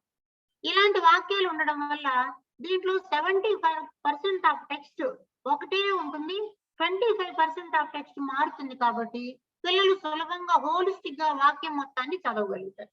అంచేత ఇందాక కీవర్డ్స్ దగ్గర ఒక కనెక్షన్ ఉండేటువంటి ప్లాట్ఫామ్ ఎలా మనం తయారు చేసుకున్నామో అలాగే సిమిలర్ లైన్స్ దగ్గర కూడా టీచరు ఇలా మారేటువంటి చిన్న చిన్న వాక్యాలను బోర్డు మీద రాసి ఆ వాక్యాన్ని తను చదివి వినిపించి తర్వాత పిల్లలతో కూడా చదవాలి. అయితే ఇది తెలుగు ఒక్కటేనా అంటే కాదు, సైన్స్ లోను ఇలా ఒక వాక్యాన్ని తీసుకొని సిమిలర్ లైన్స్ చేయాలి, గణితంలో కూడా అదే పని చేయాలి. ఉదాహరణకి క్రమభిన్నంలో లవము హారము కంటే చిన్నదిగా ఉంటుంది అని రాసాం అనుకుంది. అప్పుడు 2/3 క్రమభిన్నము, దీనిలో 2 కంటే లవము హారము కంటే చిన్నది అని చెప్పి రాస్తాం. తర్వాత రెండవ భిన్నం రాసినప్పుడు లవము హారము కంటే పెద్దది అని రాస్తాం. లవము హారము సమానంగా ఉన్నాయి అని చెప్పి రాస్తాం. ఇలా ఒక్కొక్క వాక్యాన్ని మళ్ళా చదివించడం అన్న దాని ద్వారా ఈ హోల్ సెంటెన్స్ చదవడానికి అవకాశం వస్తుంది అనమాట. అట్లాగే మనం సినాప్సిస్ కూడా సొంతంగా రాసిన దాన్ని చదివిస్తాం. Next slide please sir please. ఇక్కడ మనం ఎలా ఈ కీవర్డ్స్ తో ముందుకెళ్లాలన్న దాన్ని మనం చూసినట్లయితే కీవర్డ్స్ ని ఎలా చేయాలి, సినాప్సిస్ ని ఎలా చేయాలో ఒకసారి గమనిద్దాం. టీచర్ ఏం చేస్తాడు? సినాప్సిస్ తయారు చేయాలంటే teacher should write 1 question on the board. పాఠానికి సంబంధించి ఏదైనా ఒక ప్రశ్నని బోర్డు మీద రాస్తాడు. బోర్డు మీద రాసి దాని గురించి మాట్లాడతారండి. అంటే ఎలిసి స్టూడెంట్ రెస్పాన్సెస్, పిల్లల జవాబుల్ని వాళ్ళు ఇచ్చేటువంటి సమాధానాలని తీసుకుంటారు. ఆ సమాధానాల ఆధారంగా ఒక సినాప్సిస్ ని ఒక 2 లైన్లో 3 లైన్లో డెవలప్ చేసి అక్కడ పెడతారు. అట్లాగే కీవర్డ్స్ దగ్గరకు వచ్చాం అనుకోండి, identify difficult words or keywords. పాఠంలో పిల్లలు చదవడానికి కష్టపడేవి, ఇబ్బందిగా ఉన్నవి, ముఖ్యమైన పదాలు ఏ పదాలు ఉన్నాయో ఆ పదాలను మనం రాసి అక్కడ పెట్టుకుంటాం అన్నమాట. ఇలా రాసి పెట్టుకొని వాటిని టీచర్ ఏం చేయాలి? బోర్డు మీద రాస్తూ ఒక్కొక్క పదాన్ని ఎక్స్ప్లెయిన్ చేయాలి. ఒకవేళ కనెక్టివిటీ ఉంటే కనెక్షన్స్ పెట్టుకోవాలి. ఈ ఎక్స్ప్లెయిన్ చేయడం వల్ల ఏమవుతుంది? కీవర్డ్ అన్న దాంతో చాలా వరకు పాఠం వచ్చేస్తుంది. అందువల్ల పిల్లలు కీవర్డ్ గురించి మాట్లాడాలంటే వాళ్ళు దాని గురించి చెప్పగలుగుతారు. అంచేత మనం సినాప్సిస్ రీడింగ్ లో ఒక ప్రాసెస్ ని, కీవర్డ్స్ రీడింగ్ లో ఒక ప్రాసెస్ ని చూస్తున్నాం. టీచరు క్వశ్చన్ బోర్డు మీద రాస్తాడు, దాని పిల్లలతో మాట్లాడతాడు, పిల్లలు చెప్పేటువంటి సమాచారం ఆధారంగా ఒక 2 లైన్ల 3 లైన్ల సినాప్సిస్ ని బోర్డు మీద తయారు చేసి చదివిస్తాడు. ఇది ఒక పని. రెండవ పని ఏంటి? కీవర్డ్స్ ని బోర్డు మీద రాయడం, ఒక్కొక్క కీవర్డ్ ని ఎక్స్ప్లెయిన్ చేయడం, పిల్లలతో దాని గురించి మాట్లాడడం. కాబట్టి ఇప్పుడు మనం పాఠం నుంచి, టెక్స్ట్ బుక్ నుంచి ఎక్కడ డీవియేట్ అయి వెళ్ళట్లేదు. ఒకటో పీరియడ్ లో లేదా మొదటి పీరియడ్ లో ఏం పాఠం చెప్పాము, ఆ పాఠంలో నుంచి కొన్ని పదాలు తీసుకుని, ఆ పాఠంలో నుంచి కొన్ని వాక్యాలు తీసుకుని పిల్లలతో ప్రాక్టీస్ చేస్తున్నాం అన్నమాట. అంచేత అటు కంటెంట్ నడుస్తుంది, ఇటు పిల్లలకి రాని పిల్లలు చిన్న చిన్న పదాలు, చిన్న చిన్న వాక్యాలు చదవడానికి అవకాశం వస్తుంది అనమాట. Next slide please. ఇక్కడ ఒక్కసారి మనం ఏం చేయాలి అనంటే, ఈ స్వాట్ అనాలిసిస్ అన్నది LIP లో చాలా ముఖ్యమైనటువంటి అంశం. పిల్లలకి కాన్ఫిడెన్స్ బిల్డప్ చేయాలి అంటే what actual things, actual competencies the children should have అన్నది మనం చూస్తాం. అందులో పిల్లలకి కొన్ని ఏ అంశాన్నైనా బోర్డు మీద రాసినప్పుడు, ఒక ప్రశ్న రాసినప్పుడు, లేదా ఒక కీవర్డ్ రాసినప్పుడు పిల్లలకి చాలా ఎక్స్పీరియన్సెస్ ఉంటాయి. ఆ ఎక్స్పీరియన్సెస్ ని మాట్లాడడానికి మనం అవకాశం ఇవ్వాలి. అవకాశం ఇవ్వకపోతే ఏమైపోతుందంటే ఓరల్ లాంగ్వేజ్ డెవలప్మెంట్ అన్నది రాదు. LIP ఫోకస్ చేసేటువంటి అంశమే ఏమిటంటే, if you write any keyword on the board, let the student to say their understandings.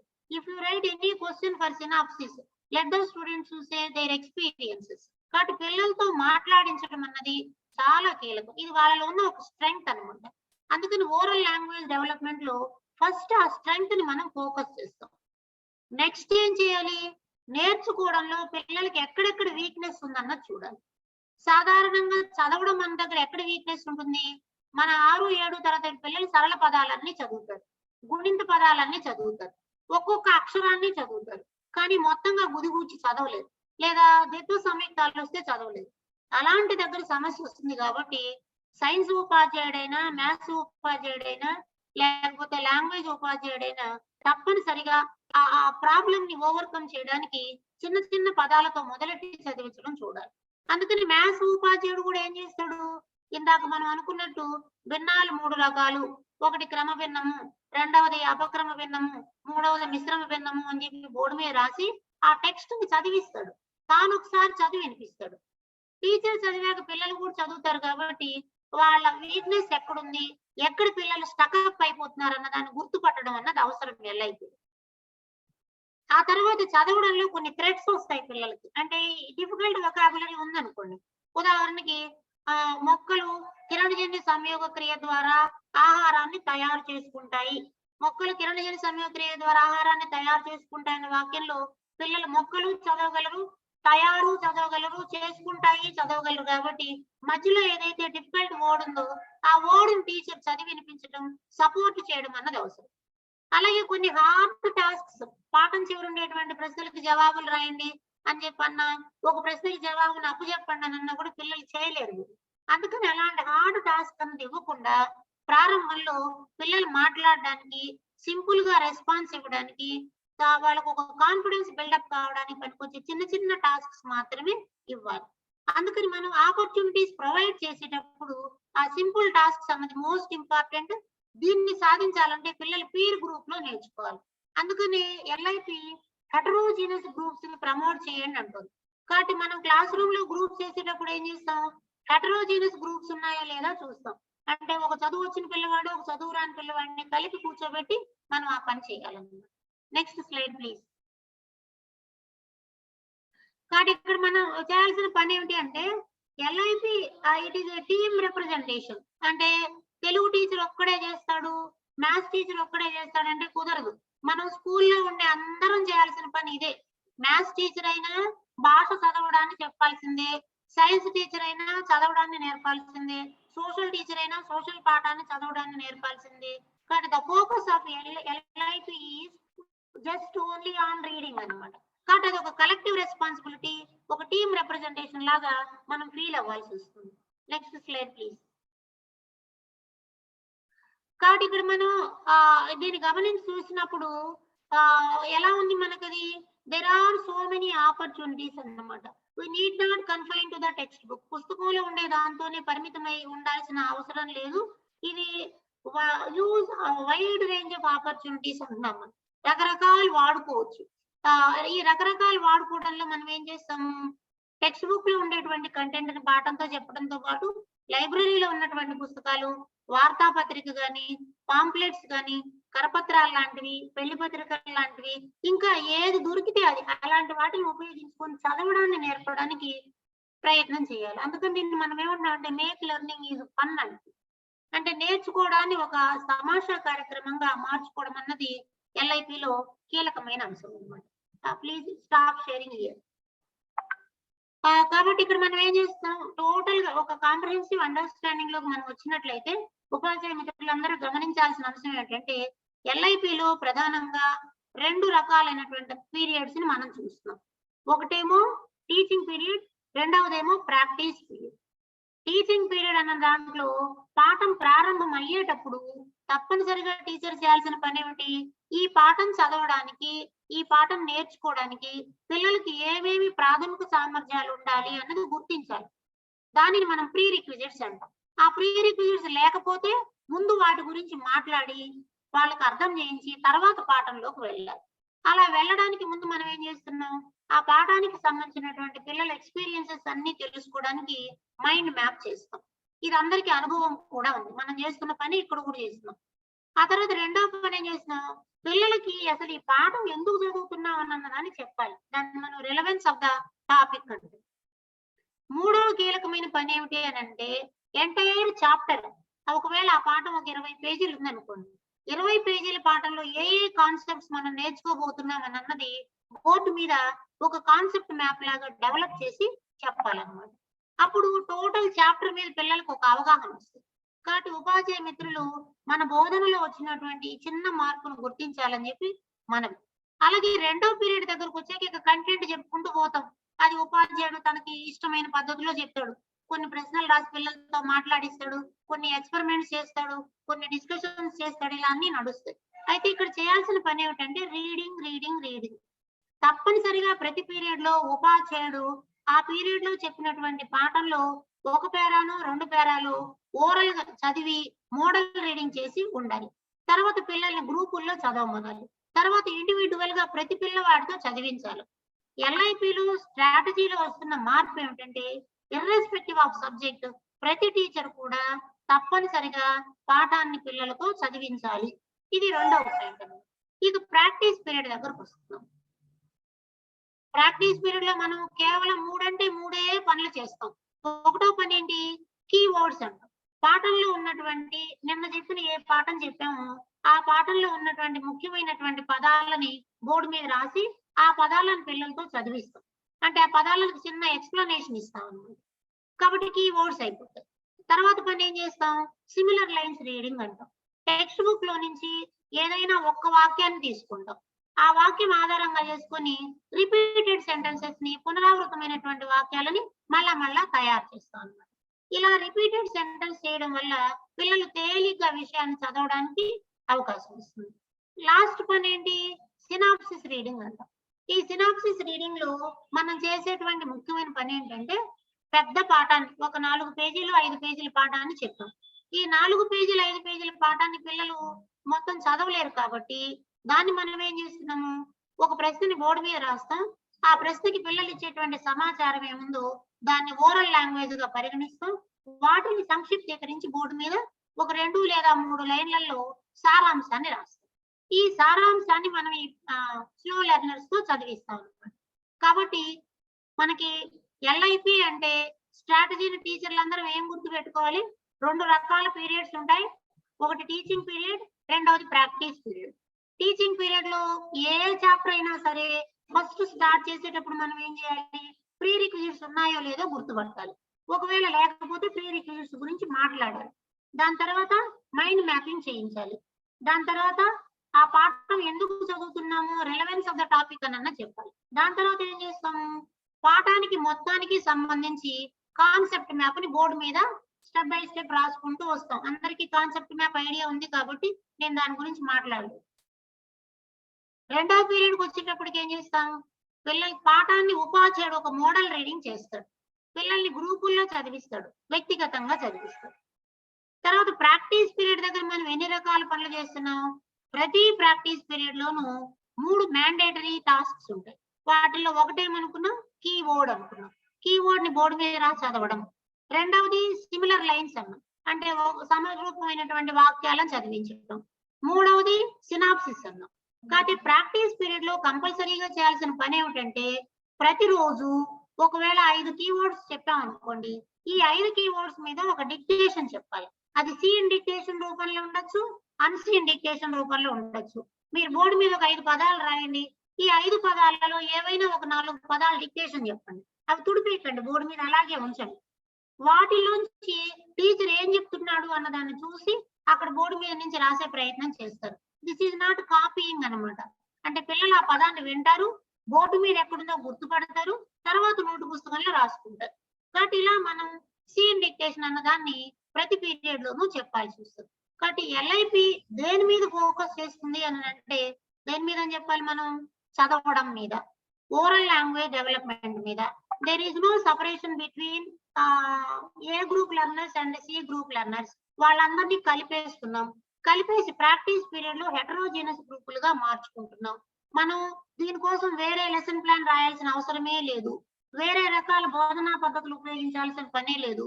కేవలం తరగతి గదిలో రోజు మనం ఇంతకు ముందు ఏం చేస్తున్నామో అదే చేస్తాం, కాకపోతే దాన్ని కొంచెం ఛానలైజ్ చేసుకుంటాం. ఇంతకు ముందు సబ్జెక్టులలో టీచర్లు పాఠం చదివే వాళ్ళు కాదు, ఇప్పుడు తప్పనిసరిగా ప్రతి సబ్జెక్ట్ టీచరు ఒక పేరానైనా ఆ పీరియడ్ లో చెప్పిన దాన్ని తీసుకొని దాన్ని మోడల్ రీడింగ్ లాగా చదవాలి, గ్రూపుల్లో పిల్లలతో చదివించాలి, ఇండివిజువల్ గా చదివించాలి. కాబట్టి మనం రేపొద్దున టీచర్లతో మాట్లాడేటప్పుడు డిఆర్పీలు అందరూ చేయాల్సిన పని ఏమిటి? సైన్స్ టీచర్ అయినా పాఠాన్ని చదవాలి, సోషల్ టీచర్ అయినా పాఠాన్ని చదవాలి, మ్యాథ్స్ టీచర్ కూడా లెక్కని బోర్డు మీద రాసి తాను చదివి పిల్లలతో చదివించాలి, తర్వాత మాత్రమే ప్రాబ్లమ్ సాల్వింగ్ వైపుకు వెళ్ళాలి అన్నది ఈ ఎల్ఐపి ద్వారా టీచర్లకు అందాల్సినటువంటి సమాచారం అన్నమాట. అలాగే మనం ప్రాక్టీస్ పీరియడ్ అని అన్నది ఈ ముందు పీరియడ్ లో పాఠం అయిపోతే అదే పీరియడ్ మీద ప్రాక్టీస్ చేస్తాం, అదే కంటెంట్ మీద ప్రాక్టీస్ చేస్తాం. ప్రాక్టీస్ చేయడానికి వేరే మెటీరియల్ మనకి ఏం అవసరం లేదు, వేరే వర్క్ షీట్స్ తెచ్చుకోవాల్సిన పని లేదు. కేవలం ముందు రోజు చేసినటువంటి పాఠంలో ఉన్నటువంటి పదాలని బోర్డు మీద రాసి ఆ పదాలను పిల్లలతో చదివిస్తాం. ఆ పదాల గురించి మాట్లాడడం ద్వారా చాలా అవగాహన కలిగేటువంటి అవకాశం ఉంది. కాబట్టి ఈ స్ట్రాటజీని గుర్తించాలని ఎల్ఐపి ద్వారా మనం లక్ష్యాన్ని సాధించాలంటే ఆ ప్రయత్నం చేయాల్సిన అవసరం ఉంటుంది. కాబట్టి ఉపాధ్యాయ మిత్రులందరికీ రిక్వెస్ట్ ఏమి అని అంటే, పాఠం చెప్పడం అనంటే కేవలం విషయాన్ని చెప్పడం మాత్రమే కాదు. పాఠం చెప్పడం అంటే చదవడం, రాయడం అన్నటువంటి ప్రాథమిక ప్రమాణాలను కూడా సాధించడం. పాఠం మనం రెమెడియల్ టీచింగ్ అంటే సపరేట్ కాదు, that is part and parcel of class room teaching learning process. Content తో పాటు విషయాన్ని నేర్పడంతో పాటు రాయడం, చదవడం అనేటువంటి ప్రాథమిక సామర్థ్యాలను కూడా నేర్పడానికి ఒక మిక్స్డ్ స్ట్రాటజీని మనం ఉపయోగించుకుంటున్నాం. దీనికోసం ప్రత్యేకంగా ఏ పని చేయాల్సిన పని లేదు, టైం టేబుల్లో ఎలాంటి మార్పు రాదు, ఉపాధ్యాయుల యొక్క సబ్జెక్ట్ వెయిటేజ్ లో ఎలాంటి మార్పు రాదు, కొత్తగా లెసన్ ప్లాన్ రాయాల్సినటువంటి పని లేదు, అలాగే కొత్తగా బోధనా సామగ్రిని ఉపయోగించాల్సిన అవసరం ఏమీ లేదు. ఉన్నటువంటి వాటిని ఉపయోగించుకొని రెండవ పీరియడ్ లో పదాలను చదివిస్తాం, చిన్న చిన్న వాక్యాలను చదివిస్తాం, ఒక అంశానికి సంబంధించి సంక్షిప్త రూపంలో సినాప్సిస్ ని చదివిస్తాం. కాబట్టి ఎల్ఐపిలో ఏ పీరియడ్ కీలకము అని అంటే నో డౌట్ ప్రాక్టీస్ పీరియడ్ కీలకం. ప్రాక్టీస్ పీరియడ్ లో 4-3 అంశాలు ఉన్నాయి. ఒకటేమో కీవర్డ్స్, రెండవది సిమిలర్ లైన్స్, మూడవది సినాప్సిస్ రీడింగ్, నాలుగవది డిక్టేషన్. కాబట్టి 4 అంశాలు చాలా కీలకం. కాబట్టి please stop the screen sir. Screen share ని ఆపేయండి ఒకసారి please. Stop the screen please. కాబట్టి ఇప్పుడు మనం ఈ 2-3 అంశాలని గుర్తు పెట్టుకుని ఎల్ఐపి ట్రైనింగ్ లో మనం క్లాస్ రూమ్ టీచింగ్ ప్రారంభం చేయాలి. ఎన్ని పాఠాలైనా ఉండనివ్వండి, మనం రేపొద్దున డిసెంబర్ 1వ తారీఖు నుంచి ఇది మన క్లాస్ రూమ్ లో ఇంప్లిమెంట్ చేయబోతున్నాం. అమ్మ స్క్రీన్ షేర్ ప్లీజ్ స్టాప్ చేయండి స్క్రీన్. Okay, thank you. కాబట్టి ఇప్పుడు మనం గమనించే అంశం ఏంటంటే ఈ రెండవ సెషన్ లో మనం ఏమి గమనిస్తున్నాం, LIP యొక్క స్ట్రాటజీస్ గురించి అర్థం చేసుకున్నాం అనమాట. కాబట్టి ఇక్కడ మనం క్లాస్ రూమ్ లో సిలబస్ నుంచి మనం ఏం మార్పు చేయట్లేదు, కొత్త లెసన్ ప్లాన్లు రాయాల్సిన పని లేదు, కొత్త టీచింగ్ స్ట్రాటజీస్ పెట్టుకోవాల్సినటువంటి అవసరము లేదు. ఉన్నటువంటి అంశం ఆధారంగా పిల్లలతో సరళమైన పదాలు చదివించడం, చిన్న చిన్న వాక్యాలు చదివించడం, సినాప్సిస్ రీడింగ్ చేయించడం అనేది కీలకం అన్నమాట. కాబట్టి ఈ స్ట్రాటజీలో ఫోకస్ ఎక్కడుంది అని అంటే రీడింగ్ మీద ఉంది. కాబట్టి పర్పస్ ఏంటి, LIP యొక్క పర్పస్ ఏంటి, పిల్లల్ని కాన్ఫిడెంట్ రీడర్స్ గా మార్చడం అన్నది. కాన్ఫిడెంట్ రీడర్ గా మార్చాలి అంటే need not go for another areas. అయితే వాడుకోవచ్చు, ఇందాక లైబ్రరీ పుస్తకాలు మనకు అందుబాటులో ఉంటాయి, అలాంటి లైబ్రరీ పుస్తకాలను కూడా అనుబంధంగా మనం చదివి అర్థం చేసుకోవడానికి ఉపయోగించుకోవచ్చు. అలాగే టెక్స్ట్ బుక్ చాలు మనకు ఒక పెద్ద రిసోర్స్ ఉంది. ఎందుకంటే 6, 7, 8 తరగతుల్లో పిల్లలు విషయాన్ని విని దానిని మౌఖికంగా చెప్పగలిగిన సామర్థ్యం కలిగి ఉంటారు. మీరు సోషల్ పాఠం తీసుకున్నా, సైన్స్ పాఠం తీసుకున్నా, పాఠంలో మీరు ప్రశ్నలు వేయండి, పిల్లలు మౌఖికంగా చెప్తారు. చదవమంటే చదవలేరు, రాయమంటే రాయలేరు. కాబట్టి ఫోకస్ మనం ఎక్కడ చేయాలి, కింద ఒక స్లైడ్ లో మనం చూసాం. పిల్లలకి ఏ అనారోగ్యం ఉందో మనకు తెలుసు, ఏ మందు వేయాలో కూడా మనకు తెలుసు. కాబట్టి ఆ మందును కరెక్ట్ గా ఉపయోగించుకోవడం అన్నది LIP లో చేసేటువంటి ప్రయత్నం అన్నమాట. అందుకని మిత్రులారా, ఈ స్ట్రాటజీలో మనం అనుసరించేటువంటి వ్యూహం ఏమిటి ఇక్కడ అంటే, టీచింగ్ పీరియడ్ అన్న దానిలో 2 ప్రధానంగా కనిపిస్తున్నాయి అనుకున్నాం. పాఠం మొట్టమొదటి చెప్పేటప్పుడు ప్రీ రిక్విజిట్స్ గురించి మాట్లాడతాం. ఒకవేళ ప్రీ రిక్విజిట్స్ లేకపోతే ఆ పాఠాన్ని స్టార్ట్ చేయడం అనవసరం. కావలసినటువంటి ప్రీ రిక్విజిట్స్ ఐడెంటిఫై చేసి వాటిని పిల్లలతో మాట్లాడి అవి అర్థమైన తర్వాత అప్పుడు మైండ్ మ్యాపింగ్ లోకి వెళ్తాం. ఆ తర్వాత కాన్సెప్ట్ మ్యాప్ చేస్తాం. ఒక రిక్వెస్ట్ ఏంటంటే, అందరూ సబ్జెక్ట్ టీచర్లు ప్రతి చాప్టర్ కి సంబంధించి ఒక కాన్సెప్ట్ మ్యాప్ తయారు చేసి పెట్టుకోవాలి. ఇవి కొన్ని ఎగ్జాంపుల్స్ కూడా మనం ఆఫ్టర్నూన్ సెషన్ లో చూస్తాం. అలాగే రెండవ పీరియడ్ లో ఏం చేస్తాం, విషయాన్ని చెప్తాం, ఎక్స్ప్లెయిన్ చేయడానికి మన అవసరమైతే ప్రయోగం చేస్తాం, చిత్రాలు చూపిస్తాం, లేకపోతే డిజిటల్ కంటెంట్ చూపిస్తాం, తర్వాత స్మార్ట్ క్లాస్ రూమ్ లోకి తీసుకెళ్తాం. ఇవన్నీ ఉంటాయి. వాటన్నిటితో పాటు చేయాల్సిన పని ఏమిటి, ఆ రోజు చెప్పినటువంటి పాఠంలో ఒక పేరానో 2 పేరాలో తీసుకుని టీచర్ మోడల్ రీడింగ్ చేయాలి. కాబట్టి the mandatory task for the teacher here is model reading. ఒక్క పేరా తీసుకుందాం, ఏ సబ్జెక్ట్ అయినా సరే మోడల్ రీడింగ్ చేయాల్సిందే. రెండవ అంశం ఏమిటి అని అంటే, పిల్లల్ని గ్రూపుల్లో చదివించాలి. మూడవ అంశం ఇండివిజువల్ గా చదివించాలి. కాబట్టి ఇది ఫోకస్డ్ పార్ట్. ఇందాక మనం అనుకున్నట్టు ప్రాక్టీస్ పీరియడ్ అన్న దానిలో ఉన్న 4 స్టెప్స్ కూడా మనకు అర్థమైనాయి. కాబట్టి ఇలా మనం క్లాస్ రూమ్ టీచింగ్ లో ఒక మార్పు తీసుకుని వచ్చి పిల్లల్లో చదవడాన్ని ప్రోత్సహించడానికి ప్రయత్నం చేస్తాను. ఈ విషయంలో ఏవైనా డౌట్స్ ఉన్నట్లయితే ఆ క్వశ్చన్ ని మీరు చాట్ బాక్స్ లో టైప్ చేస్తే we will respond. అసలు యాక్చువల్ గా చాట్ బాక్స్ లో ఎవరు రాయట్లేదు, ఎందుకంటే మనం ఒక్కొక్క డైట్ కి ఒక్కొక్క దగ్గర ఇచ్చాము. మనం యాక్చువల్ గా లేదు, పోయినసారి కూడా రాలేదు. ఇచ్చిన ఏమన్నా చాట్ బాక్స్ లో? నో ఇచ్చినా. కానీ ఓకే, నవ్ ఇప్పుడు let us break for tea. ఈ టీ అయినాక ఇంకో 2 సెషన్లు ఉంటాయి, కామన్ సెషన్స్.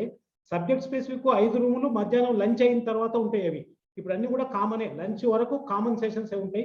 10 నిమిషాలు టీ బ్రేక్, వెళ్ళి మీరు 10 minutes లో రండి. తర్వాత 2 స్మాల్ సెషన్స్ ఉంటాయి. ఆ స్మాల్ సెషన్స్ అయిన తర్వాత ఈ మధ్యలో కమిషనర్ కూడా మాట్లాడతాను చెప్పారు. ఓకే, ఏదో టైంలో సార్ వస్తే మాట్లాడిస్తాం, ఒక 10 minutes సార్ మాట్లాడుతున్నారు. సో ఇమీడియట్ గా tea break for 10 minutes.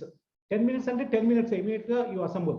Okay, thank you. ఇప్పుడు సేమ్ రూమే కామన్, ఇప్పుడు సబ్జెక్టు 5 రూములు after lunch. Thank you. Break పట్టి. Thank you Ramesh, very good explanation, very good PP.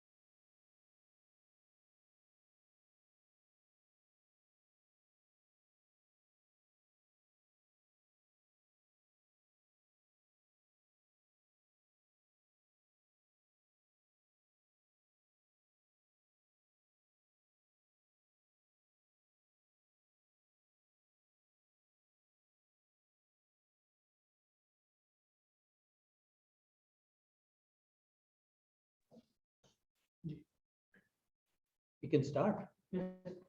Okay.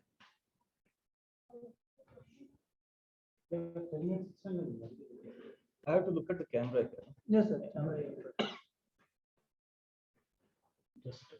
Just introduce him. Yeah.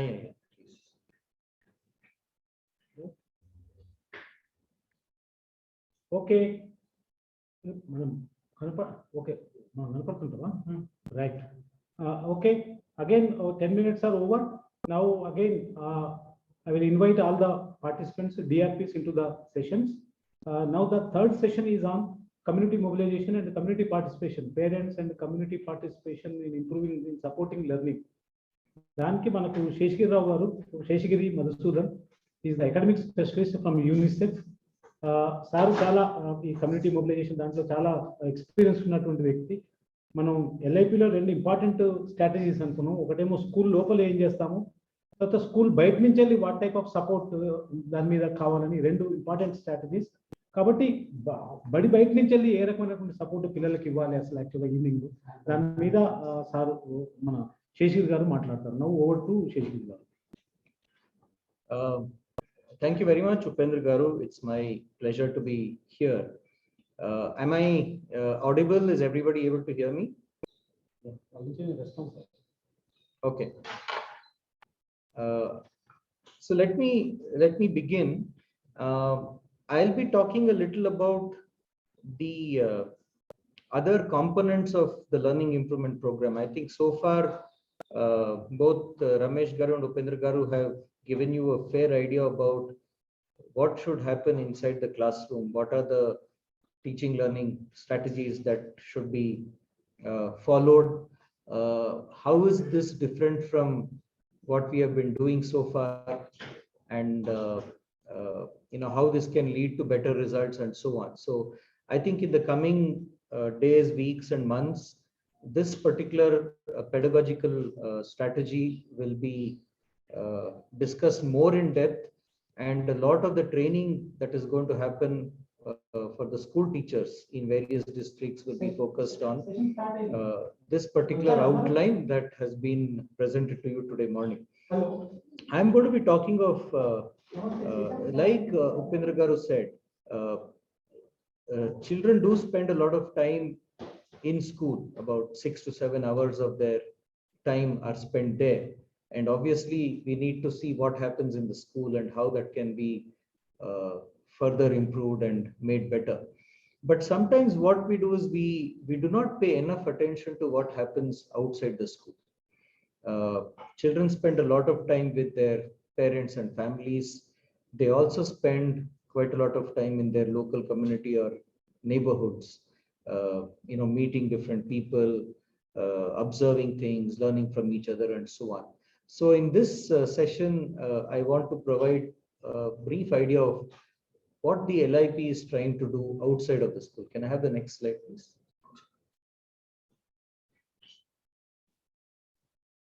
Okay, great. First of all, I think we need to know that the Learning Improvement Program is a collaborative program. There are many different agencies involved in this. The Education Department, the Village and Ward Secretariat from the government side. The most recent addition to this program as a partner is the AP Higher Education Council, and I'm going to talk about them in a little while. Apart from that, we have SIPs, which Upendra Garu represents. We have UNICEF, the United Nations Children's Fund, and we have Save the Children, which is another organization. So it's a collaborative effort of a number of agencies, both within the government and outside the government, to improve learning and strengthening learning in children. The most important part of the LIP is an attempt to bring together parents and families, schools and teachers, and local communities. So if you, in fact, in my next slide, I will help you visualize this. When all these different stakeholders come together, we can expect a lot of good things to happen for children, particularly with respect to their learning improvement and so on. So that's the first point I want to make. It is a collaborative program in which different agencies are involved, and the attempt is to bring together parents and families, schools and teachers, and local communities. And as I also mentioned, so far in the education programming, we haven't paid enough attention to what parents and families can do, and we haven't paid enough attention to what local neighborhoods or communities can also do for children. The underlying belief that informs this strategy of the LIP is that there needs to be a collective effort to improve learning. Schools are important, teachers are very, very critical, but then is that enough? Can the teacher, do everything that is needed? And I think our own observations show that perhaps, schools and teachers play a very critical role, but it is not a sufficient role. There are other players and other stakeholders who also need to take responsibility and support children. And I think this is what makes us bring these three elements together: families, schools, and local communities. Like Upendra Garu said, we are trying to see what we can do inside the school. We are trying to see how teachers can teach better, more effectively, how learning can be made more engaging, more creative, and more interesting for children. But we are, at the same time, we are also seeing what we can do outside of school. Like I said, in the context of families and in the context of the local family, local community and neighborhood. So I'll just move on. Yeah. So I've just tried to represent this in the form of a small visual, for you. At the top of this triangle is the parent and the family. Of course, the nature of the family, varies from place to place, location to location, and so on. You can have a large joint family in which there are parents, there are grandparents, there are uncles and aunts and cousins and so on and so forth. A lot of people.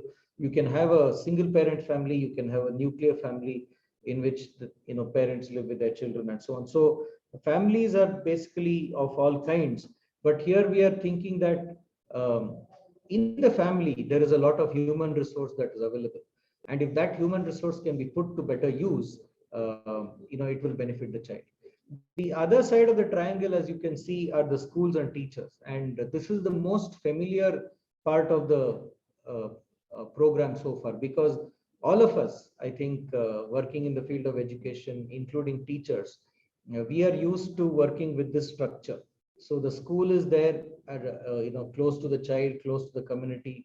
Then you have the entire departmental structure ranging from the cluster, the mandal, the district, all the way up to the state and the national level.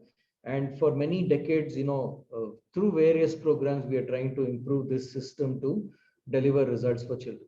And on the right side of the triangle, bottom right, I have put the term local community. Now, this one basically means two things. It means first of all a physical space where children, spend their time playing with friends and doing different kinds of activities. But it also needs to be looked at as a cognitive or a learning space where people within the community who want to do something good for their community, who are available, who are willing to share their time, can be mobilized, can be approached, and can be requested to spend some time with children. For example, we can talk about young college-going people, both boys and girls, who want to do something for their own children in the community. We can talk about maybe retired government officials. We can talk about other people in the community. There could be SMC members, there could be even parents who want to do something for their children and who want to spare some time, maybe 2 or 3 hours in a week. And at the same time, in the local community, we have structures such as the school management committee, the Gram Panchayat, The Sachivalayam is there in Andhra Pradesh. And we have forums such as the parent-teacher meeting, which is supposed to be happening once a month. So there are these individuals within the community, and then there are these mandated structures like the school management committee, parent-teacher forums, and so on and so forth.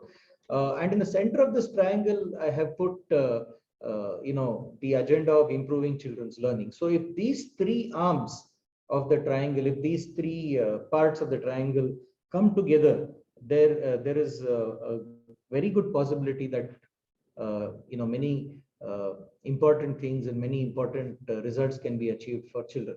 We have seen this, and this is not a theoretical diagram. We have seen this happen, especially during the COVID pandemic, when schools were closed and parents had to play a more active role, when local communities had to take more responsibility. And there is enough research and enough studies to show that when this collective effort happens, it benefits the child. I'll move on. As I said, so far in the education field, most of our efforts, I would say 90% of our efforts, have been to improve the school setting. How to support teachers, how to train them better, how to prepare better TLMs and better teaching learning strategies. I think Ramesh Garu was talking a lot on these lines in the previous in the session. What are the better classroom strategies? How can teachers be supported, academic support, monitoring, all of those things, we have spent a lot of time, and most of the energies of the education department have gone into doing these things. There is a belief that parents cannot do much. So when you speak to a number of people within the education department, including teachers, there is this very strong belief that parents are not interested in the education of their children. They don't want to do anything, and many parents believe that just sending the child to school is their responsibility, and everything else can be taken care of by the teacher and the school. So this belief sometimes stops us from engaging seriously with parents, because we think that even if we try and do something, parents are not going to respond. They're not going to come to the meetings. They're not going to listen to what we are saying. They do not have the skills. Many of them are illiterate. They cannot read and write. So, and all of them are, all the time occupied in their own work, in their own livelihood, and so on. So why will they do anything for the child? I think this is a very, very strong belief that many people have. And in the learning improvement program, we need to question this belief. We need to change this and see how we can use the energies and the resources that parents can bring.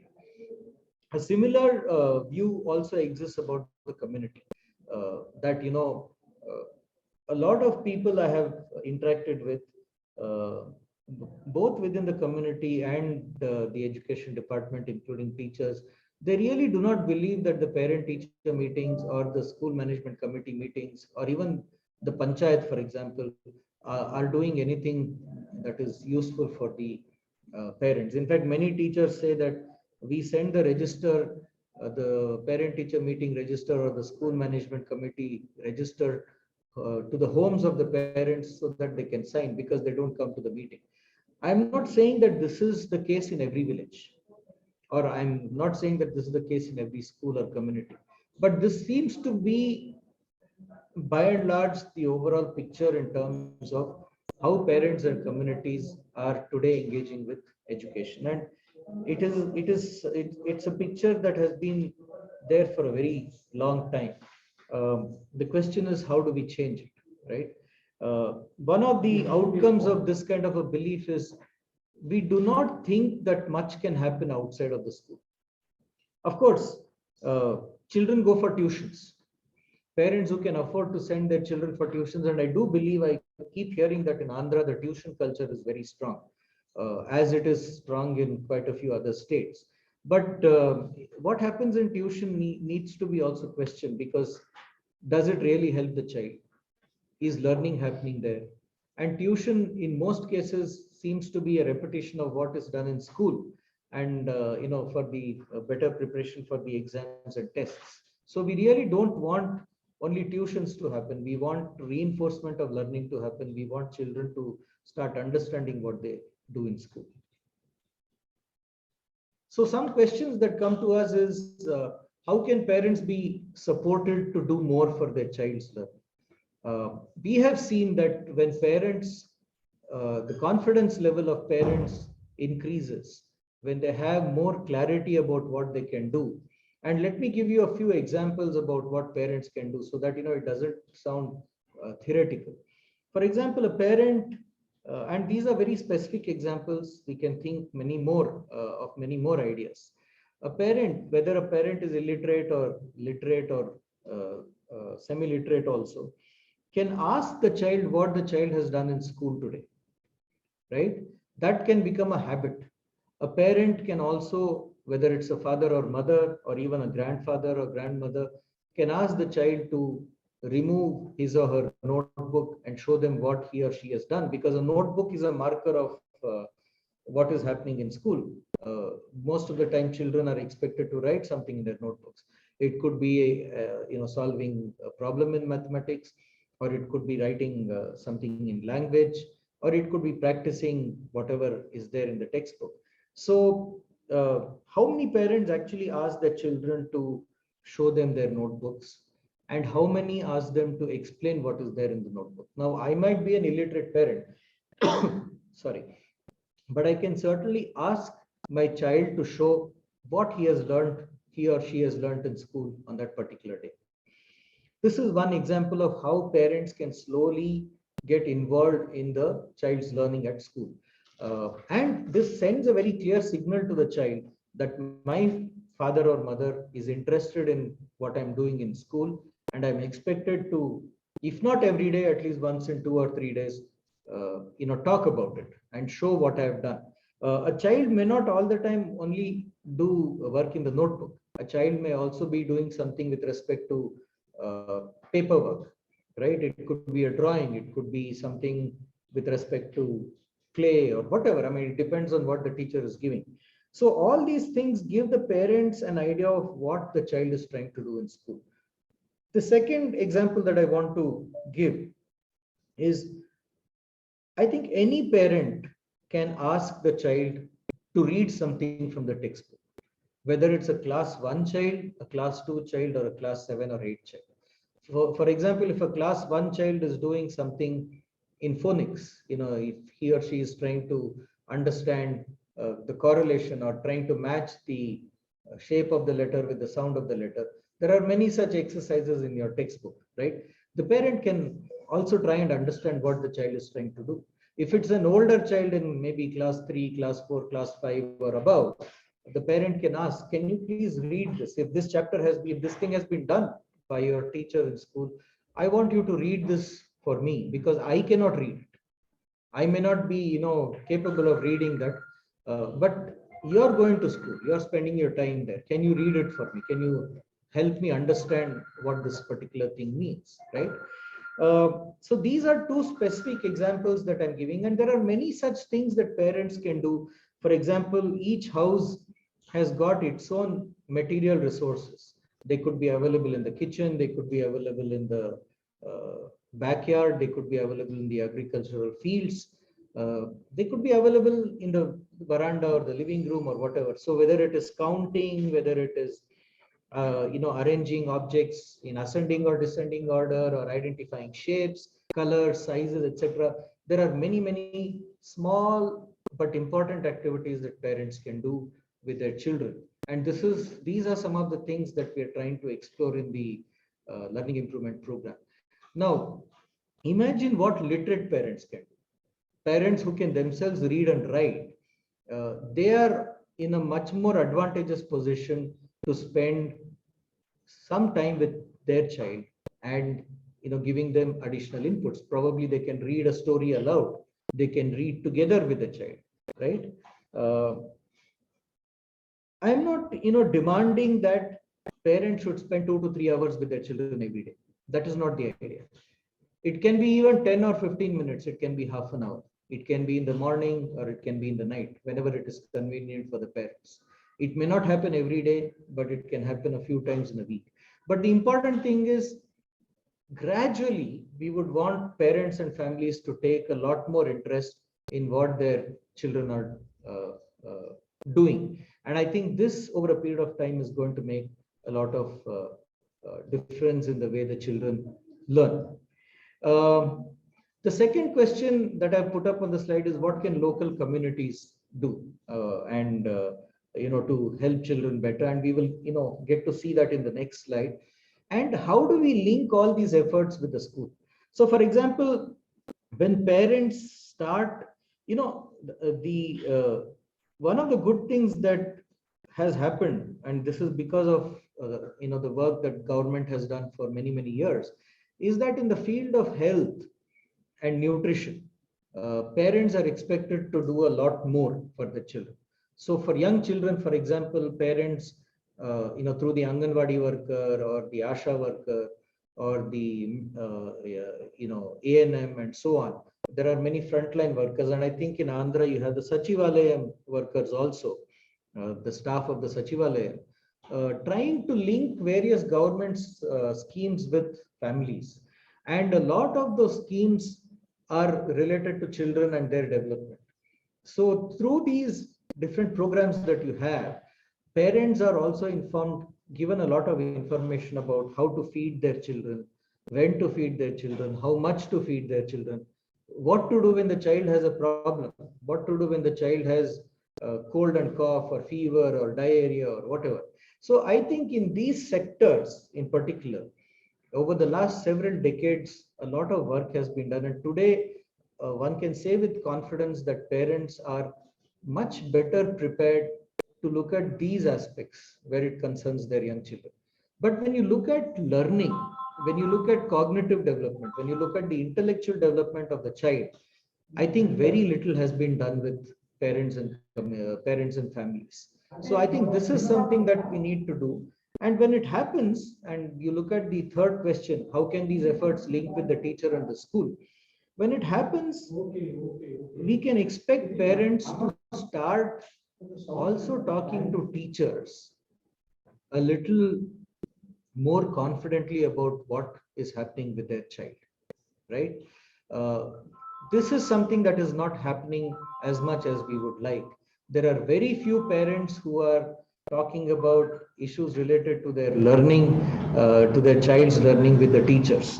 Even in parent-teacher meetings, even in school management committee meetings, I don't think the issue of learning is coming as strongly and as clearly as it should. And we should start changing some of that. Let me move on. I have another couple of slides. It's not changing. Okay, yeah. Now, I want to give a bit of an overview or a mapping of what is happening in the learning improvement program. One is when we talk about, when you look at the third point, working with schools and teachers, I will start from there. I've already mentioned, and you're all part of this program. Sorry, 1 minute. I think there is some problem with the audio. They're trying to. It's not clear, is it? No, sound clarity. It's not coming clearly. Oh. Earlier it was clear. How do you see? Sir. Huh?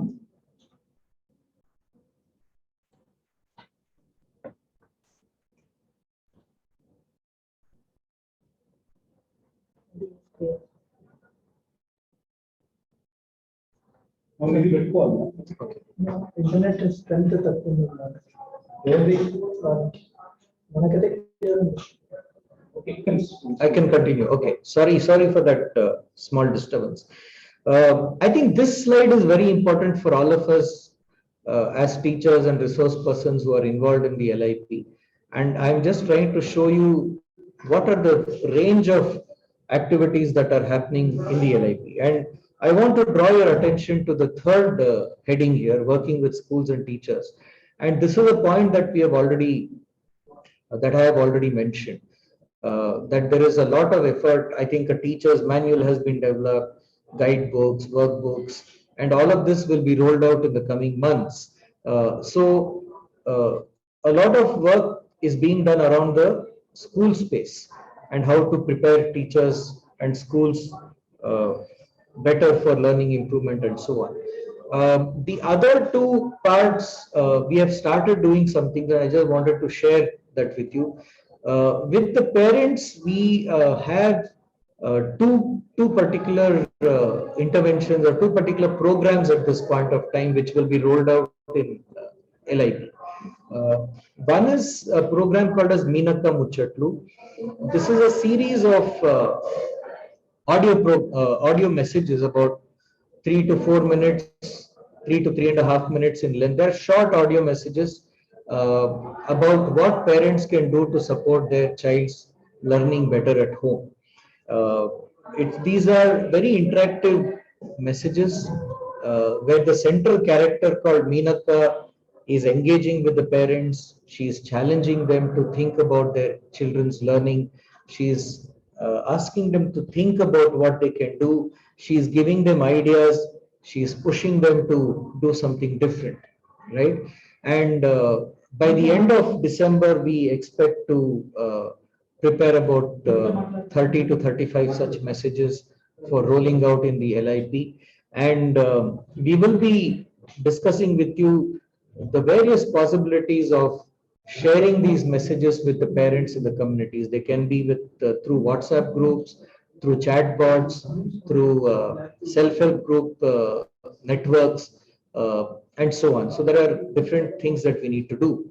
The second, platform that we have developed in the LIP is a parental app, which gets parents to monitor what their children are doing, which also gives them activities to do at home, simple activities that they can try with their children at home. So this has been tried out. It has been field tested in Vizianagaram district in Andhra Pradesh, and we are hoping to make it a part of the learning improvement program soon across all the 10 districts in the LIP. So both Meenakka Muchatlu and the parental app will be rolled out within the LIP, and these are the two things that we have at present to engage with parents. We want to inform parents, we want to reach out to parents, we want to connect with parents, and at the same time we want to give them good simple ideas that they can do at home, that they can implement at home to improve children's learning. Now on the community front, that's the second heading in that slide. We are also looking at identifying local community volunteers who can spend some time with their children, with children in their neighborhood, maybe 10 to 12 children per volunteer, 2 or 3 times a week, trying to help these children complete their homework, trying to reinforce their foundational literacy and numeracy competencies, telling them some stories, playing some games with them, so that they get interested and excited, and generally establishing a community learning center outside the school. So this community learning center can be within the house of that particular volunteer. It can be a center that is offered by a parent. It can be a space offered by the parent. It can be a veranda of the house. It can be inside the house. It can be a compound of the house, or sometimes it can be a terrace of the house. Wherever the parents and the community decide, they have to, of course, identify this volunteer. Now, who are these volunteers that we're talking about? The first thought that comes to my mind is students in diets and B.Ed colleges. They are preparing to become teachers, and as part of their courses, community work is mandated. It is compulsory. So we want to use this, arrangement that already exists, and we want them to work with children and get exposed to what it means to teach and teach children and so on. We are in the process in Andhra Pradesh to develop a simple guidebook for these volunteers. Like for teachers, we have already developed a handbook, which was launched last week in Vijayawada. We are in the process of developing a volunteer guidebook. It has got some very, very interesting, simple activities. The language is very simple so that any volunteer even if that person is a 10th pass, student can easily understand and, take up these activities. We do believe that in every community, there will be at least 2 or 3 young people who are interested in, joining the LIP as volunteers, and UNICEF and SIPS and other organizations would gratefully acknowledge their efforts. We would want to give them a certificate if they have done this work, and we want to acknowledge them in a community or a public forum so that, it provides them the motivation to do better. Recently, we also have spoken to the AP Higher Education Council, and the chairman of the AP Higher Education Council, Professor Hemchandra Reddy, is very excited about the learning improvement program, and he wants to create an opportunity for all the students who are going to colleges in AP across the state to take part in this program. And AP Higher Education Council has also developed detailed guidelines for community work, and there is the requirement that community work should be done, and 1 or 2 credits from the course can be given to the student. So we want to take advantage of that arrangement, which already exists, to encourage more and more college students to join the LIP program, and try and help students and their children in their particular neighborhood. The third element of working with local communities is to strengthen the school management committees, to look at panchayat involvement. These are all slightly long-term agendas, but we want these structures to become a little more active. We have to start thinking about how the SMC, the parent-teacher meetings, and the panchayats can also start looking at learning improvement. For example, how do we make a panchayat a learning-friendly panchayat? That is a key question. What is the role of the elected representative there? How do we do this in the case of Andhra Pradesh? So these are questions that we need to ask. I'll just move on. I think I'm almost at the end of it. Yeah, it's done. So these overall, these are some of the thoughts that we have in the LIP. And as you can see, a lot of work is happening to bring together parents and communities within the fold of this program and integrate that with what is happening in the schools. So in the coming days, weeks and months, I will be interacting more from UNICEF along with my team, Swati, Sudarshan, to push some of these ideas. Thank you very much for your time.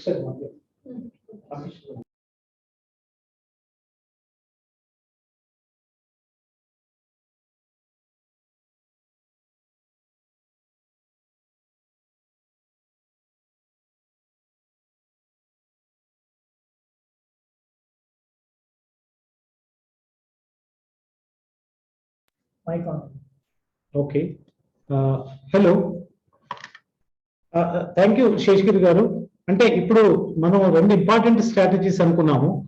ఒకటి స్కూల్లో ఏం జరగాలి, తర్వాత school బడి బయట పిల్లలకి ఏ రకంగా support ఉండాలి, పేరెంట్స్ ఏం చేయాలి, కమ్యూనిటీ ఏం చేయాలి అనే దాని మీద ఇప్పుడు శేషగిరిరావు మాట్లాడారు, సెకండ్ స్ట్రాటజీ మీద. So how best we can make village లో ఏమైనా చదువుకున్న యూత్ కానీ లేకుంటే పేరెంట్స్ కానీ వాళ్ళకి ఓరియంటేషన్ చేసి కొంచెం ఏమైనా పిల్లలకు లెర్నింగ్ సపోర్ట్ ఇవ్వగలరా, రెగ్యులర్ గా స్కూల్కి వచ్చేటట్టు చేయగలరా అన్న దాని మీద సెకండ్ స్ట్రాటజీ మనకి LIPలో. ఇప్పుడు నౌ ఒక half an hour next session ఇప్పుడు before lunch. This is learning improvement programme లో టీచింగ్ లెర్నింగ్ స్టెప్స్ ఏంటి, తర్వాత మానిటరింగ్ ఏముంటుంది, సపోర్టింగ్ క్లాస్ రూమ్ ప్రాక్టీసెస్, తర్వాత అసెస్మెంట్ ఆఫ్ చిల్డ్రన్ ప్రోగ్రెస్, ఈ మూడింటి మీద కొంచెం మనం చూద్దాం ఏం చేద్దాం అనేది. ఇదేమి అసలు నెక్స్ట్ టీచింగ్ లెర్నింగ్ స్టెప్స్ మీద ఇంతకుముందు మనకి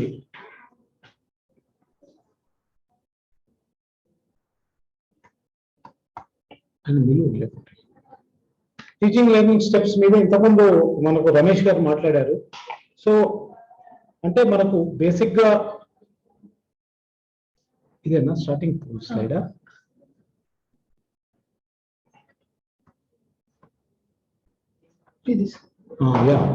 సో లెసన్ ప్లాన్ స్టెప్స్ అని మనం యాక్చువల్ గా లెసన్ ప్లాన్ లో ఒక చిన్న చేంజ్ తీసుకొచ్చామంటే హెడ్డింగ్స్ అవే ఉంటాయి, కాకపోతే ప్రాక్టీస్ ఏంటి అనేటటువంటిది హలో చెప్పండి. రేపు సాయంత్రం,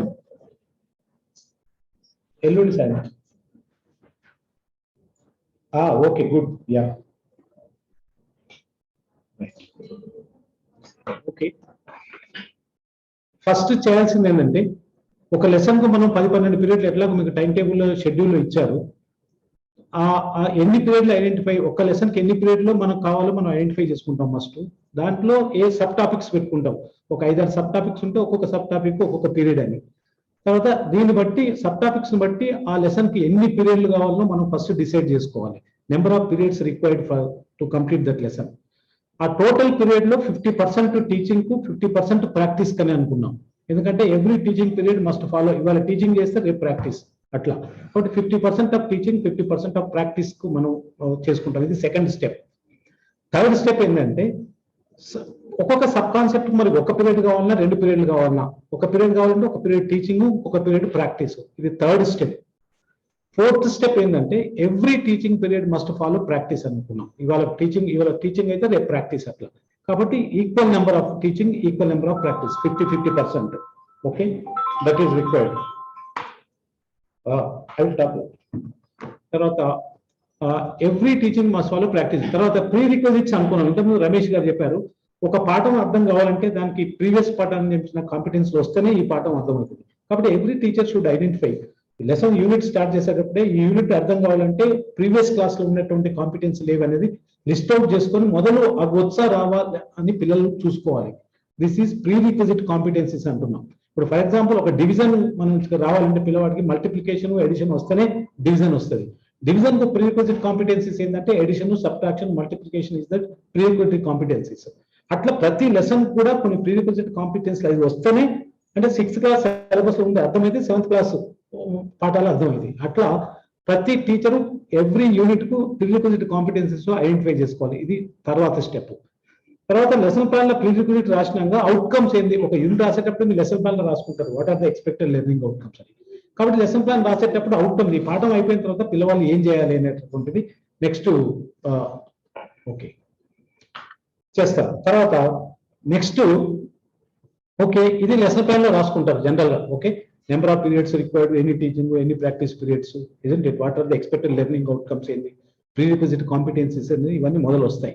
తర్వాత నెక్స్ట్ స్టార్ట్ చేసేటప్పుడు టీచర్ ఏం చేయాలంటే, writing the lesson name on the green board and conduct mind map exercise. ఎందుకంటే ఆ లెసన్ పేరు రాసి ఆ లెసన్ మీద హోల్ క్లాస్ డిస్కషన్ ఒకటి చేస్తే పిల్లలకి ఏం తెలుస్తుంది అసలు యాక్చువల్గా పిల్లల ప్రయర్ ఐడియాస్ ఏంటని. కాబట్టి మైండ్ మ్యాప్ ఎక్సర్సైజ్ అనేది ఇంపార్టెంట్. ఇంత మనం 14 న్యూ టెక్స్ట్ బుక్ వచ్చిన కానీ మనం చెప్తున్నాం mind map exercise. Every lesson should start with mind map exercise. Board మీద పాఠం పేరు రాసేసి మైండ్ మ్యాపింగ్ చేయాలి. అంటే పిల్లల్ని అడిగితే పాఠం మీద వాళ్ళు చెప్పిన ఐడియాస్ మనం బోర్డు మీద రాస్తాం అనమాట, పిల్లలందరి ఐడియాస్. దాన్ని బట్టి పిల్లలకు ఆ పాఠం మీద ఏ మేరకు ప్రయర్ అండర్స్టాండింగ్ ఉన్నదో మనకు తెలుస్తుంది. ఇది అయిపోయిన తర్వాత ప్రీ రిక్వెజిట్స్ అన్ని బోర్డు మీద రాసేసి ఒక్కొక్క ప్రీ రిక్వెజిట్ కాంపిటెన్సీ కాన్సెప్ట్ మీద పిల్లల్ని అడుగుతాం. పిల్లలు చెప్తే ఓకే, లేకుంటే మనం ఎక్స్ప్లెయిన్ చేయాలి. కాబట్టి pre requisite next step pre రిక్వెజిట్స్. తర్వాత keywords and conceptual understanding of keyword. దీనికంటే మధ్యలో ఇంకోటి ఏంటంటే, ఇప్పుడు చెప్పబోయే పాఠం ఒక ఫ్లో చార్ట్ రాయాలి అసలు యాక్చువల్గా. మేజర్ కాన్సెప్ట్ రాసి సబ్ కాన్సెప్ట్స్ ఏమున్నాయో దాంట్లో ఒక 10 సబ్ కాన్సెప్ట్స్ బోర్డు మీద రాస్తే అసలు ఈ పాఠం మొత్తంలో మనం ఏమి నేర్చుకోబోతున్నాం అనేటటువంటి ఒక ఫ్లో చార్ట్ ఇస్తే ఆల్వేస్ బెటర్ అది. కాబట్టి ఫ్లో చార్ట్ తర్వాత అది అయిపోయిన తర్వాత నెక్స్ట్ టీచరు పాఠం చదవాలి. ఇంతకుముందు రమేష్ కూడా చెప్పాడు, అంటే రీడింగ్ అలౌడ్ అనేది సైన్స్ కావచ్చు, సోషల్ కావచ్చు, ఏదైనా కూడా. ఎందుకంటే చాలా మంది పిల్లలకు రీడింగ్ లేదు కాబట్టి ఒకసారి చదివితే పిల్లలు చూస్తారు, చదువుతుంటే కూడా పిల్లలు వింటారు, పిల్లలు they look that they text book. కాబట్టి అలౌడ్ రీడింగ్ అనేటటువంటిది ఇంపార్టెంట్, ఎందుకంటే లాంగ్వేజ్ ఫోకస్ కూడా ఉంది కాబట్టి. తర్వాత పిల్లల్ని పాఠం చదువుకొని దాంట్లో అర్థం కాని పదాల కింద అండర్లైన్ చేయమంటున్నాం. తర్వాత నెక్స్ట్ హోల్ క్లాస్ లో పిల్లలు చెప్పంటాం ఏదేది అర్థం కాలేదు. పిల్లలు చెప్తుంటే ఆ కీవర్డ్స్ ని బోర్డు మీద రాస్తాం మనం. అవి పిల్లలకు అండర్స్టాండ్ కాలేదు ఆ కీవర్డ్స్, ఆ కాన్సెప్చువల్ వర్డ్స్. రాసిన తర్వాత ఒక్కొక్క దాని మీద పిల్లల్ని అడుగుతారు వాట్ డస్ ఇట్ మీన్. ఏ పిల్లవాడిని చెప్తే ఓకే, చెప్పకుంటే మనమే చెప్పాలి. దాని మీద ఆ కాన్సెప్ట్ మీద ఒక అవగాహన కూడా పిల్లలకు వస్తుంది. మీరు ఎప్పుడైతే బోర్డు మీద కీవర్డ్స్ రాస్తారో ఆ కీవర్డ్స్ తర్వాత వాళ్ళ నోట్బుక్ లో రాసుకోమని చెప్పాలి.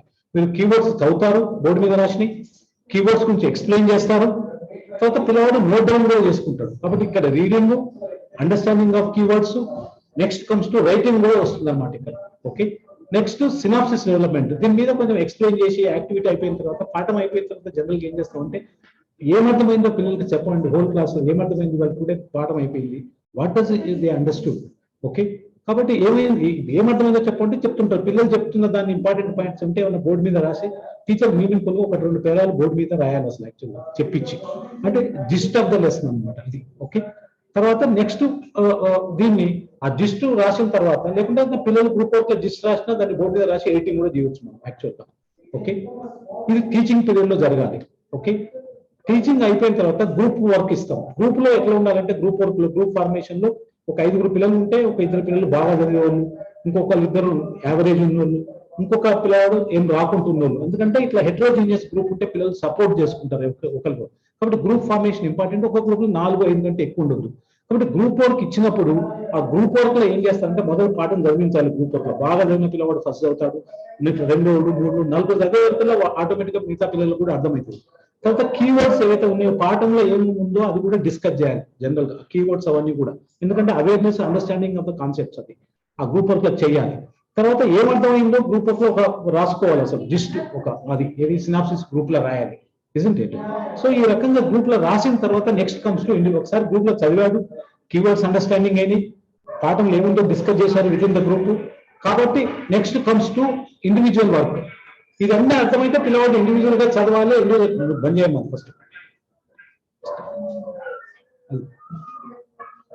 కాబట్టి నెక్స్ట్ ఆ ఇండివిజువల్ వర్క్ లో గ్రూప్ వర్క్ లో చేస్తే చదవటము కీవర్డ్స్ అండర్స్టాండింగ్ అయితే ఇండివిజువల్ వర్క్ లో ఆటోమేటిక్ గా చేసుకోవచ్చు అనమాట. నెక్స్ట్ ఇండివిజువల్ వర్క్ లో పిల్లవాడు చేయగలరు అంత గ్రూప్, ఎందుకంటే టీచర్ మొదలు చెప్పాడు, బ్లాక్ బోర్డ్ మీద రాశారు, డిస్కస్ చేశారు, గ్రూప్ వర్క్ లో డిస్కస్ చేశారు. తర్వాత it easy for all the individuals to do.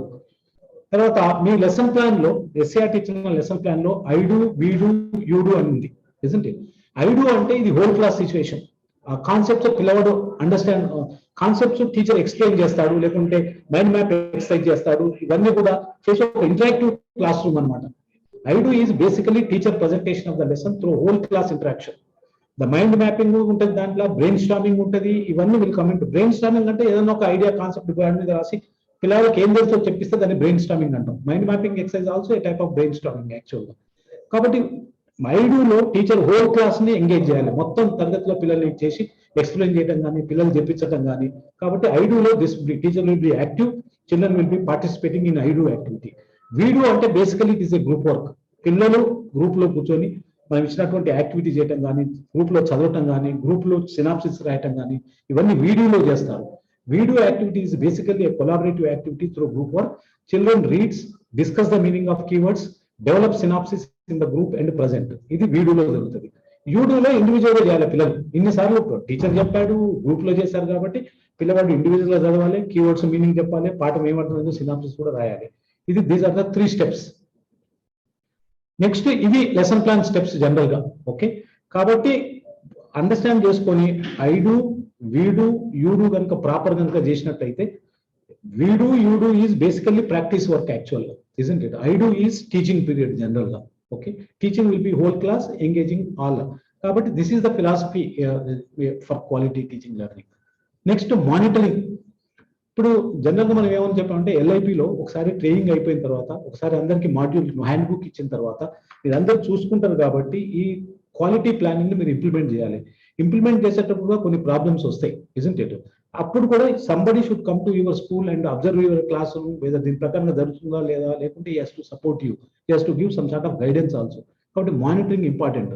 మనం ట్రైనింగ్ అన్ని ఇచ్చే మానిటరింగ్ లేకుంటే ఏ ప్రోగ్రామ్ కూడా నడవదు. ఈ ట్రైనింగ్ అయిపోయిన తర్వాత మళ్ళీ ఎప్పటిలాగానే టీచింగ్ ప్రాక్టీస్ నడుస్తుంటుంది. కాబట్టి మానిటరింగ్ ఇన్స్పెక్షన్ మీద LIP is focusing more. Okay, ఎవరు చేస్తారు మానిటరింగ్ అని అంటే, ఇప్పుడు మీరు 50 DRPలు ఎవరైతే ఉన్నారో మీకు ఇప్పుడు పెద్ద దీంట్లో ఫిలాసఫీ ఏం లేదు. మీరు జస్ట్ మీకు ఇచ్చిన నోట్బుక్, మీకు ఇచ్చిన హ్యాండ్ బుక్ చదువుకుంటే అన్ని అర్థమైతే ఏం చేయాలి. అది చదువుకొని మీ స్కూల్లో మీరు కూడా ఒక టీచరే కాబట్టి మీ స్కూల్లో మీరు ప్రాక్టీస్ చేస్తే మీకు ఒక అనుభవం వస్తుంది. దాంతో మిమ్మల్ని డిస్ట్రిక్ట్ టీమ్ కింద మీకు విజిటింగ్ పంపిస్తాం, మానిటరింగ్ కంపల్సరీగా. So DRP should monitor the schools. A subject ఉంటే ఆ సబ్జెక్టు ఆ స్కూల్కి వెళ్ళిన తర్వాత హై స్కూల్ అప్పర్ ప్రైమరీ స్కూల్కి వెళ్తే you have to observe those things. కాబట్టి monitoring is most important. DIET is responsible. ఇది ఎంటైర్ క్వాలిటీ ప్రోగ్రామ్ కాబట్టి ఎంటైర్ ఇది డైట్ కి ఇచ్చామన్నమాట. DIET will take the monitoring aspects. Implementation LIP జరుగుతుందా లేదా, ఇంప్లిమెంటేషన్ జరిగితేనే అవుట్కమ్ వస్తాయి, ఇంప్లిమెంటేషన్ జరుగుతుంటే అవుట్కమ్ రాదు. And we should not blame the children also. Okay, మరి ఏం మానిటర్ చేయాలి ఒక స్కూల్కి వెళ్తే అని అంటే ఇంపార్టెంట్ ఏంటంటే first class room quality, teaching period, practice period proper గా జరుగుతుందా, ప్రీ టెస్ట్ పెట్టారా, ఇజంటే ప్రీ టెస్ట్ పెడితే పిల్లలు తర్వాత 1 month ప్రోగ్రెస్ ఎట్లా ఉంది. These are the areas for monitoring. ఏమన్నా టీచింగ్ లెర్నింగ్ మెటీరియల్ టీచర్ చేసుకున్నాడా, isn't it. So head master actual గా ఇది రివ్యూలలో ఇది ఏమన్నా చూస్తున్నారా, is there any improvement in children performance. So these are the areas for monitoring. తర్వాత nature of feedback and its implications. ఇప్పుడు ఒకసారి మేము మానిటరింగ్ చేసిన తర్వాత will give feedback to the head master, తర్వాత పై లెవెల్ కూడా డిఓ గారు పై లెవెల్ కూడా ఫీడ్బ్యాక్ ఇస్తాం. యాక్చువల్గా ఎల్ఐపి స్టేటస్ ఏంది, ఇంప్లిమెంటేషన్ ఎట్లా జరుగుతుంది అనేటటువంటిది. టీచర్ కూడా ఒక ఫీడ్బ్యాక్ ప్రోగ్రెస్ చూస్తే ప్రోగ్రెస్ ఉందా లేదా అనేది. కాబట్టి ఫీడ్బ్యాక్ ఈజ్ మోర్ ఇంపార్టెంట్. తర్వాత మానిటరింగ్ ఏరియాస్ కనుక మనం చూసినట్లయితే టీచర్ ప్రిపరేషన్. ఫస్ట్ టీచరు ఏమన్నా ఒక ప్లాన్ అయినా మనం ఎవ్రీ ప్లాన్ కూడా కాదు, కనీసం ఒక ఐడియా ఉందా టీచరు ఎల్ఐపి ప్రకారంగా ఒక్క ప్లాన్ అయినా తయారు చేసుకున్నా అనేటటువంటిది ఇంపార్టెంట్. సో ఎందుకంటే what ever the plan given by SCERT lesson plan same plan మనం ఇంప్లిమెంట్ చేస్తున్నాం కాబట్టి అది ఏమన్నా ఒక క్లారిటీగా అవుట్కమ్స్ రాసుకొని స్ట్రాటజీస్ ఏమైనా రాశాడా. Syllabus versus learning outcome. ఇంతకుముందే మేము చెప్పాం సిలబస్ అంటే లెర్నింగ్ అవుట్కమ్స్. సిలబస్ కంప్లీట్ చేసినాం లెర్నింగ్ అవుట్కమ్స్ రాలేదంటే సిలబస్ కంప్లీట్ కానట్టే. Syllabus completion has no meaning without achieving your learning outcomes. కాబట్టి ప్రతి టీచర్ ప్రతి హెడ్ మాస్టర్ దృష్టిలో పెట్టుకోవాల్సింది సిలబస్ అంటే learning outcomes. Okay.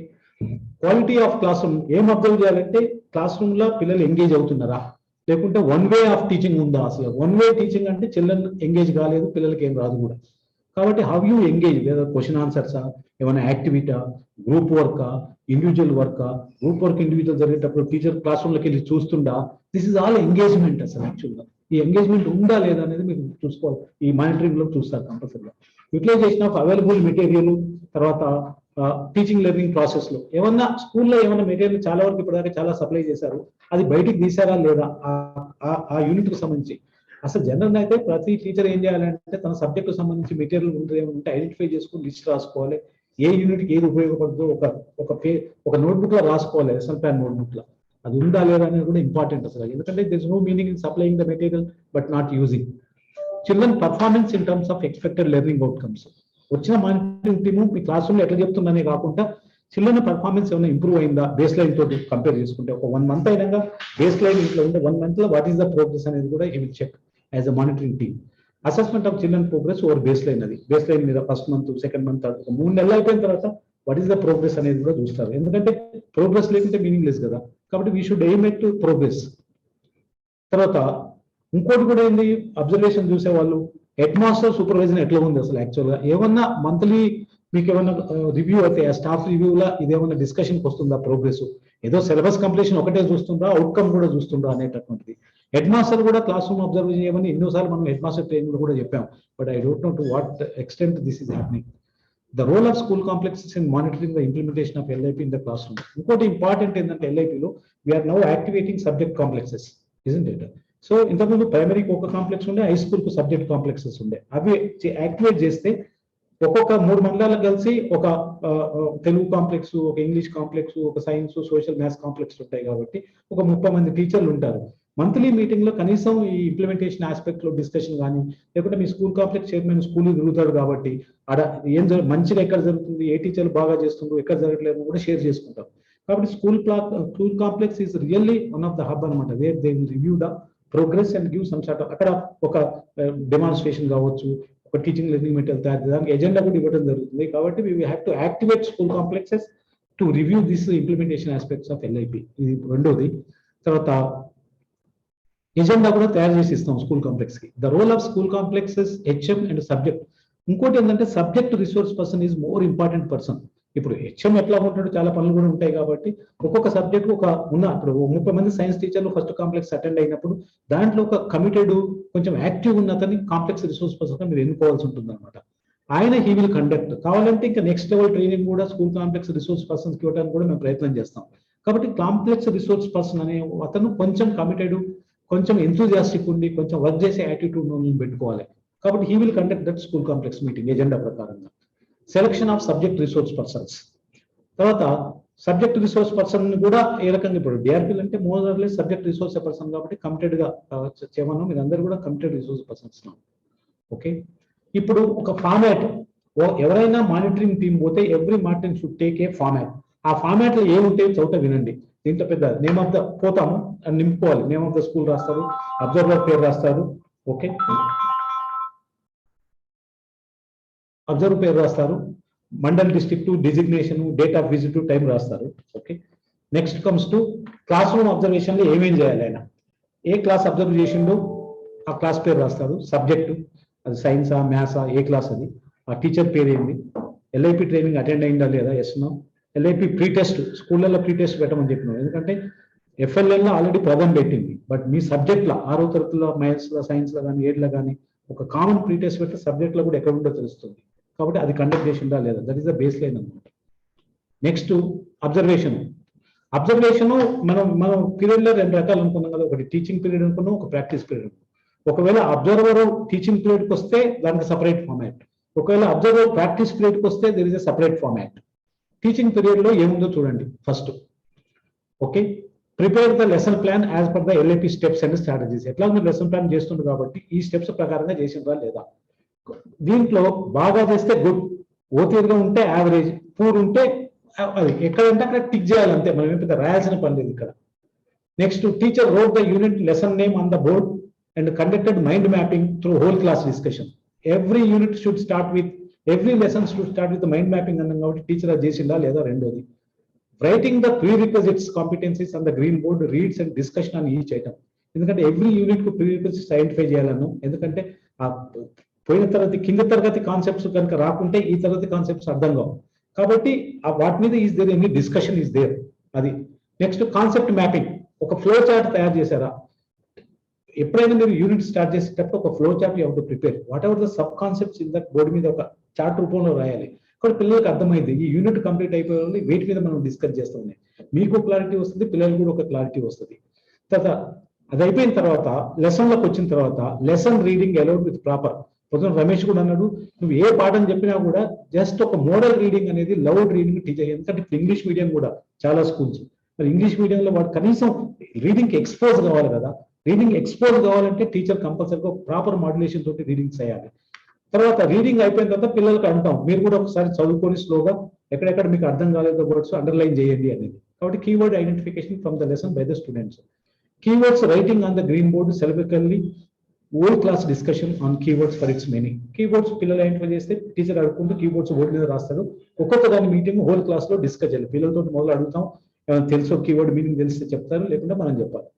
Class room transaction, దాని మీద ఒక యాక్టివిటీ ఇవ్వటం కానీ ఇజంట్ ఇట్. కాబట్టి class room sufficient interaction takes place involve in the whole class. Whole class లో మీరు డిస్కషన్ చేసేటప్పుడు, కీవర్డ్స్ అర్థం చెప్పేటప్పుడు, పిల్లల్ని అడిగేటప్పుడు కూడా ఒక 4 చెప్తే సమాధానం కుదరదు. Everybody should engage, teacher should ask everybody also. కాబట్టి sufficient interaction with all is happened or not అనేది important thing. Next the teacher makes connections in the lessons that relates. అంటే ఏ లెసన్ అయినా కూడా బయటికి అప్లికేషన్ ఉంటుంది జనరల్ గా. We're not preparing children for exams actual గా. కాబట్టి every unit have some sort of linkage to outside environment. కాబట్టి ఆ లింకేజ్ ఎందుకు ఆ పాఠం చదువుతున్నాం మనం, ఇజంట్ ఇట్, అది కూడా చాలా important. So that it makes more sense to the children actual గా. ఆ అప్లికేషన్ అట్లా లింక్ చేస్తే, ఈవెన్ నేషనల్ కరికులం ఫ్రేమ్వర్క్ లో కూడా ఇది రాశారు, how you link the your class room experience to out side the school. Questions asked for desirable response. Teacher అక్కడక్కడ questions అడుక్కుంటూ పిల్లలు ఏమైనా అర్థమైందో అటువంటి రెస్పాన్స్ ఏమైనా అడుగుతుందా లేదా అనేది. Next teacher transaction of the lesson with activities, discussion, question and answer. Teacher లో ఐడూ యాక్టివిటీలో ఒక యాక్టివిటీ ఇవ్వడం కానీ, డిస్కషన్ ఇవ్వడం కానీ, క్వశ్చన్ ఆన్సర్స్ ఇంటరాక్టివ్ గా ఉందా లేదా. Use of TLM, technology, other resources. ఏమన్నా వీడియోలో ఐడెంటిఫై చేసి పిల్లలకు చూపెట్టడం కానీ, టీఎల్ఎం యూజ్ చేయడం కానీ ఏమైనా ఉందా. Synopsis development through whole class. పాఠం అయిపోయిన తర్వాత, పాఠం చెప్పిన తర్వాత అసలు పిల్లలకి ఏమైందో అర్థమైందని ఒక క్వశ్చన్ వేస్తాం. ఏమర్థమైందో చెప్పండి అని అంటే పిల్లలు హోల్ క్లాస్ లో డిస్కస్ చేస్తే ఇంపార్టెంట్ పాయింట్స్ ఉంటే బోర్డు మీద రాయొచ్చు. That is the synopsis. Teacher writes the synopsis sub text on the board, reads it aloud with proper voice modulation. అది కూడా సినాప్సిస్ ఒకసారి చదువుతాడు, సినాప్సిస్ రాస్తాడు. ఇవన్నీ కూడా ఇంప్రూవ్ రీడింగ్ రైటింగ్ కూడా. Students read the synopsis and copy into their notebooks. తర్వాత green board management. Black board is very important for interactive teaching learning. ఏదైనా కాన్సెప్ట్ రాసేటప్పుడు, కీవర్డ్స్ రాసేటప్పుడు బోర్డు మీద రాసి చూపించుకుంటూ డిస్కస్ చేస్తే పిల్లవాడు వినటమే కాకుండా వీళ్ళు observe also. Multi sensory approach ఉంటారు కాబట్టి whether teacher really effectively using the blackboard అనేది కూడా one of the important point. Sufficient time to children engage on the given work activity, time and task. ఏదైనా ఒక యాక్టివిటీ ఇచ్చి ఆ పిల్లలు దాని మీద పని చేసి కొంచెం టైం ఇచ్చి మనం అబ్జర్వ్ చేసేటట్టుగా ఉందా లేదా. ఏదైనా ఒక పని ఇస్తే దాని మీద ఎంగేజ్ అవుతారు, కాన్సన్ట్రేషన్ ఉంటుంది పిల్లలకి. ఒక టాస్క్ ఐడెంటిఫై చేసి దాన్ని టైం ఇచ్చి చేపిస్తున్నారు. How much time they have spent on that particular task, దాని మీదే లెర్నింగ్ ఆధారపడి ఉంటుంది. మీరు ఏదో లిజనింగ్ చెప్పి నేను ఎక్స్ప్లెయిన్ చేస్తా అంటే కుదరదు. క్లాస్ రూమ్ క్లైమేట్ ఎట్లా ఉంది, ఫియర్ ఫ్రీ, ఎంకరేజింగ్, డెమోక్రటిక్ ఉందా, లేకుంటే టీచర్ చాలా ఏది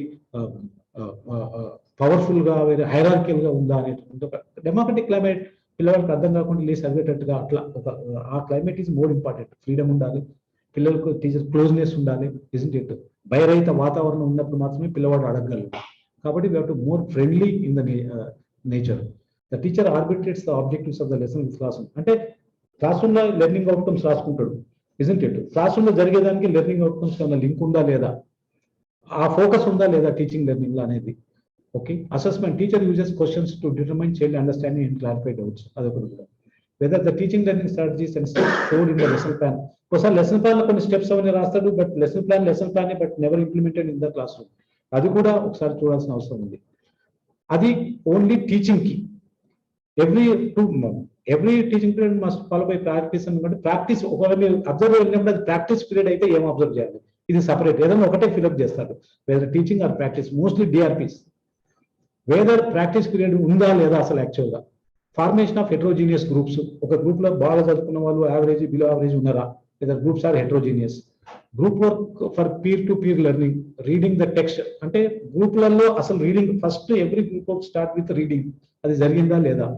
కీవర్డ్స్ తర్వాత reading keywords in the group, తర్వాత discussing keywords, meaning of the keywords in this. Okay, ఇవన్నీ గ్రూప్ జరిగిన తర్వాత writing the keywords individually in their notebook while sitting in the group. Presentation of group work to the whole class. ఒక group work ఇస్తాం మనం, ఏది keywords మీద discuss చేయండి దాని మీనింగ్ అని. అది అయిపోయిన తర్వాత they have to present to the whole class యాక్చువల్గా ఏదైనా జరిగిందా లేదా. లేదా teacher wrote similar line table on the blackboard. Similar line table అంటే మనం ప్రాక్టీస్ కోసం. లేదా స్టూడెంట్స్ రీడ్ ద టెక్స్ట్, మేము ఎగ్జాంపుల్స్ కూడా ఇచ్చినాం మీకు మాడ్యూల్ ఒకసారి చూడండి. లేదా students read the text individually to the whole class. అక్కడక్కడ పిల్లలు చదివిస్తాం ర్యాండమ్ గా, లేదా children can able to read it. కాబట్టి చదివిస్తున్నాం అంటే పిల్లలు వాళ్ళు ప్రాక్టీస్ కూడా చేస్తారు. లేదా student practice and right keywords on their own. పిల్లలు చేయగలరా, అది చేస్తున్నారా. Nature of teacher engagement during practice. Teacher moving in the class room and observing children work and support rather than staying at the dash. ఒకసారి ఒక activity group work పిల్లలు చేస్తుంటే what teacher is doing. Teacher general గా అప్పుడు teacher time ఉంటుంది కాబట్టి ఈ can go and observe the groups. ఎవరైనా స్ట్రగుల్ అవుతుందా, ఈజీగా గ్రూప్ వర్క్ చేస్తుందా, అట్లా చేస్తే మనకు తెలుస్తుంది ఎవడు చేయగలడు ఎవడు చేయలేడు అనేటటువంటి. కాబట్టి టీచర్ డాష్ దగ్గర లేకుంటే చైర్లో కూర్చోకుండా you should visit. Whether sufficient practice in the reading and understanding of the meaning of the keywords. Whether children try to write keywords on their notebook. Whether teacher give any dictation to complete గా అప్పుడప్పుడు కొంచెం dictation ఇవ్వాలి. Dictation అంటే words కాదు, word is not complete meaning, it never gives complete. ఒక text ఒక పేరా ఇవ్వాలి actual గా, దట్ ఈస్ మీనింగ్ఫుల్ అనమాట. డిక్టేషన్ అంటే వర్డ్స్ కాదు, జ్ఞాపకం పెట్టుకోండి అది. తర్వాత పోయిన అతను ఏం ఒక టేబుల్ కూడా ఇచ్చినాం, ఇవన్నీ అబ్జర్వ్ చేసినాక ఈ హస్ టు అబ్జర్వర్ ఇది ఫిల్అప్ చేయాలి. ఇదేంటి, children performance and foundation literacy numeracy skills. Okay, children can English అయితే మాట్లాడాలి ఫస్ట్, రీడింగ్ కాదు. తెలుగు అయితేనేమో ఫస్ట్ రీడింగ్ స్టార్ట్ అవుతుంది. పిల్లలు సెకండ్ లాంగ్వేజ్ కాబట్టి first they should speak. Pre test లో ఎంతమంది మాట్లాడగలిగారు, ప్రజెంట్ పొజిషన్ ఏంది యాజ్ అండ్ వెన్ అబ్జర్వర్ పోయినప్పుడు. Children can read, pre test లో ఎంతమంది ఉండే రీడింగ్ టోటల్ స్ట్రెంత్ లో, ఇప్పుడు ఎంత. Children can write, pre test ఎంత, what is now. Children can perform, ఈ మూడు ఏది plus minus into and division. ఈ ప్రీ టెస్ట్ ఏంది, what is the final, 6th 7th 8th total ఏంది. ఇది ఒకసారి ఫిల్అప్ చేసుకోవాలి. అక్కడికి వెళ్ళిన తర్వాత ఆ 50 minutes లో అబ్జర్వ్ చేయాలి, ప్లస్ ఇది కూడా ఫిల్అప్ చేసుకోవాలి. ఓకే, అదేమో ఎఫ్ఎల్ఎన్ కి టేబుల్, ఇదేమో సబ్జెక్ట్ స్పెసిఫిక్ కాంపిటెన్సీస్ కి. Number of children enrolled, number of children attended ఆ రోజు, number of children perform pre requisites, pre test now. Children subject specific learning outcomes, ఎంతమంది పిల్లలు చేయగలరు, ఎంతమంది నవ్వు, ప్రీ టెస్ట్ ఎంతమంది, ఇప్పుడు ఎంత. అది టూకీగా ఒక అండర్స్టాండింగ్ కోసం ఇది. ఓకే, మానిటరింగ్ ఎవరు చేయాలని అంటే HM, school level monitoring. First monitor ఎవరంటే HM, head master. Head master ఏదో ఏది మన బిల్స్ చేస్తానికి, లేకుంటే పైన కమిషన్ నుంచి వచ్చిన దానికి యాప్స్ మీద ఏదో ఇన్ఫర్మేషన్ పంపడానికి కాదు. Basically is the head teacher, అంటే is the supervisor. Prime importance పిల్లలకు చదువు రావాలి. చదువు రాలేదు మిగతా అన్ని పనులు చేసినామంటే that is a meaningless job actual. First priority focus must be on the children learning outcomes. అది మరి టీచర్ ఏమైనా మానిటరింగ్ ఈజ్ రెస్పాన్సిబుల్. ఎవరు డిప్యూటీ ఈఓ వస్తాడు, డిఓ వస్తాడు, ఎవరు స్టేట్ వస్తారో డైట్ కాదు. The first supervisor is the headmaster. కాబట్టి headmaster should monitor the progress. State team monitoring and discussion of findings with HMs. తర్వాత ఇందులో ఇంపార్టెంట్ గా మానిటరింగ్ లో స్టేట్ నుంచి ఎస్సీఆర్టీ కావచ్చు, సమగ్ర శిక్ష, మా పాట్నా ఆర్గనైజేషన్ నుంచి కూడా we will visit all the schools, isn't it? All the districts. అన్ని స్కూల్ కాకుండా అక్కడక్కడ కొన్ని స్కూల్స్ చూస్తే ఒక అండర్స్టాండింగ్ వస్తుంది. కాబట్టి స్టేట్ టీమ్ విజిట్ ఉంటుంది. తర్వాత డిస్ట్రిక్ట్ టీమ్ విత్ ద ఎవరితోటి డైరెక్ట్ ప్రిన్సిపల్ ఆధ్వర్యంలో డిస్ట్రిక్ట్ టీమ్స్ మానిటర్, మొదలు డిస్ట్రిక్ట్ టీమ్ మానిటరింగ్ చేసినాగానే స్టేట్ టీమ్ మానిటరింగ్ ఉంటుంది అన్నమాట ఇంప్లిమెంటేషన్ మీద. కాబట్టి టీచర్లందరూ విధిగా హ్యాండ్ బుక్ చదవాలి, అర్థం చేసుకోవాలి, దాన్ని ప్రాక్టీస్ మొదలు పెట్టాలి. అప్పుడే చేంజ్ వస్తుంది, isn't it? కాబట్టి ఎందుకంటే రీడింగ్ లేకుండా, అండర్స్టాండింగ్ లేకుండా it never be possible to implement this. కాబట్టి నేను ఏదో పాఠం చూసి పాఠం ఓపెన్ చేసి పాఠం చదివి అర్థం చేస్తాను కాదు. Lot of preparation is required for the teachers. Initial గా ఓ రోజు ముందు అసలు అండర్స్టాండ్ చేసుకొని నోట్స్ రాసుకొని చాలా చేస్తేనే ఒక అవగాహనకు వస్తాం. అది లేదు కాబట్టి మనకు పిల్లలకు అవుట్కమ్స్ రావట్లేదు. కాబట్టి quality performance basically depends upon the what really happens in the class room. District team monitoring ఉంటుంది, ప్రోగ్రెస్ రివ్యూ. ఏ మానిటరింగ్ టీం అయినా కూడా టీమ్ విజిట్ అయిపోయిన తర్వాత వాళ్ళు ఈవినింగ్ కానీ నెక్స్ట్ డే కానీ ఎంఈఓలో హెడ్ మాస్టర్ కూర్చోబెట్టి మా ఫైండింగ్స్ చెప్తాము. దాని మీద ఒక రిపోర్ట్ రాసి డిఓ కానీ లేకుంటే కమిషన్కు పంపుతాం కంపల్సరీగా. Commissioner will look in to that. ఎందుకంటే ఇంత ప్రోగ్రామ్ చేసినా కూడా ఏం రిజల్ట్ రాలేదంటే ఇంప్లిమెంటేషన్ లేకుంటే రిజల్ట్ రాదు. What observer will do after observation తర్వాత ఇవన్నీ చేసి ఒక కాపీ ఏం దగ్గర ఉంచుకుంటే దాని మీద ఒక జిస్ట్ రాసి రిపోర్ట్ స్కూల్లో దాంట్లో రాస్తాడు, ఏమి ఇంప్రూవ్ చేసుకోవాలి. తర్వాత ఒక రిపోర్ట్ డిఓ కానీ అదే కాపీ మాకు కూడా పంపిస్తాం. ఇప్పుడు మనం ఒక రిపోర్ట్ ఒక మానిటరింగ్ ఆఫీసర్ 5 సార్లు పోయిందంటే 5 ఫార్మ్స్ ఆయన దగ్గర ఉండాలి, ఫిల్అప్ చేసిన forms, isn't it? So the importance of progress monitoring over baseline, అది ఇంపార్టెంట్ అనమాట. బేస్ లైన్ మీద వాట్ ఈస్ ద ప్రోగ్రెస్ అనేది మ్యాటర్స్ అల్టిమేట్లీ. అంతేగాని మేమైతే చదువు చెప్పినాం సార్ పిల్లలకు రాదంటే కుదరదు. Assessment of children performance progress. Next monitoring అయిన తర్వాత next is assessment. Why assessment ఎందుకు చేస్తాం మనం? These are the important questions. ప్రతి ఒక్కరు ఆన్సర్ చేసుకుని దీనికి ఆన్సర్ చేయగలగాలి, ఇజంట్ ఇట్? ఏవి మనం అసెస్మెంట్ చేయాలి, ఎల్ఐపీలో కానీ ఇన్ జనరల్ గా కానీ? ఎందుకు అసెస్ చేయాలి? మార్కులు ఇస్తానికైనా, లేకుంటే is there any other use? Assessment ఎట్లా చేస్తారు అసలు? రిటర్నా, పర్ఫార్మెన్సా, మళ్ళీ ఎన్ని రోజులకు ఒకసారి అసెస్ చేయాలి? These are the questions one should think. Progress over baseline. మరి అసెస్మెంట్ లో బిగినింగ్ ఉన్నప్పుడు ఎట్లా ఉండే పిల్లవాడు, ఒక 3 నెలలు అయిన తర్వాత what is the progress, isn't it? Pre test తర్వాత ఫ్రీక్వెన్సీ ఆఫ్ ప్రోగ్రెస్ మానిటరింగ్. మరి ప్రోగ్రెస్ అనేది ఎవ్రీ 10 రోజులకా, నెలకా, 2 నెలలకా, 3 నెలలకా, ఎప్పుడు ఒక టీచర్ కానీ హెడ్ మాస్టర్ కానీ ప్రోగ్రెస్ మానిటరింగ్ ఎప్పుడు చూసుకోవాలి? What is the frequency, isn't it? Progress కి మంత్లీ ప్రోగ్రెస్ రికార్డ్ చేసుకున్నా, బై మంత్లీ అనేది కూడా ఇంపార్టెంట్ ఐటమ్. తర్వాత ప్రోగ్రెస్ రిపోర్టింగ్ ఫార్మాట్ కూడా ఏమైనా ఉందా?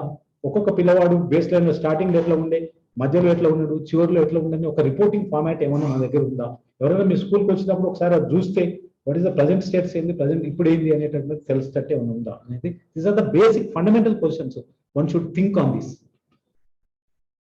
తర్వాత అసెస్మెంట్ ఎందుకంటే assessment is not for testing to give marks, it is to improve learning. Assessment చేస్తే మనకు డ్రాబ్యాక్. ఒక డాక్టర్ దగ్గరికి పోతే మనకు ఫస్ట్ ఒక డయాగ్నోసిస్ రాస్తారు. డయాగ్నోసిస్ రాస్తే మనకు తెలుస్తుంది ప్రాబ్లం ఎక్కడ ఉందని, దానికి మంది ఇస్తారు. మరి మనకు కూడా అసెస్మెంట్ లో 10 పిల్లలు నేర్చుకుంటలేరు అని అంటే దాన్ని బట్టి మనం ఏమైనా మంది ఇవ్వాలంటే దాన్ని మన టీచింగ్ లెర్నింగ్ లో మనం చేంజ్ ఇవ్వాలి కదా. కాబట్టి అల్టిమేట్ గా డయాగ్నోసిస్, డాక్టర్ పోతే డయాగ్నోసిస్ ఎందుకంటే టు ఇంప్రూవ్ హెల్త్ కదా, to identify the problem, gap and address it. ఇక్కడ కూడా అసెస్మెంట్ అంటే identify the gap and address it, అది పర్పస్ యాక్చువల్ గా, isn't it? Areas of assessment ఏంటంటే ప్రీ రిక్వెజిట్స్, వాటికి మొదలు ప్రీవియస్ క్లాస్ నాలెడ్జ్ ఉందా లేదా, ఇజంట్ ఇట్? తర్వాత మొదలు బేసికల్ గా రాయటం చదవటం వస్తుందా రాదా, ఇజంట్ ఇట్? సో ఇవి బేసిక్ థింగ్స్, ఇవి వస్తేనే క్లాస్ స్పెసిఫిక్ సిలబస్ అర్థమవుతుంది వాళ్ళకి. Assessment is feedback to the teacher. ఇది ఒక ఫీడ్బ్యాక్ కూడా. అసెస్మెంట్ చేసినాక ఇట్ ఈస్ ఇమీడియట్. మనం పాస్ అయినా ఫెయిల్ అయినా అనేది పిల్లవాడు కాదు, టీచర్ పాస్ అయిందా ఫెయిల్ అయిందా అనేది ఇట్స్ ఫీడ్బ్యాక్ టు అస్. నాకు తెలుస్తుంది ఎవరు పిల్లలు చదువుతున్నారు, ఎవరు చదవట్లేదు అనేది, ఎవడు బాగున్నాడు, ఎవడు బాగలేదు, ఎవడు గుడ్, ఎవడు యావరేజ్ అని తెలుస్తుంది. It's a feedback to the teacher అన్నమాట, to take further steps.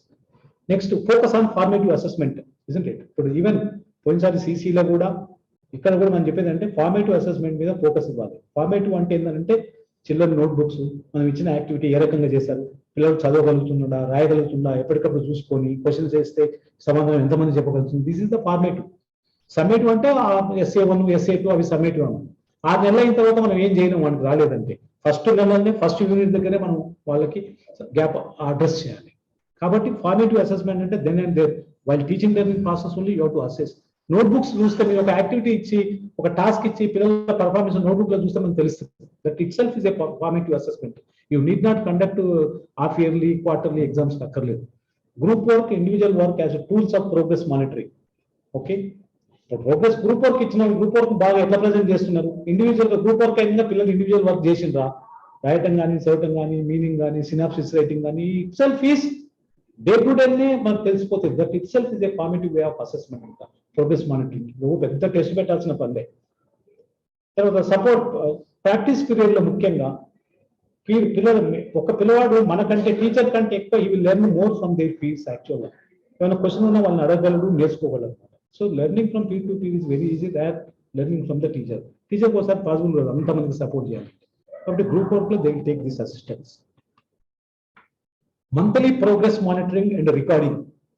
Progress frequency ఎప్పుడు ఇచ్చినాం అంటే మనం మంత్లీ ఒకసారి ఇప్పుడు for example December, January, February, mostly March, February 15th వరకు ఉంటుందేమో. అంటే 3 నెలలే ఉంది కాబట్టి బేస్ లైన్ చేసినాక వాట్ ఈస్ ద ప్రోగ్రెస్. ఎందుకంటే మనం ఫోకస్ చేస్తేనే తెలుస్తుంది. సిలబస్ కంప్లీషన్ మీద ఫోకస్ కాదు, అవుట్కమ్ మీద focus. Conduct of pre-test in the subject-specific learning outcomes by the teachers at school level based on the model paper given in the teacher handbooks. ఈ model పేపర్లు కూడా print, ఇప్పుడు teacher హ్యాండ్బుక్స్ print అవుతున్నాయి. అవి print కాలేదు, time తీసుకుంటుంది కాబట్టి మీకు జిరాక్స్ చేసి ఇవ్వమని చెప్పాం. దాంట్లో ఒక మోడల్ పేపర్ పెట్టాము. ఆ మోడల్ పేపర్ దృష్టిలో పెట్టుకొని టీచర్ తయారు చేసుకొని దీని మీద పెట్టుకోవాలి సబ్జెక్ట్ స్పెసిఫిక్ గా. FLN ఆల్రెడీ ప్రథం పెట్టారు. దట్ ఈస్ బేస్ లైన్ మీరు రికార్డ్ చేసుకోవాలి ఎక్కడ ఉన్నది పిలవడం. Focus on individual progress over baseline. అది ఎప్పుడైనా కూడా బేస్ లైన్ తోటి what is the focus. Synopsis development after every teaching period. Assessment ఏంటంటే ఒక టీచింగ్ పీరియడ్ అయినాక మీకు ఏమర్థమైంది చెప్పండి, దాని జిస్ట్ ఏందని అంటే ఎంతమంది పిల్లలు చెప్పగలరు? అది సినాప్సిస్. యాక్చువల్గా పిల్లవాడు సినాప్సిస్ గ్రూప్ లో డెవలప్ చేయొచ్చు, లేకపోతే ఇండివిజువల్ డెవలప్ చేయొచ్చు. హోల్ క్లాస్ లో పిల్లల్ని అడిగి కూడా synopsis write on the blackboard అనమాట. అది ఇవన్నీ చేస్తే ఇది ఇంటరాక్టివ్, వన్ వే టీచింగ్ కాదు. This is the interactive teaching. Children progress మాట ప్రతి టీచర్ కూడా ఒక రిజిస్టర్ లా ఇది చేసుకోవాలి. ఏ టీచర్ అయినా కూడా first class subject science class 7th 8th name of the teacher రాసుకుంటాడు, అకాడమిక్ ఇయర్ స్కూల్ పేరు రాసుకుంటాడు, కింద నేమ్ ఆఫ్ ద స్టూడెంట్స్. 30 మంది పిల్లలు ఉంటే 30 మంది పిల్లల పేర్లు 1 2 3 4 అని రాసుకోవాలి. ఒక్కొక్క పిల్లవాడికి first children progress speaking, English అయితే అది స్పీకింగ్. ప్రీ టెస్ట్ లో ఎంతమంది ఆయన లేదా ఇప్పుడు M1 M2 M3 M1 అంటే మంత్ 1, M2 అంటే మంత్ 2, M3 అంటే month 3. What is the progress దీంట్లో? వాడు ఫస్ట్ అసలు ఏం లేడు, బిలో యావరేజ్, తర్వాత యావరేజా గుడ్డా దేనికి వచ్చాడు అనేటటువంటిది ఒకటి చేసుకోవాలి. తర్వాత చిల్డ్రన్ ప్రోగ్రెస్ రీడింగ్ అండ్ తర్వాత స్పీకింగ్, తర్వాత రీడింగ్. తెలుగులో రీడింగే వస్తుంది, స్పీకింగ్ ఎందుకంటే తెలుగు అందరికీ మాట్లాడగలరు కాబట్టి దట్స్ నో ప్రాబ్లం. ఒకవేళ ఇది కూడా పెడితే తెలుగు కూడా మీకు పెట్టండి, Telugu problem. Children progress reading and reading comprehension. Pre test ఎంతమంది రీడింగ్ వచ్చింది, ధారాళంగా చదవాలి. చదవడం అంటే స్ట్రగుల్ చేసుకుంటూ గురింతం చేసుకుంటూ చదవటం కాదు, ధారాళంగా చదవాలి. ఏ బుక్ ఇచ్చినా చదవాలి, టెక్స్ట్ బుక్ ఒకటే కాదు. ప్రీ టెస్ట్ లో ఎంతమంది పిల్లలు ఆయన చదవగలరా లేదా, what is M1 M2 M3. అట్లనే చిల్డ్రన్ ప్రోగ్రెస్ రైటింగ్ లో ప్రీ టెస్ట్ ఏంది, మంత్ 1 మంత్ 2 మంత్ 3. తర్వాత సబ్జెక్ట్ స్పెసిఫిక్ లెర్నింగ్ అవుట్కమ్స్ కనుక తీసుకున్నట్లయితే గ్రేడ్ స్పెసిఫిక్ లాంగ్వేజ్ కనుక తీసుకున్నట్లయితే ప్రీ టెస్ట్ ఏంది, ఇది లాంగ్వేజెస్ కి యాక్చువల్గా మిగతా సబ్జెక్ట్ లో కూడా grade specific language skills. Pre test M1 M2 ఇవేమో ఫౌండేషనల్ స్కిల్స్. 6వ తరగతికి ఫౌండేషన్ స్కిల్స్ డిఫరెంట్ కాబట్టి ఆ లెవెల్కి దగ్గర స్కిల్స్ ఉన్నాయా లేవా అనేది ఇది. Next children progress monitoring format. Okay, name of the student, ఇది సైన్స్ సోషల్ స్టడీస్ కి జనరల్, అదేమో లాంగ్వేజెస్ కి ఇంతకుముందు. ఇది కూడా సేమే, ఇది children reading comprehension, writing, prerequisites వస్తాయి ఇక్కడ ఇంపార్టెంట్.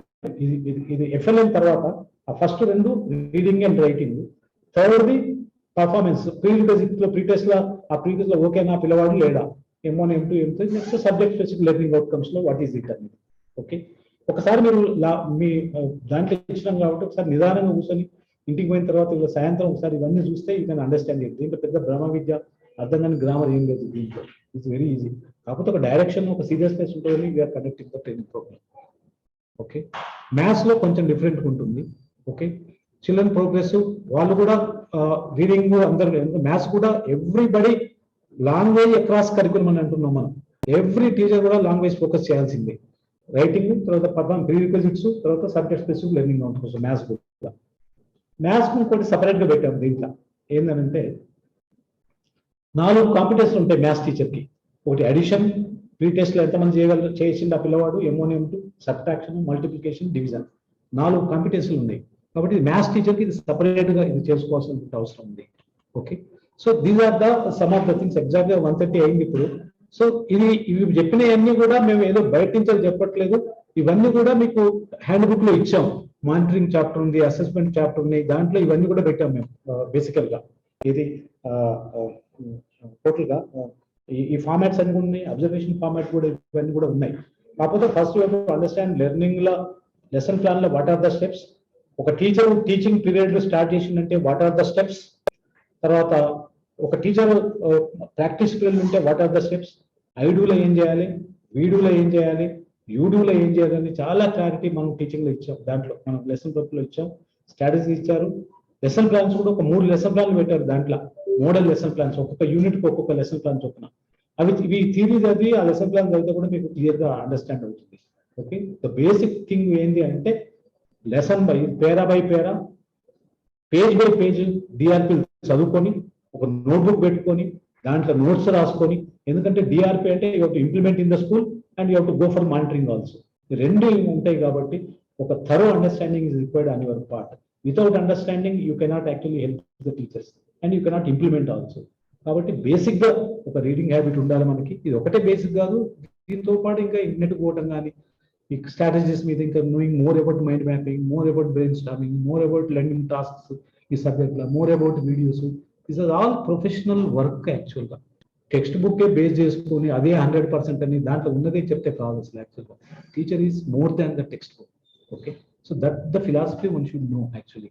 ఓకే, సో డిఆర్పి మిత్రులందరికీ really once again congratulations for coming as a DRP group under the DIETs. ఇప్పుడు ఈ సెషన్ అయిపోయిన తర్వాత మధ్యాహ్నం తర్వాత లంచ్ అయిపోయిన తర్వాత మీరు 5 రూమ్లకు వెళ్ళాలి. ఒక రూమ్ లో సబ్జెక్టు మేము లింక్ కూడా మళ్ళీ ఫ్రెష్ లింక్ వస్తుంది. ఏమన్నా చెప్పాలి దీనికి, ఫ్రెష్ లింక్ వస్తుంది.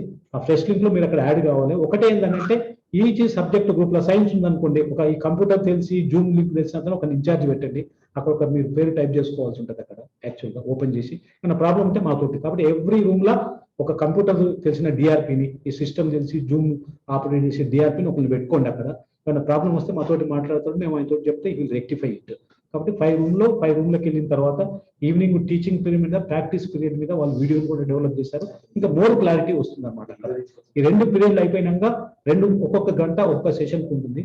లాస్ట్ ఒక half an hour DRP plan, మీరు ఎక్కడెక్కడ ఏ స్కూల్ కాంప్లెక్స్ మీరు వెళ్ళాలి, ఎన్ని స్కూల్ కాంప్లెక్స్ ఉన్నాయనేటటువంటిది డైరెక్ట్ ప్రిన్సిపల్ డిఓ వాళ్ళు కూర్చొని ఆ ప్లాన్ మీకు ఎక్స్ప్లెయిన్ చేస్తారు యాక్చువల్గా. సో ఇవన్నీ కూడా రికార్డ్ చేయడం అయింది. ఈ రికార్డ్ అన్ని కూడా మేము ఈవినింగ్ 5-6కి will send all these YouTube లో పెట్టేసి మీకు అది కూడా ఇచ్చేస్తాం మేము. కాబట్టి ద సేమ్ యూట్యూబ్స్ ఇవన్నీ కూడా మీరు రేపు స్కూల్ కాంప్లెక్స్ టైంలో you can make use these things. Okay, thank you. Let us break for lunch now. Next session ఎప్పుడు, what is the next session?